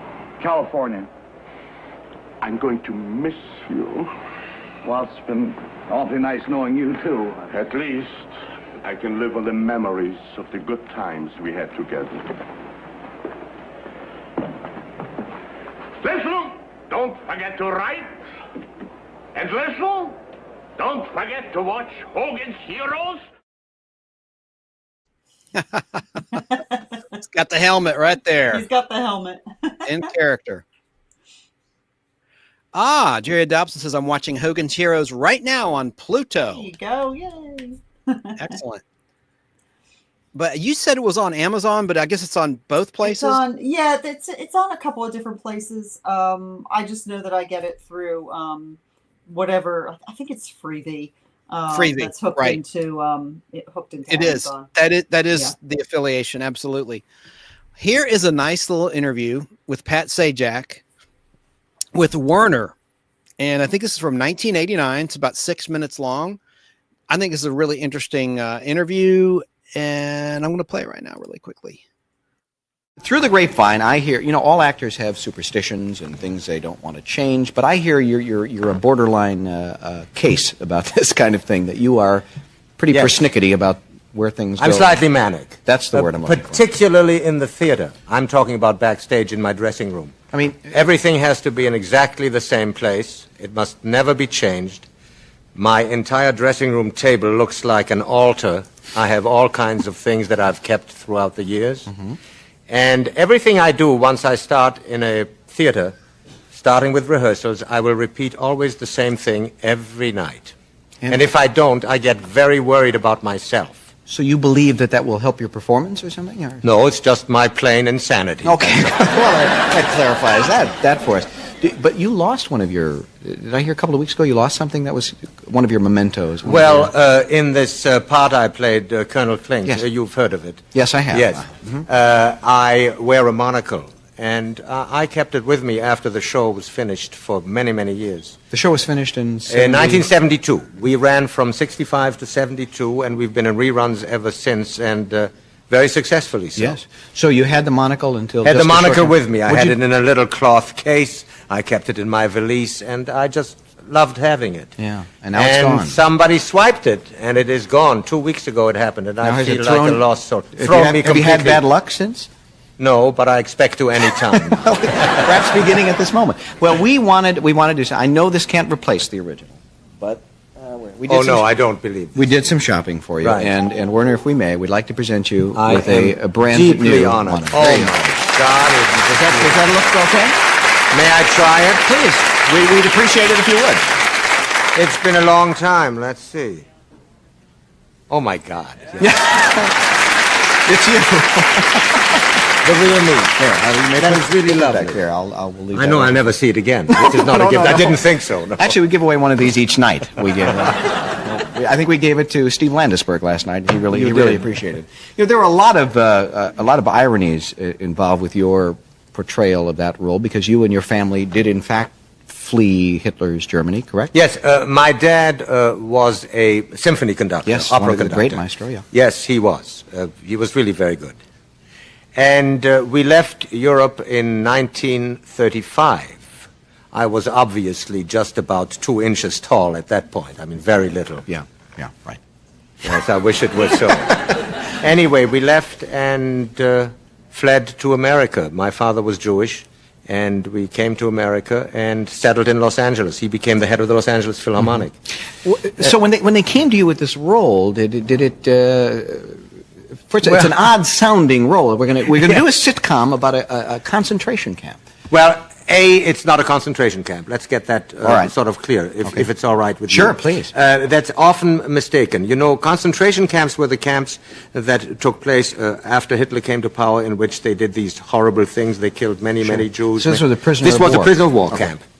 Anyway, the agent called me and said, Werner, how would you like to play a commandant in a POW camp? And I said that would be wonderful because I had been, as an actor, doing a lot of these kind of roles on a very serious level. The agent never mentioned the word comedy. So I walked into Ed Feldman's office, who was the producer, and they showed me the material, and they said, this is a comedy. And I said, you're out of your bloody minds. Sure. And I couldn't believe it, but they had written such a clever satire, it worked. Yeah. It just simply worked. Yeah, it really is. A nice run. There's some good people in that show, too. Yes. Bob Crane, as I think most people know, met an untimely death. Yes. And terrific guy, outgoing. Did you know that he was a disc jockey here in Los Angeles for 10 years? Very successful. Yeah. And the big, bumbling, heavy-set John Banner is also not with us. When people come up to you now, yes, they and they say, "Hi, Colonel." They say, "Hi, Colonel." They still. It's okay with me. Why not? You're not. So you're not one of those who look. There's some performers who get involved in a successful series, and then they spend the rest of their lives saying that stop mentioning that. That was in the past. I look at it this way. At least I try to be honest about myself. I was an actor who was relatively successful before Hogan's Heroes, but nobody could remember my name, but they knew my face from jobs I'd done in television and films. And when Hogan's Heroes came along and it became an instant hit, I, because of that role, had some national prominence. And I have to be grateful for that. So I'm not the one to say... as I know some colleagues of mine do that have done series, they say, I don't want to be part of that. Forget it. I'm not very proud. They took the money. They were happy. Well, I think it's a lot of baloney. They don't mean it in the first place. We mentioned your father, and I assume he put in you a great love of music. Yes, but he didn't do it with any particular purpose. I was brought up luckily in a family of musicians. My mother was an opera singer, and my father was this sort of very kind of domineering, strong personality conductor. And my whole childhood, and my sisters, I have a younger sister, was really surrounded by people in the arts. So do you do some work? Do you do any conducting? Do you do any I have certain frustrations in that area. No, as far as I do a great deal of narrations for the audience that might not know what I'm talking about. I'm sure you've heard of Peter and the Wolf and things like that. And I do that with orchestras as an actor, and I travel with major symphony orchestras, and it's a great joy. Yeah. It's a great joy having you. We enjoyed meeting you, and please accept your gift, and we'll put it right near your coffee. Now, are you really giving this to me, or yes. is this again? We're not Indian givers. I here. think that's absolutely fantastic. You may actually have that, and there's a small service charge, but just it's we're billing anyway. Thanks, Werner. Werner Klemper, thank you. We'll take a break. Pretty good interview. Yes. It's really, when we were researching Bob Crane, we were, obviously trying to talk to so many people, and so many people had already passed, like Werner Klemper. Yes, on December 6, 2000, at the age of 80. Yes. And, born in Germany, sorry. Yeah. That's okay. To hear him say even just the littlest bit of Bob Crane in an interview, because that's nice. Again, it's nice. And even Richard Dawson has nice things to say about Bob Crane in that whole interview segment. You played a little bit of Richard Dawson's interview earlier, but he talks about how, because there's this long-standing rumor about how, he was jealous of Bob Crane for getting the part of Hogan, and he felt he should have had the part of Hogan, and they were, sworn bitter rivalries because of it. And there was professional jealousy, of course, on the set, I think, between Richard Dawson and Bob Crane, because you got to remember, Bob Crane came in as a radio disc jockey, had very little acting experience on the Donna Reed show. Not to say he wasn't trying to, broaden his acting skills. He was taking courses from Stella Adler herself while he was on the Donna Reed show, but he didn't have the long-standing acting pedigree that some of these other actors had. So there was, I think, some professional jealousy there, but Richard Dawson did audition for the role of Hogan, and as he was explaining in his interview clip that you played, his accent, they couldn't understand him. And it was one of those things that after he had auditioned, the producers felt, you know what, it's an American show and we really need an American lead. And that's when they knew Bob had come off of the Donna Reed show, but which was an amicable decision that he made. There was no, drama or theater there, even though people like to think that there was. But he auditioned for it and he was exactly as Al Ruddy and Bernard Fine had written Hogan. He was exactly to the letter, how they had written him. And so in the interview that Richard Dawson gives is he says, he was perfect as Hogan. If I had been, meaning Richard Dawson, if I had been cast as Hogan, the show would have been off the air in 3 episodes. He was fantastic. And so, things get spun out of control. I always like to think of it as, again, as you had said earlier as well, it's work. You go to work and you work with people, and some people you are really close to, and some people you are acquainted with, or you do what you need to do with them. Some people you don't really care for, but you have to still work with them anyway. And that's in any workplace with any group of people, there you get along to get a job done, but they aren't your family. They aren't, you're at work. Yes, you have friends there. Yes, there are people there that you like very much, but you still go home. When I leave my job, I'm not coming home every night saying, I'm managing editor, and wearing that title as I go about my personal life. That's my job. And so that's why there's human resources. Yeah. In the same instance, and unfortunately, I think we see this with actors even today. We watch a show that we love so much, and like NCIS or name a show that's even on today. And Star Trek, like I talked about, Shatner wrote that book, and his coworkers, who some say were jealous that weren't as successful as William Shatner, wrote counter books to his Get a Life. Yeah, Get a Life. And so we are invited into their universe, and for the period of time that we are watching them in this alternate universe, we feel safe there. It's very comfortable. And these are characters that it's an escape. Sure. It's an escape. And we feel, very connected to them because for that amount of time, we are part of their world. And then the show ends and, they go home and they, they go to their families and their friends. And we do tend to sometimes not forget, but not remember maybe that those characters are just characters, and there are, just like anything else in any other work situation, there are disagreements, there are fun times, but what I think is very special about Hogan's Heroes is that it was more or less a family type atmosphere where people came and they rejoiced going on to the set. The guest stars like Arlene Martell absolutely loved getting called. Ruta Lee loved getting called in to work on Hogan's Heroes. She's still with us. I love Ruta Lee. Is. Oh, she's wonderful. She was interviewed by Pat McCormack of Golden Rage of TV YouTube channel within the last several years. Yeah, she's nice. She's wonderful, and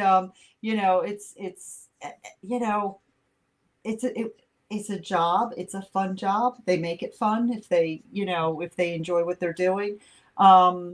But at the same time, it's work. And, the Hogan's Heroes set. And then I'm going to leave you because I'm starting to turn into a pumpkin myself. Okay, yeah, it's getting late. That's why the trivia. I don't know if anyone's out there to play anymore, but yeah. But yeah, I'll leave you all on a happy note that, when you watch Hogan's Heroes, it was a happy set. It was a friendly set. They all did care very much about each other.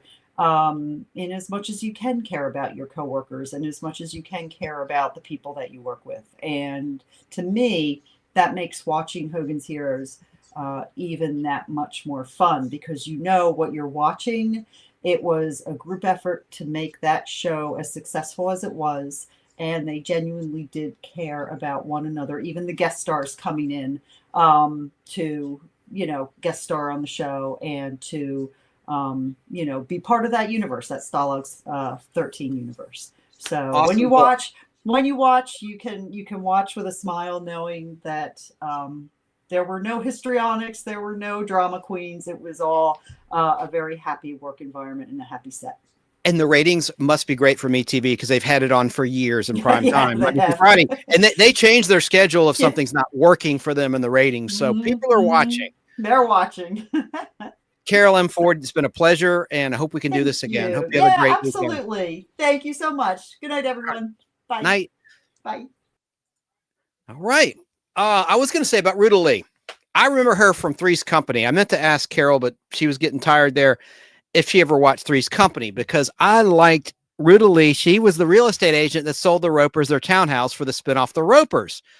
And people are suspicious, or Jack and Janet and Chrissy are suspicious that Mr. Roper's having an affair with Ruta Lee's character, the real estate agent.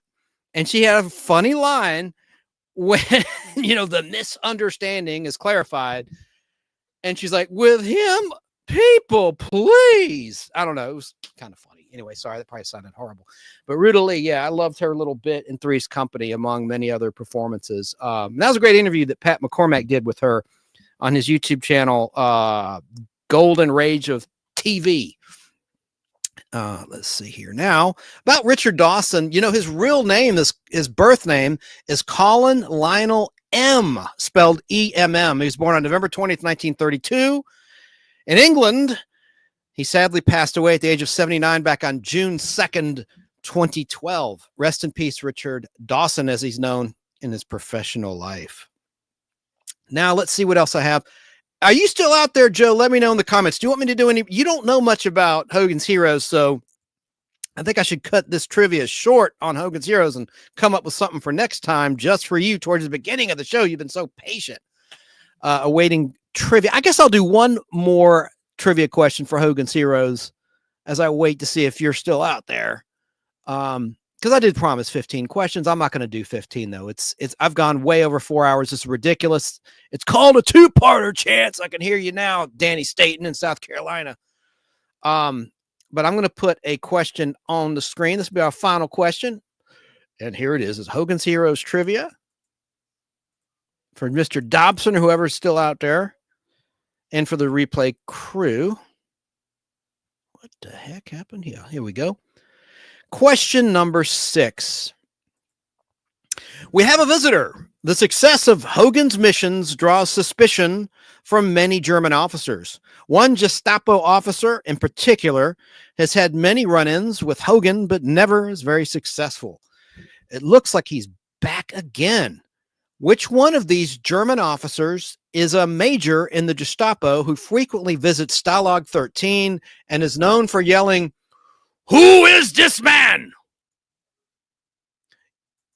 Your choices are, I'll put it on the screen.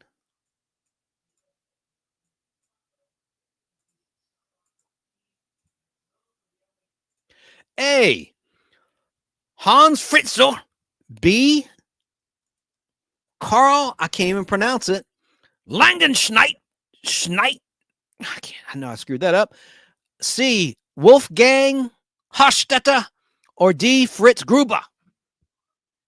Jonathan Manson's out there. He guessed Hofstetter. Well, I'll reveal the answer right now. You are correct. It is C, Wolfgang Hofstetter. Major Hofstetter is small, but he is known for his ability to yell and put fear into Colonel Klink. He tries on many unsuccessful attempts to frame Hogan and his men, but Hogan usually finds a way to use it to his own advantage. Major Hofstetter is frequently annoyed by Hogan's liberty to barge into Colonel Klink's office when he wants and interrupt his agenda, causing Major Hofstetter to lose his temper. He often yells at Klink, "Who is this man?" and "Bah!" when Hogan outmatches him. Let's do one more question because I didn't know anyone else was still out there wanting to play. Do question number 7. Coming right up.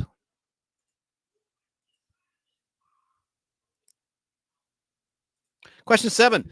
Hogan's schemes and Klink's incompetence often get Klink into trouble with higher-ranking officers. It looks like one of these men is yelling at him now. Which of these men is directly over Colonel Klink? Your choices are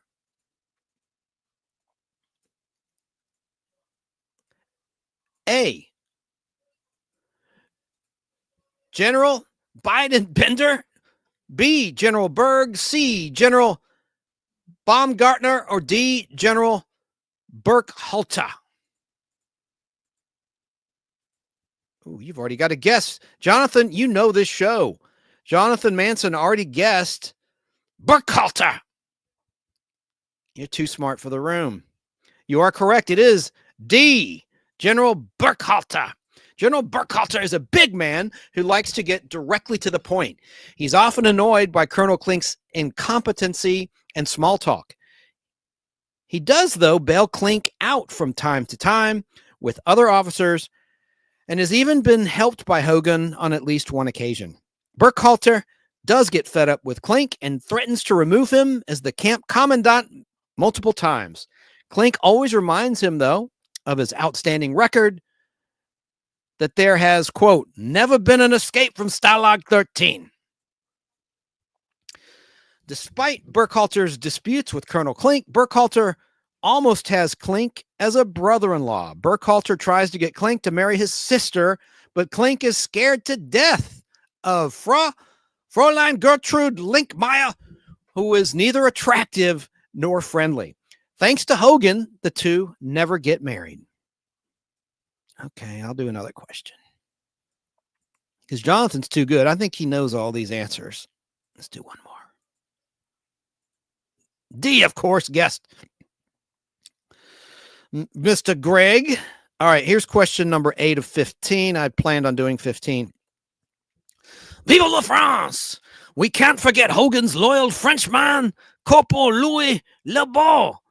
He may be small, but he is a master of many things. Which of these is not one way he helps Hogan? A, he is friendly with animals, especially the camp's guard dogs. B, he is a very talented chef and cook. C, he tailors outfits for the Nazis and disguises for the prisoners. Or D, he can hide in small places, such as a safe or a cabinet. Put those on the screen.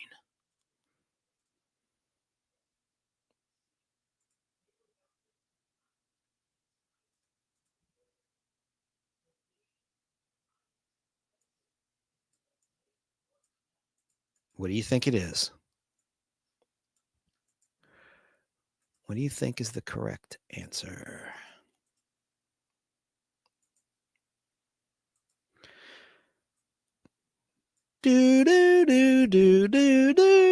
Okay, Mr. Greg guessed C. He tailors outfits for the Nazis and disguises for the prisoners. And you are correct. Ding, ding, ding, ding, ding, ding, ding, ding, ding, ding, ding, ding. There's my other channel. Answer is C. He tailors outfits for the Nazis and disguises for the prisoners. Wow, you are good. Lebeau is a cook, an excellent undercover man, and an animal caretaker, but he is not a tailor. Lebeau often is seen cooking for the men and loves to admire his creations. Lebeau is usually the biggest romantic out of Hogan's men and loves to entertain women. He is the most patriotic of the men and proudly proclaims his loyalty to France. Klink and Schultz frequently annoy Lebeau by calling him cockroach. Question number 9. Coming right up.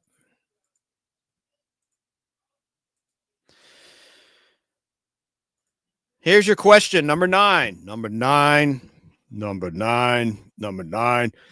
You might not expect it at first, but hanging around this character could be a blast.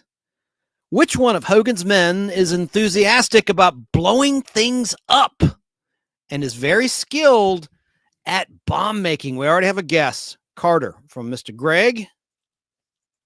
Your choices are A, Howard Kane, B, Andrew Carter, C, Richard Baker, or D, Rodney Crittenden.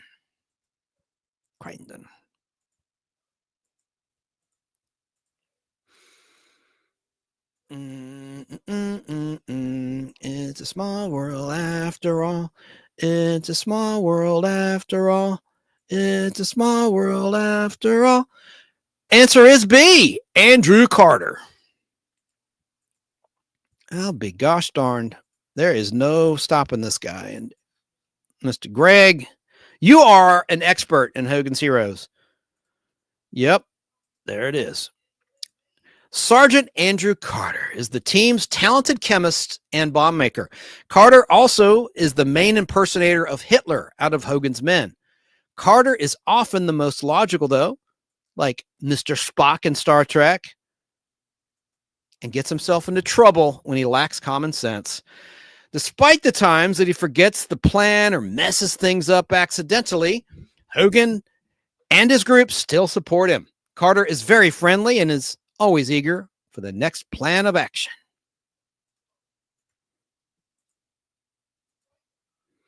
All right, let's move on to another question then. Gosh, there's people still awake out there. It's 10:34 on Friday night on the East Coast as I'm live. It's probably 10:35 if you count the delay. All right, let's do question 10 then. In Hogan's Heroes Trivia, multiple choice. Get it on the screen. This one's going to get cut off. Okay. Meaning I can only fit so many words per post in the chat. All right. Gosh darn it.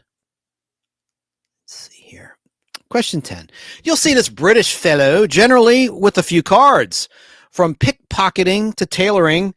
And don't forget some cards up his sleeve for some magic tricks. This man is a hand to Hogan's operations. Which of these is Hogan's loyal corporal from the Royal Air Force? No, this is an easy one. Your choices are A, Peter Newkirk, B, Richard Baker, C, Louis LeBour, or D, Rodney Crittenden. I don't know why I can't pronounce that, but it's obviously Peter Newkirk. I'm not going to waste your time. That's obvious. The obvious answer. And I want to say thanks to the people that did super chats. Sarah, I saw you popping in the chat a moment ago. Yes, it is Newkirk, as you well know. That was an easy question. And thanks to Tracy. She donated $5 to the channel in the form of a super chat. My guests were on a roll, so I couldn't stop when it went through live, but believe me, it is much appreciated. Thank you for that. So Corporal Peter Newkirk is from the Royal Air Force and is Hogan's loyal British con man. Newkirk has a variety of skills that include pickpocketing, safe cracking, impersonations, accents, forging, card tricks, and tailoring.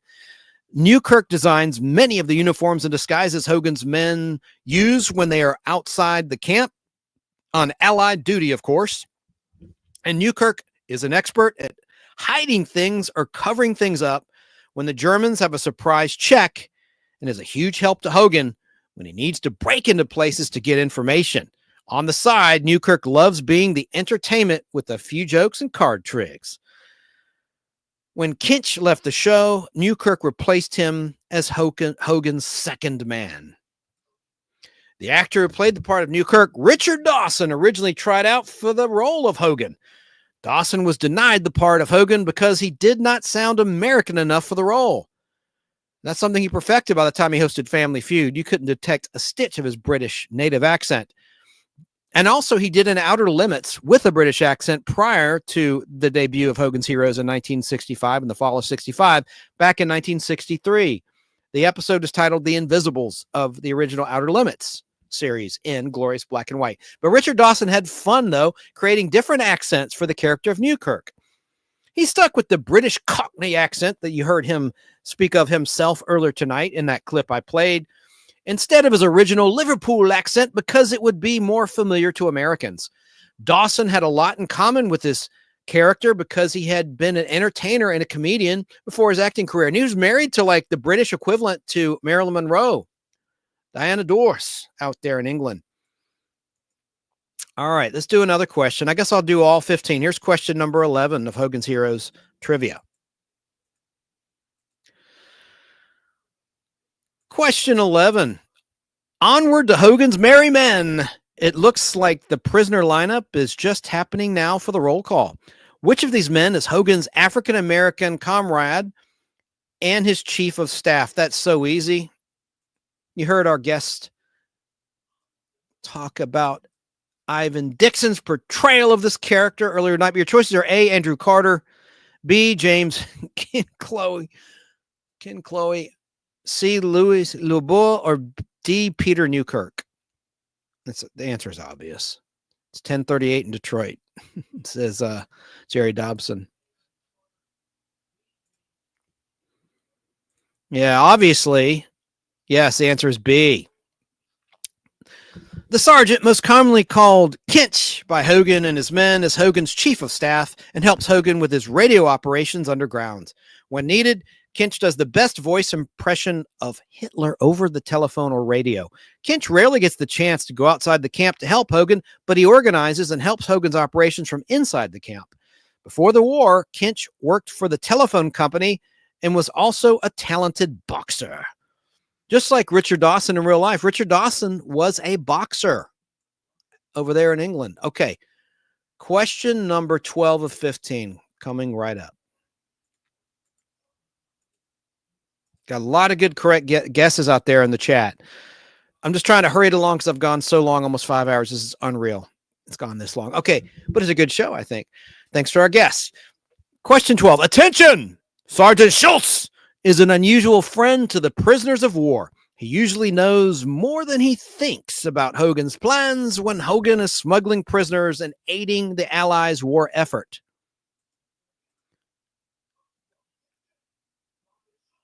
What is Sergeant Schultz's job at Stalag 13? Your choices are A, he is an American soldier who is a double agent. B, he is the German cook for Stalag 13. C, he is a German soldier in charge of guarding the prisoners. Or D, he is Colonel Klink's trusted secretary.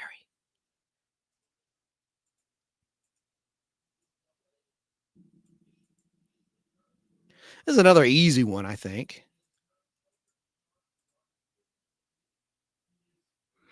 Mr. Gregg, I just cannot stop you. Yes. Obviously, the answer is C. He is a German soldier in charge of guarding the prisoners. Sergeant Schultz is a married German officer and soldier. I'm sorry. Take two. Sergeant Schultz is a married German soldier who guards the prisoners at Stalag 13. He often walks in on Hogan's plans, and Hogan convinces him to turn his head in the other direction. When asked, Schultz usually replies, "I know nothing."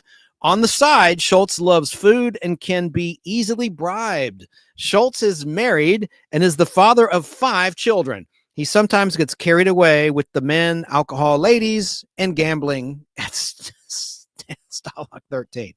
Question 13. Speaking of 13, we'll put it on the screen. Gosh, come on. It's going to be a 5-hour show. Can you believe it? Danny Staten. I promised myself I would not go over 4 hours ever again.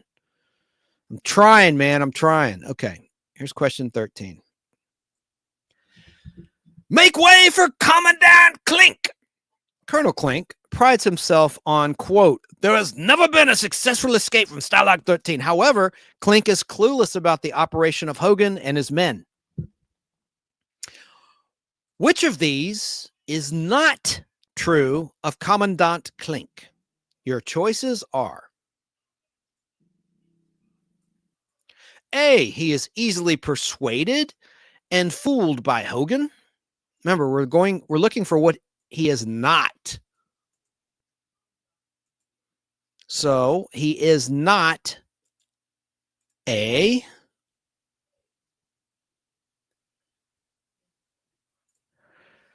Gosh darn it. This hasn't come up yet. Okay, here we go. Your choices are A, he is easily persuaded and fooled by Hogan. B, he graduated at the top of his military class. C, he prides himself on being a fair man. Or D, he is constantly hoping to be promoted to the rank of general.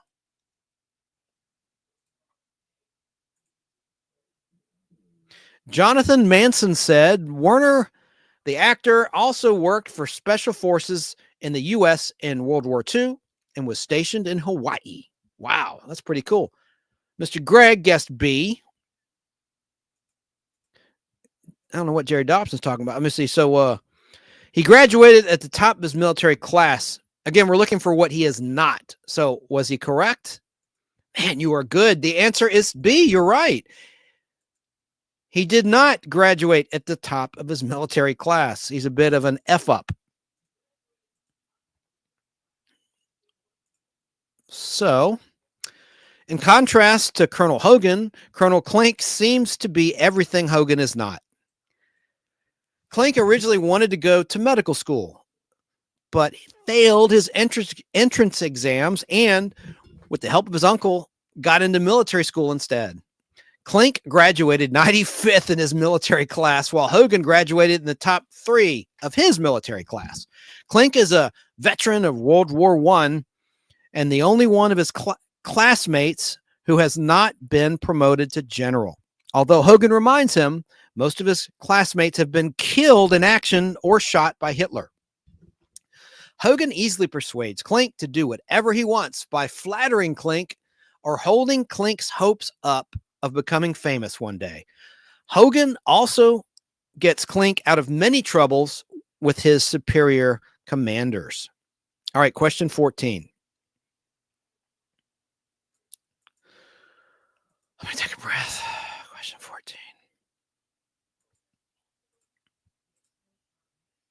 This one won't fit on the screen. Let me just put part 1 of the question up for those that are watching. I'll read it for the listeners.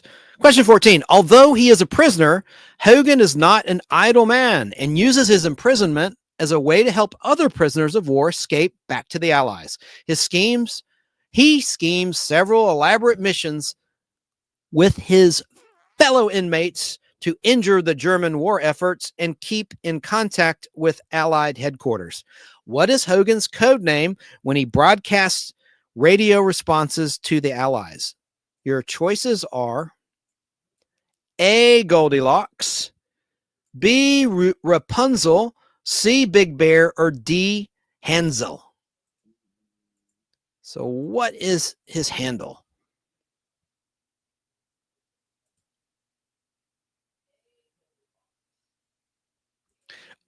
Mr. Greg guessed Papa Bear. Jonathan Manson guessed Goldilocks. The answer is A, Goldilocks. Way to go. Let me put that on the screen as proof.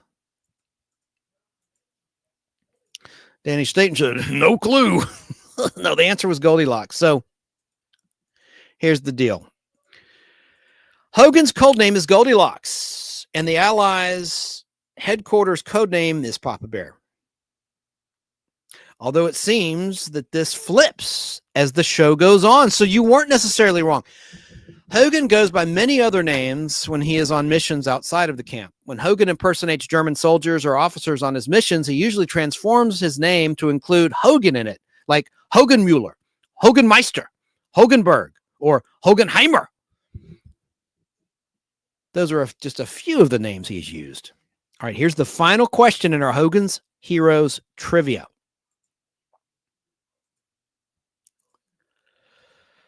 I breathe. Danny Staten says, my brain is mush. No, it's been a long show, man. Almost 5 hours, and I still have a little bit more to cover. Okay, let's get to the next question, our final question. Whew. If you need help, this is the man that is in charge. Colonel Robert E. Hogan is the senior prisoner of war at the German Stalag 13 during World War II. What branch of the United States military was Hogan a part of?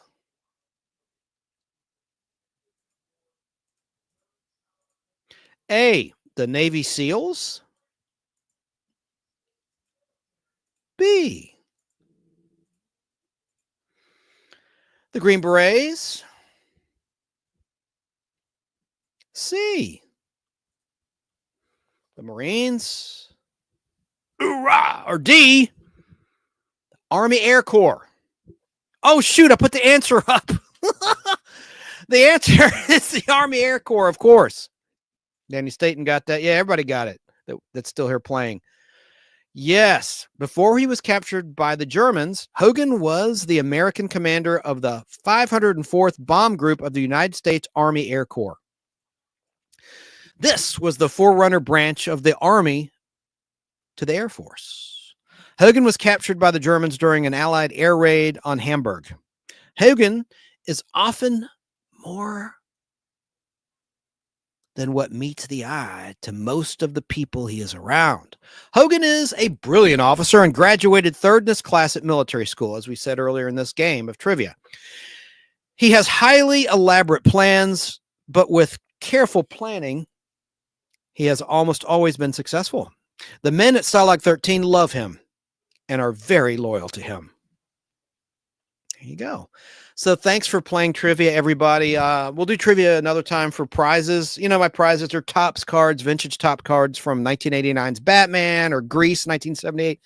I got to come up with some better prizes, but those are ones I can mail 5 cards with just a stamp, you know, and I guess I'm being a little chintzy with the prizes, but I'll have to come up with something else. I've got a lot of things here I can give away as prizes that I think you'll like. Maybe some movies, some DVDs, if you can still play them. My only stipulation is that you can play physical media that I'm going to offer as prizes, because I don't want to waste it, you know, on someone who can't even play it. You know, if you don't have a Game Boy or some device like a Blu-ray or DVD player, then, you know, I won't offer. That's why I do the cards. Everyone can look at Topps cards, right? And there's nice little pieces of trivia on the back of some of the cards or puzzle pieces, that sort of thing. And they have a little bit of value, and they're all in mint condition. They're right here. I'm Batman. Okay. Item. This is one of our weekly, well, I haven't done a live nostalgic solo podblast in over 3 weeks. I've been really busy. This is one of the items I usually feature. Item. It's our old-fashioned expression of the week, which could also fall into the TV cliche of the week. Like when a main character gets temporarily blinded or gets amnesia, that's a TV cliche, particularly when it comes to classic TV. Now, I'm just going to do an old-fashioned expression. This time, the expression is, what in Sam Hill is going on here? Well, what's the origin of that expression? What in Sam Hill is going on here? Well, a surveyor in Michigan State is a possible origin for the phrase Sam Hill. There was a surveyor named Samuel W. Hill who lived from 1819 to 1889, associated with the Keweenaw Peninsula area. So Samuel W. Hill allegedly used such foul language that his name became a euphemism for swear words. In the words of Charles Usbach, quote, back in the 1850s, the Keweenaw's copper mining boom was underway. There were about a dozen men who pretty much ran the Keweenaw. They were mining company agents, the go-between for the investors from Boston and the actual mining production people. Their names were attached to every report sent back to the Eastern investors. Among these company agents was a man named Samuel W. Hill. Sam was a geologist, a surveyor, and a mining engineer who had considerable power in that region. According to author Ellis W. Corter, Samuel Hill, quote, was an adventurer, explorer, miner, and surveyor. He had worked with Christopher C. Douglas and Douglas Houghton on the early state survey of Michigan. His judgment was respected. Although he was a tough character, he possessed a big heart. And in the fall of 1847, he risked his life to help avert a threatened food shortage in the Copper Harbor District. Generally, he was regarded as a hero throughout the entire copper country. However, he was contemptuous of all the praise that he had heaped upon him. Hill also gained a reputation as being one of the most blasphemous and obscene swearers in that peninsula. Although he had a colorful vocabulary and told many a good story of his early adventures, his use of lurid cuss words and profanity became legendary. Whenever friends or neighbors retold his colorful tales in more polite society, they had to tame his words by substituting the sinless sounding words Sam Hill. In time, the expression, "What the Sam Hill?" spread far beyond the copper country. Today, it has become part of the American language. Few who utter these words ever heard of Samuel Hill or know that he was the unconscious originator of a sinless synonym for profanity. Yes, sir. All right. Time for the nostalgic treat of the week. I have a picture to show you, and it's right here. Can you say goo goo? Sure. I knew you could. That's my little impression of Mr. Rogers. Oh, I don't have a picture. Well, better yet, I thought I'd pulled a picture up. I have a picture. Let me look for it. Let me add the picture up. I can just show you the damn box. It's right behind me. Here's the picture coming right up, folks. Can you say goo goo? Sure. I know you could. It's the Goo Goo Cluster. The Goo Goo Cluster candy bar was created in 1912 by Howell Campbell and the Standard Candy Company in Nashville, Tennessee. The Goo Goo Cluster is considered the first combination of candy bar, meaning it contains several types of candy rather than an all chocolate bar. The name is thought to refer to the sound a baby makes, goo goo. The company uses the phrase, quote, "so good they'll ask for it from birth," unquote. In retelling the Goo Goo story, originally the candy was sold unpackaged from glass jars only in the factory's local area in Tennessee. At the time of the Goo Goo Cluster's invention, there was no automated packaged machinery, so packaging required costly handwork, had to be done by hand.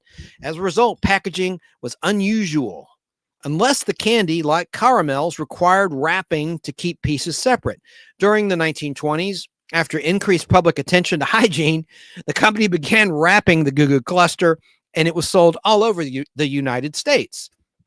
The candy was sold at the Grand Ole Opry, which GOO stands for. GOO, like goo goo. Grand Ole Opry, which was established in 1925, 13 years after the candy's debut. However, Standard Candy, with particular emphasis on the Goo Goo Cluster, was a longtime sponsor of the program. During the 1920s and 1930s, the company advertised Goo Goo Clusters as, quote, "a nourishing lunch for a nickel," unquote. That's a good tagline. A nourishing lunch for a nickel. Even Walmart won't roll back that price, though. A nickel for a Goo Goo Cluster. At this time, the primary nutritional concern was the caloric undernourishment, especially for working class people, and high calorie candies were promoted as valuable and inexpensive sources of food energy. Now, to these days, you can still find the Goo Goo Cluster at Cracker Barrel restaurants who sell the Goo Goo Cluster in their general store area, among other locations are. Oh, I got to edit that in my post. I misspelled area. So I have a box right here. I got this week, last Tuesday, at a Cracker Barrel restaurant. I'm going to open one up and eat it. I'm going to eat part of it. Let's open it up. It's sealed. I've never opened it before. Where's it made? Does it say? Is it still made in Tennessee? Is it still made in Tennessee? Yes, I have a mic. Yes, this is from Nashville, Tennessee. 37201 zip code. Standard Candy Company. My God. Usually these things are bought and sold like Hostess. When Hostess Bakery went under, you know, it was rebought. My God, I don't want to think about how many owners like the Red Lobster has had. And I heard they're going under too. They've closed a lot of locations. Let's open it. Let's see what it looks like. Oh God, there's just 3 packs in here. Look at that. There's a Goo Goo Cluster. There's the rest of them. Can you say goo goo? Sure, I knew you could. There it is. Let's eat. I'm gonna take a little bite. Let's eat. Like you can taste it too. What a dumb thing. I'm getting punchy, folks. I'm getting punchy. Let's open one. You know what ripped this off was the Reggie candy bar. Reggie Jackson, New York Yankees. It was pretty dang similar to the Goo Goo Cluster. Although the Reggie bar has not been made since 1981. Another candy I like also was discontinued in 1981. That's the Marathon bar. Although in England, you can get it. It looks like a piece of poop. But it smells good. And of course, it's tasty as all get out. Peanuts are in it. But the Marathon bar is now being made in England by the Cadbury Candy Company, but they call it the Curly Whirly bar. Marshmallow, peanuts, caramel, and chocolate. Basic. Those are the basic ingredients. I'm going to put the rest of this up. It's late eating this candy. I don't want to have a breakout of acne. Ugh. Okay, it was good. No, I don't mean, ugh. I just mean, last thing I need now is some zits. I still get acne. All right. Goo Goo Cluster. Let's see what other nostalgic features I have. Oh, got to find my clip for this segment. I meant to mention this to Linda and Carol, our guests tonight, the authors, the official Bob Crane biographers, because they touched on this. But it's time for the fake rant of the week.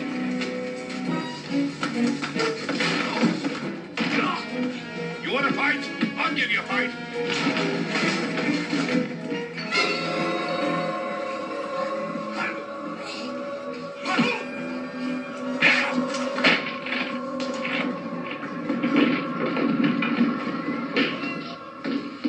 Come on, punk.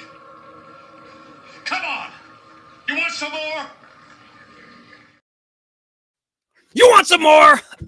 That's actor John Crawford beating up poor David Banner, played by the late, great Bill Bixby. He died on my birthday, November 21st, back in 1993. Here's my fake rant of the week. I'm so tired of certain reboots. Some things should never be remade. And I'm going to show you one now that's a prime example. This was announced this week, this reboot. And I'm not outraged by it, but I don't like it.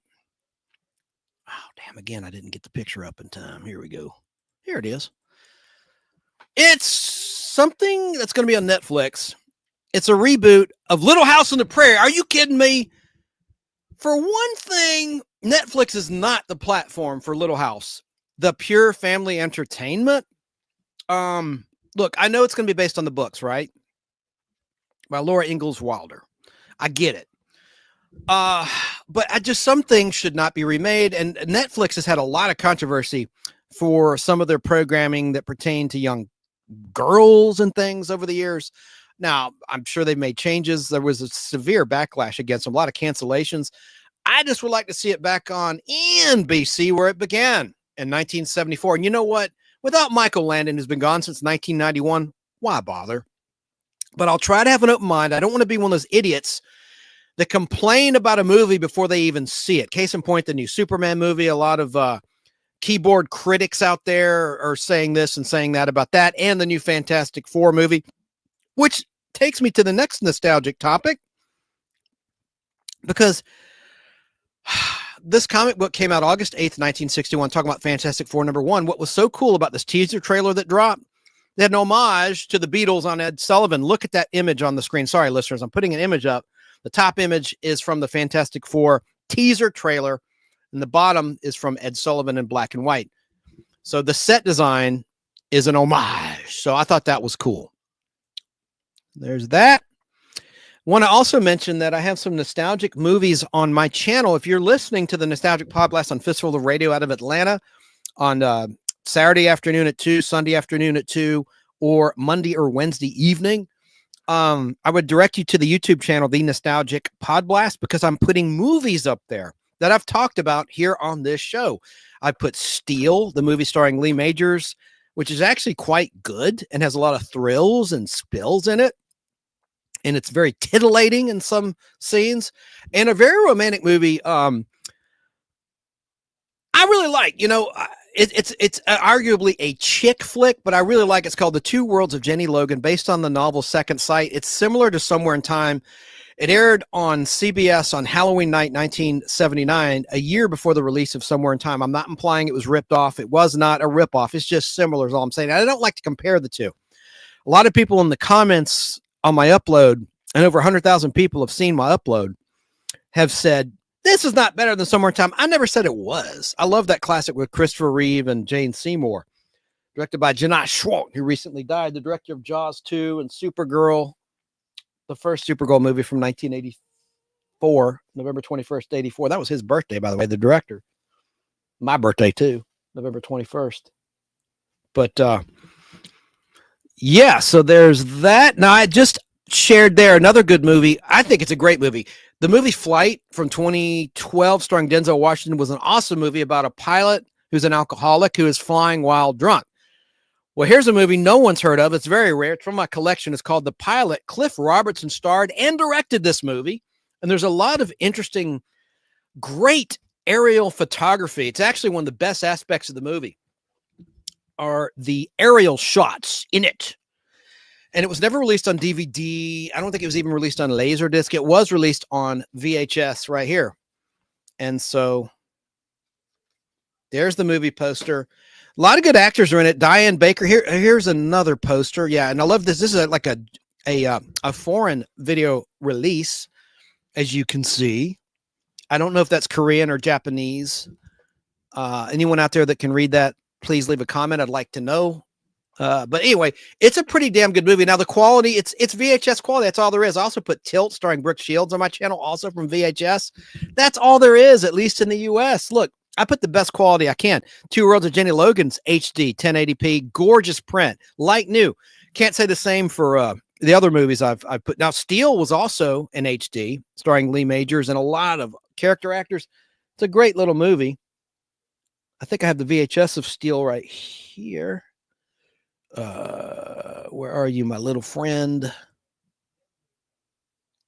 I guess I put it away since I uploaded it. I guess I put it back in storage.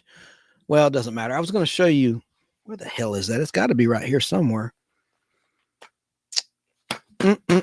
Oh, damn. I meant to mention this to Carol. Talking about Werner, who played Colonel Klink. I have, with the original commercials of Lost in Space he did when he had a mustache, the same season that Hogan's Heroes premiered, he guest starred on a black and white Lost in Space episode titled All That Glisters. And it's got the original commercials from 16mm film. I think I could, the copyright gods would be kind in terms of commercials. I generally don't have a problem when it comes to commercials.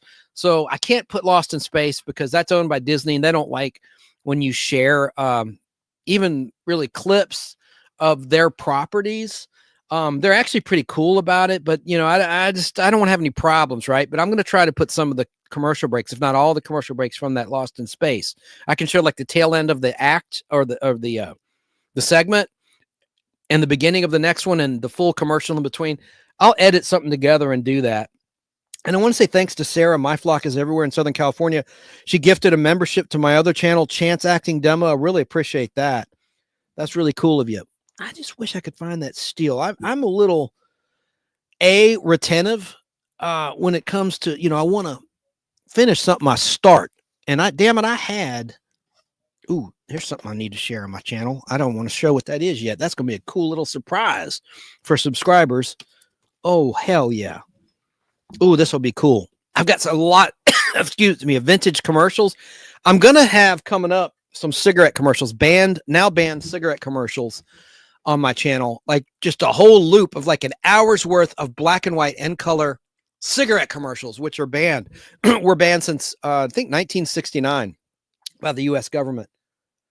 Man, where the hell is my Steel? Another cool thing I have on VHS. Oh shoot, don't fall. Sorry, I don't mean to yell in the mic. That's very annoying. My voice is weird. This Grease release on VHS has an audio track that's not in the DVD or Blu-ray release of Grease. It's just a minor little thing, but at the end of the movie, after the graduation, when they're at the little fair, and there's like a strong man, you know, with the bell, there's a, I think I already put that clip on my YouTube channel from this VHS years ago. Yeah, it's on there somewhere. Well, it's a little sound effect of Olivia Newton-John. It's a sound that she makes that for some reason got lost in translation when it got digitized. But it's when John Travolta smashes the thing. I don't know what they call it. You know, the strong arm thing, the little pulley and a bell. Ding! And she goes, woo! I know it's a minor thing, but she's really cute, Olivia Newton-John, when she makes that sound. It's on the VHS. It's just a little thing, but it's a piece of the soundtrack that's lost in Grease, but it's on the 1988 VHS and the other VHSs. I guess. I mean, prior, I don't think after 88 it was put on there on the VHS. I wish I could freaking find that movie. Here's Steel. I found it. Cool. This is also on my channel. It's a good movie. And trust me, it's on my channel, the Nostalgic Podblast. It was shot in Lexington, Kentucky in September 1978, and a stuntman sadly died, A.J. Bakunis. He was attempting a record high fall from the top of the Kincaid building, and his airbag burst, and the film is dedicated to him just before the end credits. There's a credit to A.J. Bakunis, a man whose zest for life will live on forever, or words to that effect. Okay, I think I'm about to wrap. I'm going 5 hours. Let me see if there's any other clips. Did I cuss? Oh, she says family show. Sarah, all right, let me see here. God dang it. There's our guest for tonight. Anyone? I want to say thanks to Carol M. Ford and Linda Groundwater. Linda's in Australia. Carol's in New Jersey State, southernmost part of the state, she said. There's their book, Bob Crane on the far right. Anyone who's watching, please check it out. It's a great read. I've read most of it. It's in the background right there. Actually, I have 2 copies. I should have done a giveaway. Damn it, I blew it again. Oh, one other little piece of nostalgic news. Here's something I picked up recently. Journey to Mystery, issue 112. This is the first Hulk versus Thor. I learned something very interesting. This was released on November 7th, 1964. Well, the movie this was depicted in, Thor 3, otherwise known as Thor Ragnarok, was also released on November 7th in 2017. That's the one with Hela, played by Kate Blanchett. Make sure I'm telling you the right year. I get confused whether it's 2017 or 2018, but I don't know if that was on purpose or not, but November 7th, I never knew that connection, but that book first hit on November 7th. It's a great, great cover by Jack Kirby, who did the pencil art, and Schick Stone, who did the inks for that book, Journey to Mystery 112. It predates Thor solo title. Thor first appeared in Marvel Comics in Journey to Mystery number 83, so that's pretty early in the Marvel run of Thor. Let me see here. And a nice dealer at the Atlanta Comic Convention, which is held 4 times a year at the Marriott Century Center Hotel near North Druid Hills Road in the Atlanta, Georgia suburbs. Actually, it's more part of Atlanta. Gave me a great deal on that book. And look, the condition's not perfect, but it's not horrible. I'll take it. And I've never had that book in my collection. I've a massive Marvel Comics collection, and for some reason, I've never had that book. All right, so Thor Ragnarok. Yes, 2017. Okay, so the comic came out November 7th, 1964, that you see on your screen. Sorry, listeners. And the movie also on November 7th, but flash forward to 2017. I think that's cool, and I never knew that. Oh, let me get that dang comment. I mean, I appreciate your comment, but I don't need that on the screen. I don't know. Later Gator says, Mr. Greg, hey, I appreciate you. Oiler Greg, you are a good player of trivia, and you're very intelligent, and I appreciate your comments. You didn't even make a doggone typo or nothing. Perfect. And rest in peace to Linda Lavin. I know I've talked a lot about the loss of one of my acting heroes. I just loved Alice. Again, another, I guess, chick show or chick thing. I don't care. I liked it a lot. And by the way, Rodak's coming back to my channel. I've decided to do 4 episodes a month of the Space Giants. I have uploaded episodes 1 through 32. There's only 52 episodes, so 20 more, including the resolution of the storyline. There is an end to this soap opera, which was a soap opera for kids made in Japan in 1966 and 1967, which Ted Turner imported after the success of Star Wars in movie theaters in June of 77. It was released May 25th and limited release, wide release in June 77. And TBS, the Superstation, WTCG, later WTBS, ran Space Giants after school Monday through Friday from late 77 until 1981. And I just loved it. And so these are in the public domain. So I'm sharing them on my channel, and I'm very grateful. And they're in English. So I don't want to go on and on, but the Space Giants will return next week on the Nostalgic Podblast. So thanks to all the people that have subscribed to my channel. I'm going to keep adding movies as long as I can that are within reason. I run it through the little copyright check, and if YouTube says it's okay and the rights holders are cool with it, I'll share it, right? So, and I'm going to do commercials for cigarettes next. I know I'm repeating myself. So, wow, thanks to everybody for tuning in. Let me just do a quick scan to make sure I didn't omit a clip. Let's see here. And I think the Fantastic Four trailer looks really good. I mean, I have a problem with the Thing's voice, the actor who plays the Thing. Oh, damn, I almost forgot our movie critic. I knew I'd forget something. JT, our man on the street, our man in the seats, who works for Popcorn, did review a few movies leading up to Valentine's Day. I may or may not do a Valentine's Day Podblast. Haven't decided. But let's look at his review of Den of Thieves and then Wolfman and then Heart Eyes. But here's Den of Thieves. Take it away, JT. Hello, this is Movie Reviews by JT, and I got another review for you. Den of Thieves 2 Pantera, the sequel to the 2018 film. You see Gerard Butler and O'Shea Jackson Jr. Return to reprise their role. The sequel film was great. While it's not as good as the first movie, though, but I still enjoyed it. It kicks off when the first film had left off, when O'Shea Jackson Jr.'s character is overseas, and Gerard Butler's character still trying to still chasing after him, trying to go over there. There was a couple of pacing issues in the film. The movie was like longer than the first movie was, and yeah, it was great. I thought Gerard Butler and O'Shea Jackson Jr. performances are solid, well written and directed, and everything. And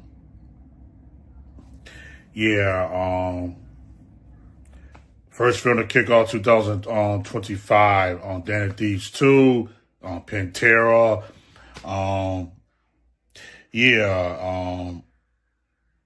Like I said, the story is for the sequel, it's all right, but not well good as the first film. But it's still enjoyable movie to watch and everything. I get Den of Thieves 2 Pantera a 6 out of 10.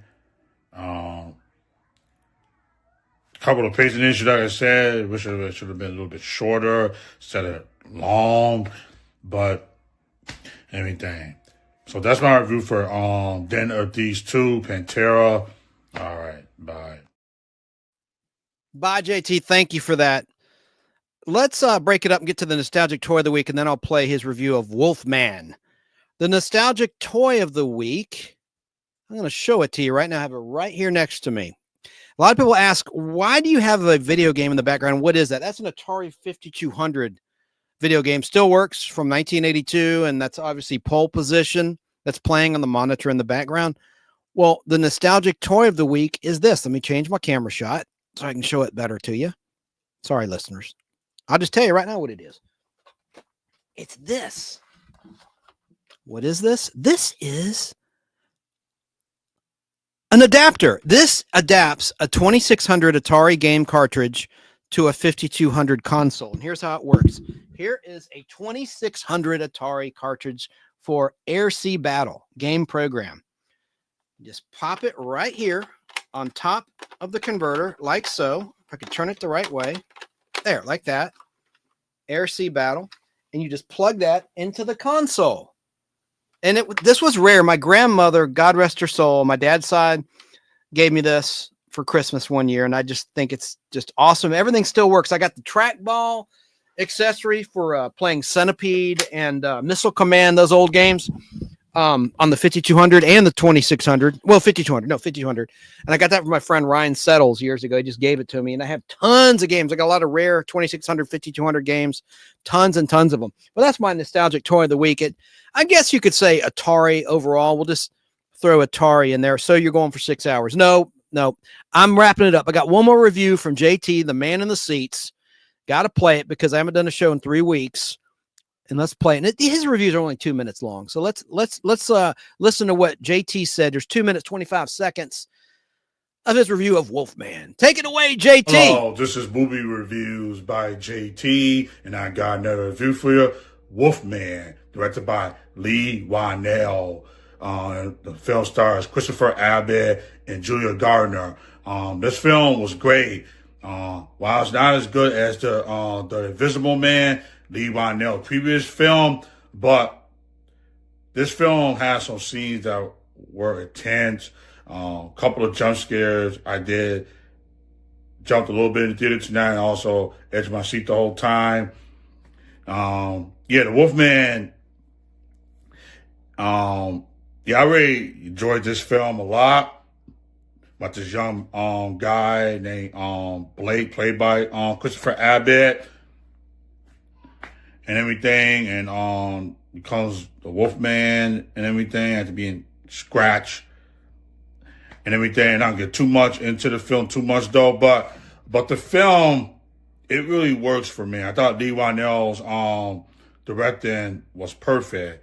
And Christopher Abbott and Julia Gardner performances are solid and everything. And I wish the movie was a little bit longer and everything though, but anyway, I can't wait to watch this film again very soon. But I really enjoyed this film. And Universal Monsters movies, they doing standalone films. I can't wait to see what they do next.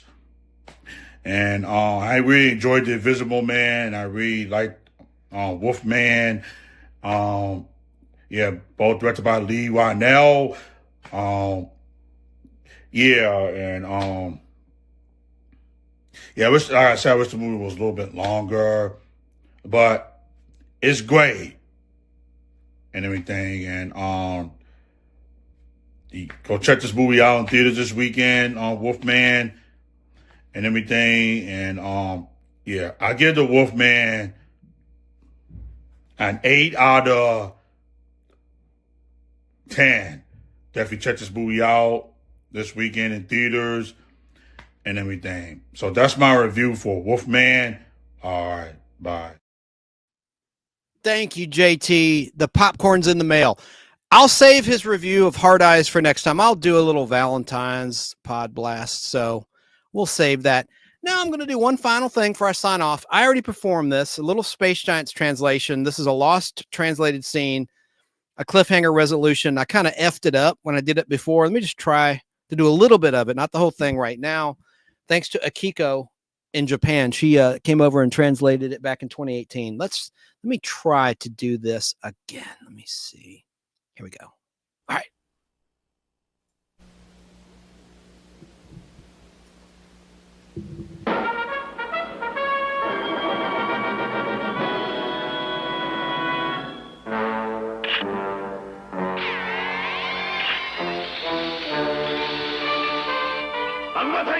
Hold up!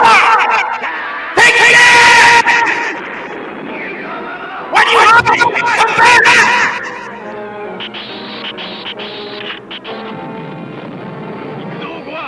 Take this, Rodak.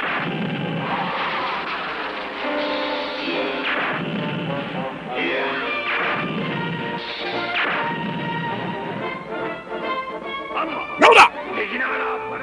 No, you are my enemy. You are mighty. How is it possible for stupid earthlings to make such a great robot rocket like you? It's a secret, Rodak. Fight, Rodak.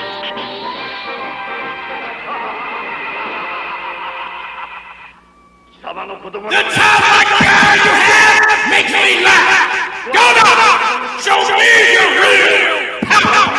I'm gonna show you exactly what this is.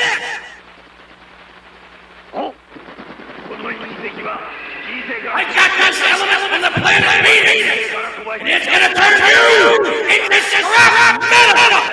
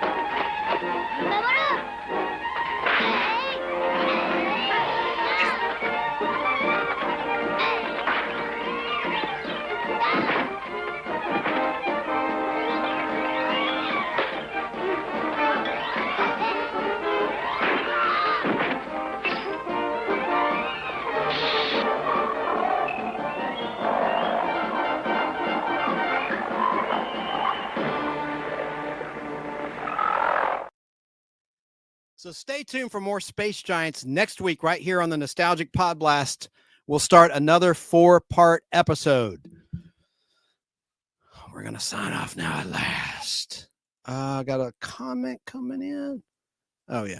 All right. Well, hope everyone has a good one. Thanks for watching and listening to the Nostalgic Podblast. I'm your host, Chance Bartels. I want to, again, thank our guests,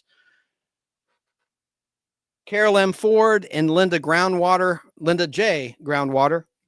And thanks to My Flock for the super chat. Thanks to Tracy for the super chat. Really appreciate that. And gifting of the memberships. Awesome stuff. We'll catch you next time. Good night to you, Sarah in Southern California. I'm going to do a Valentine's Podblast next, and keep looking for the movies on the Nostalgic Podblast channel. Please tell your friends. I'm going to put some really interesting footage, exclusive stuff from my video and film vault, 16 millimeter film vault, VHS vault, within reason with the copyright gods. Good night, everybody. See you next time.